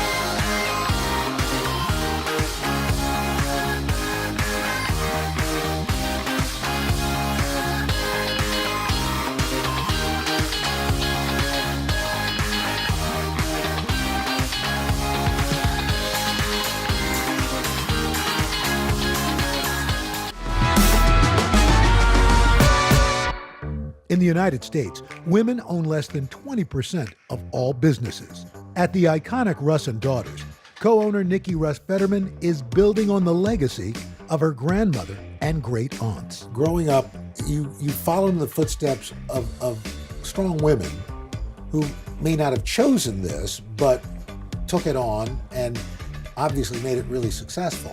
What is it like for you following in those footsteps? It's a tremendous feeling to be now the and great-granddaughter. Justice Ruth Bader Ginsburg was a good customer of ours. Her family came from the Lower East Side, and she once said that before she knew the word feminist, when she looked up at the sign, Russ and Daughters, she understood that women could have an impact. Your family's business, Russ and Daughters, has survived 2 world wars, a depression. You're here in the shadow of the World Trade Center. Yes. Why has this place been able to not just survive, but thrive? I think because in each generation there has been someone who wanted to do this. This is food that people turn to for comfort in hard times. And during the pandemic, we saw that, people were shipping Russ and Daughters all over the country to their loved ones because they couldn't be together.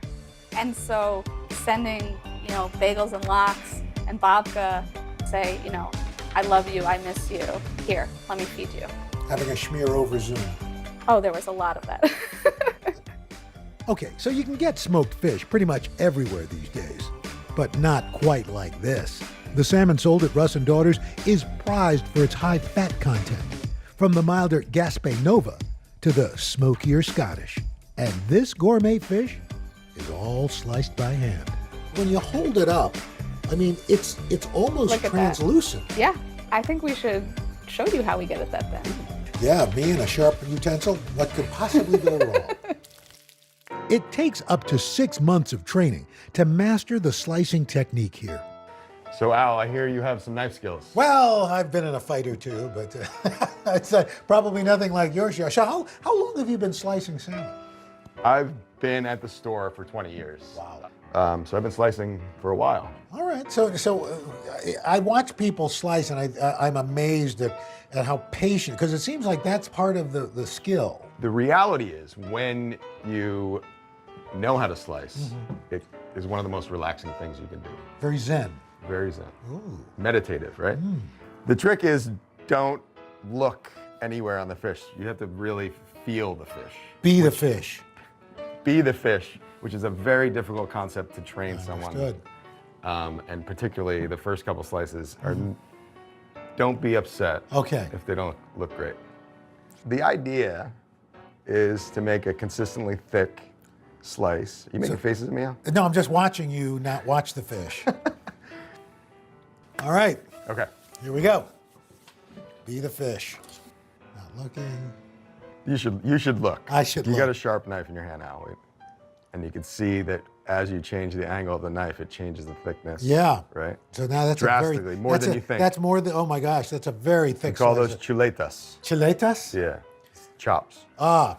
In Spanish. I was going to say, that didn't sound Yiddish. Not That did Yiddish. not sound Not Yiddish to Yiddish. me. No. Does the way you cut it affect the taste of it or the texture of it? The texture, which affects the experience of the salmon. It's almost like you're eating the essence of salmon, not salmon. It's very delicate. It's a very appealing texture and mouthfeel. Yeah, the thinner. Josh, thanks so much. Nice meeting you. Such a pleasure to have you. Smoke them if you got them. Up next, how fresh salmon gets turned into lox.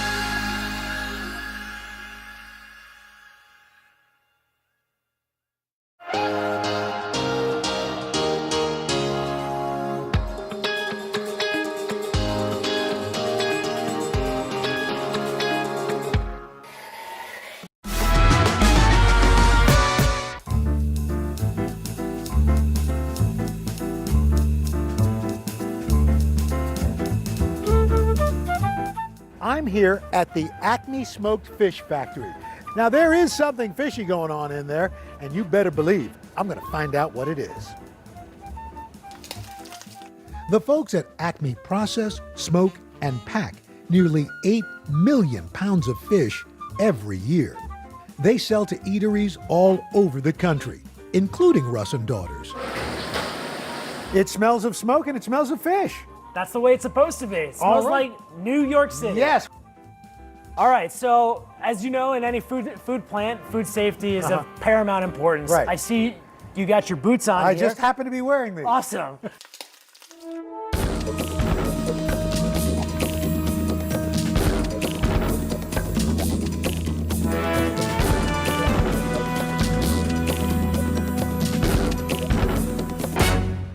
I'll walk you through the process of how salmon turns into smoked salmon. Adam Kaslow is the 4th generation owner of Acme Smoked Fish. His great-grandfather, Harry Brownstein, started selling fish after immigrating from Russia to Brooklyn. Harry started in the smoked fish business in the early 1900s, in 1906 to be exact. Out of a push cart? Out of a horse-drawn wagon. Wow. He would go around buying fish from different smokehouses throughout Brooklyn and Queens and had himself the sales route. You know, he worked close to 45 years. I mean, his dream was to open up his own smokehouse, and it took him 45 years to finally achieve that. Wow. Adam now runs a massive smoked fish empire, supplying many of New York City's popular bagel shops, from H&H to Essa Bagel. Acme also selling to national grocers like Trader Joe's. At the end of the day, it's all about the fish. We bring in fish from all over the world.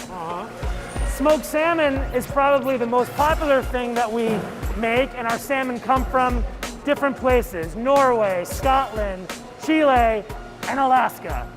It can take up to 5 days to make smoked salmon. Every order is made to the buyer's tastes, from the type of salmon to the curing method. The first step, cutting a whole fish into fillets. Whoa! Yeah, so this is a 12-kilo whole salmon that I caught over here in Long Island Sound. No, I'm just kidding. This is an Atlantic salmon. It's farm raised. We use Atlantic salmon because it has the most fat, and fat equals flavor when making smoked salmon. Right. So what are you cutting out the backbone there? Yeah, this is the bone. Carving into a fish this size requires expert hands. After the fish is filleted, it's preserved with salt. The fish is then treated with a wet brine or a dry cure. Okay, so let's dry cure some salmon. Good. First thing, we're gonna get it onto the raft. Okay. So, see if you can pick up this salmon, grab it by the tail. Okay. Grab with your other hand. Underneath. And we're gonna lay it onto the screen. Okay.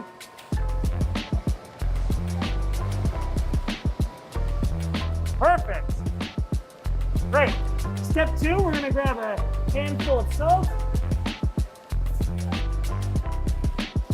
So it's just a thin layer. Yep. Right along the top of the dorsal. Like kind of down the center line, I suppose.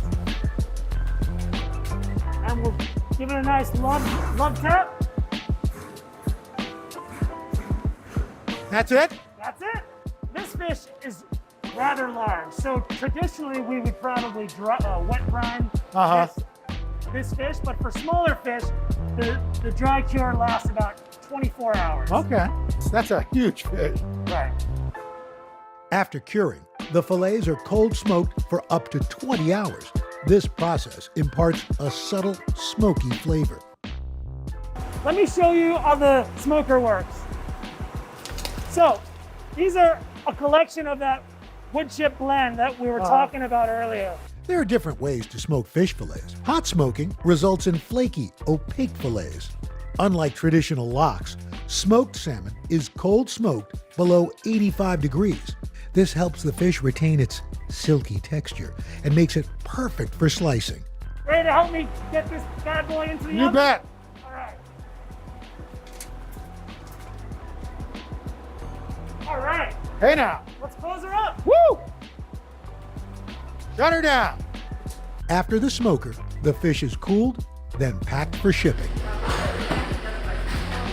What would your great-grandfather say if he could see all of it? I think he'd be amazed of how difficult it was for him to achieve his dream. Right. Now his descendants have been able to build upon that dream and build us into one of the preeminent smokers in the U.S.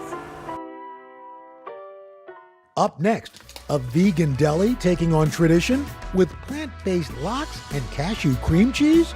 Oh, you don't want to miss this.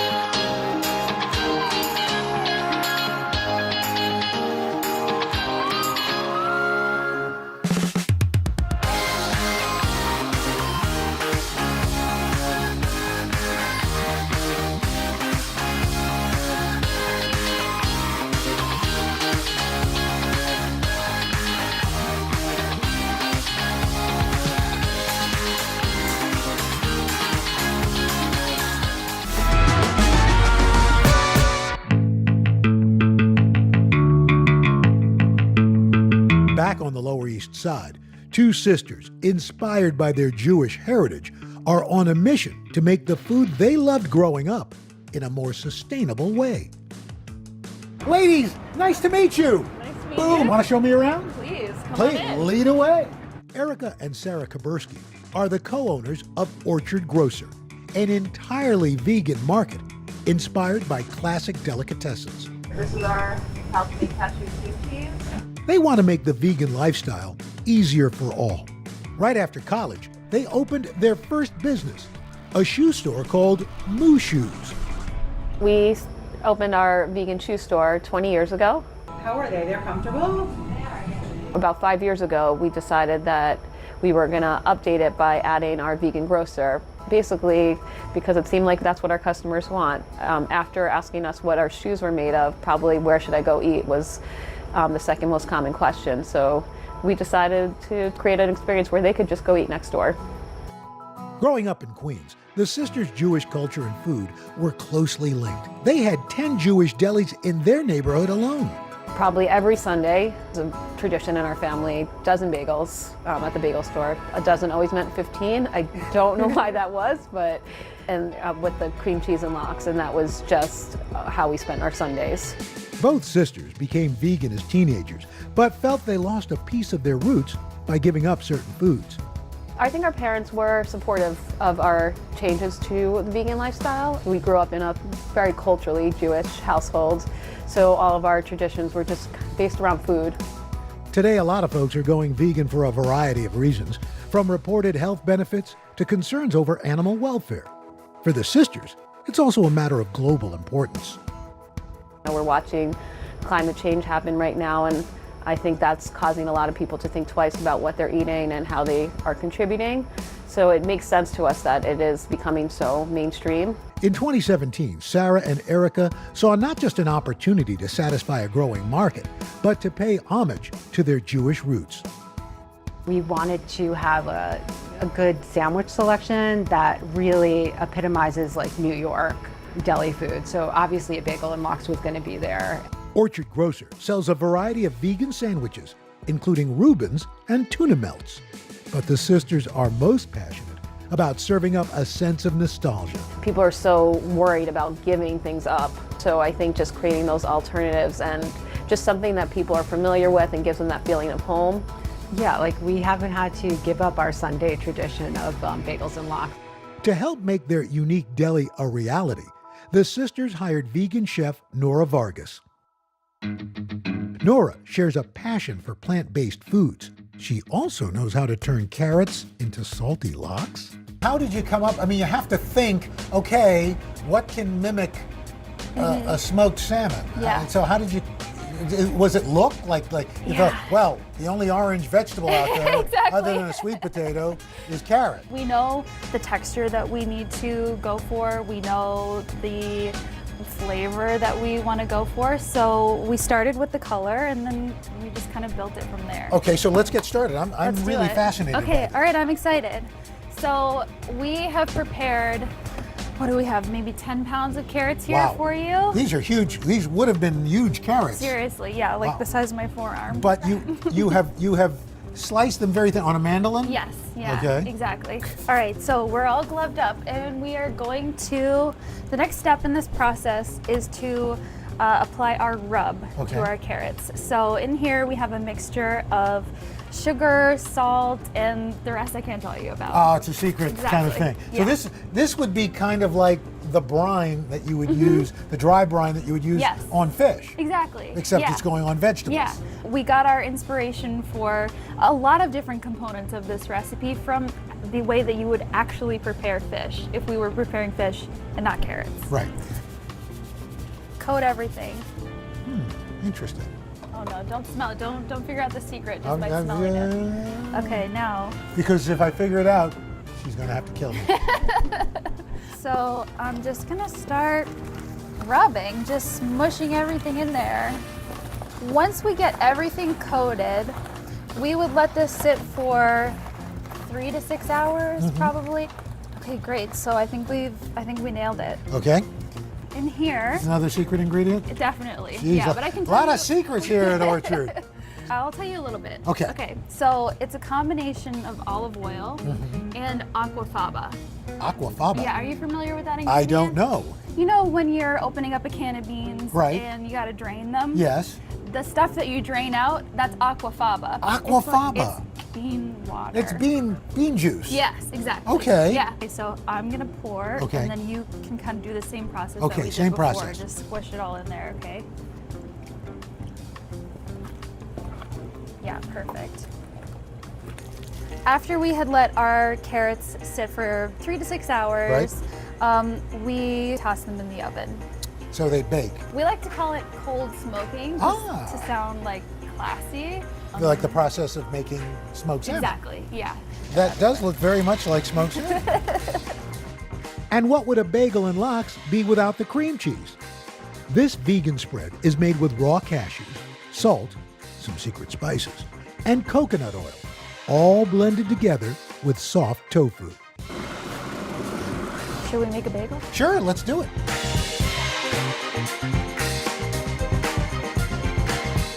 Chive talking. Cheers. This is a really terrific idea. Thank you. Thank you for opening my eyes. Oh, thank you so much. I appreciate it. That Yeah. was fantastic. Okay, a great way to finish things up. I mean, we've seen the history, we've gone to the past, we were in the present, and you have brought us the lox and bagels of the future! A bagel with cream cheese and smoked salmon is a uniquely American combination. Born from Jewish roots, transformed by local ingredients, and carried on by new generations, this breakfast tradition has truly stood the test of time when it comes to food in New York City.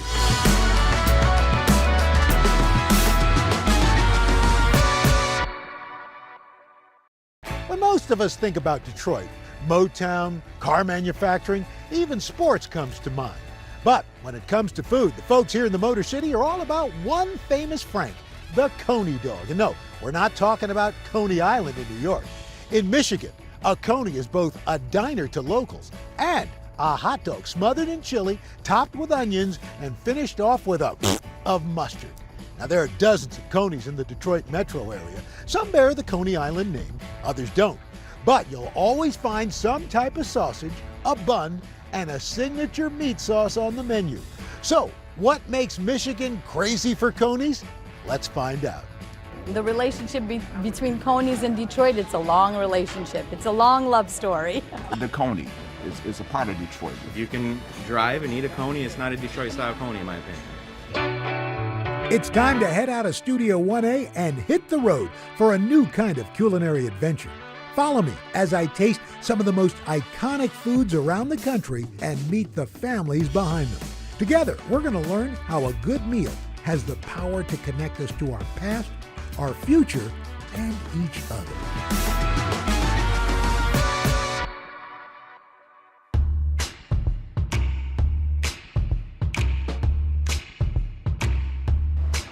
Welcome to Detroit. What do you say we travel back in time to the earliest days of the Coney? The folks at American Coney Island have been dishing up this local specialty for more than 100 years. In fact, this restaurant and the one next door, well, they've got a shared history. But American has been run by the same family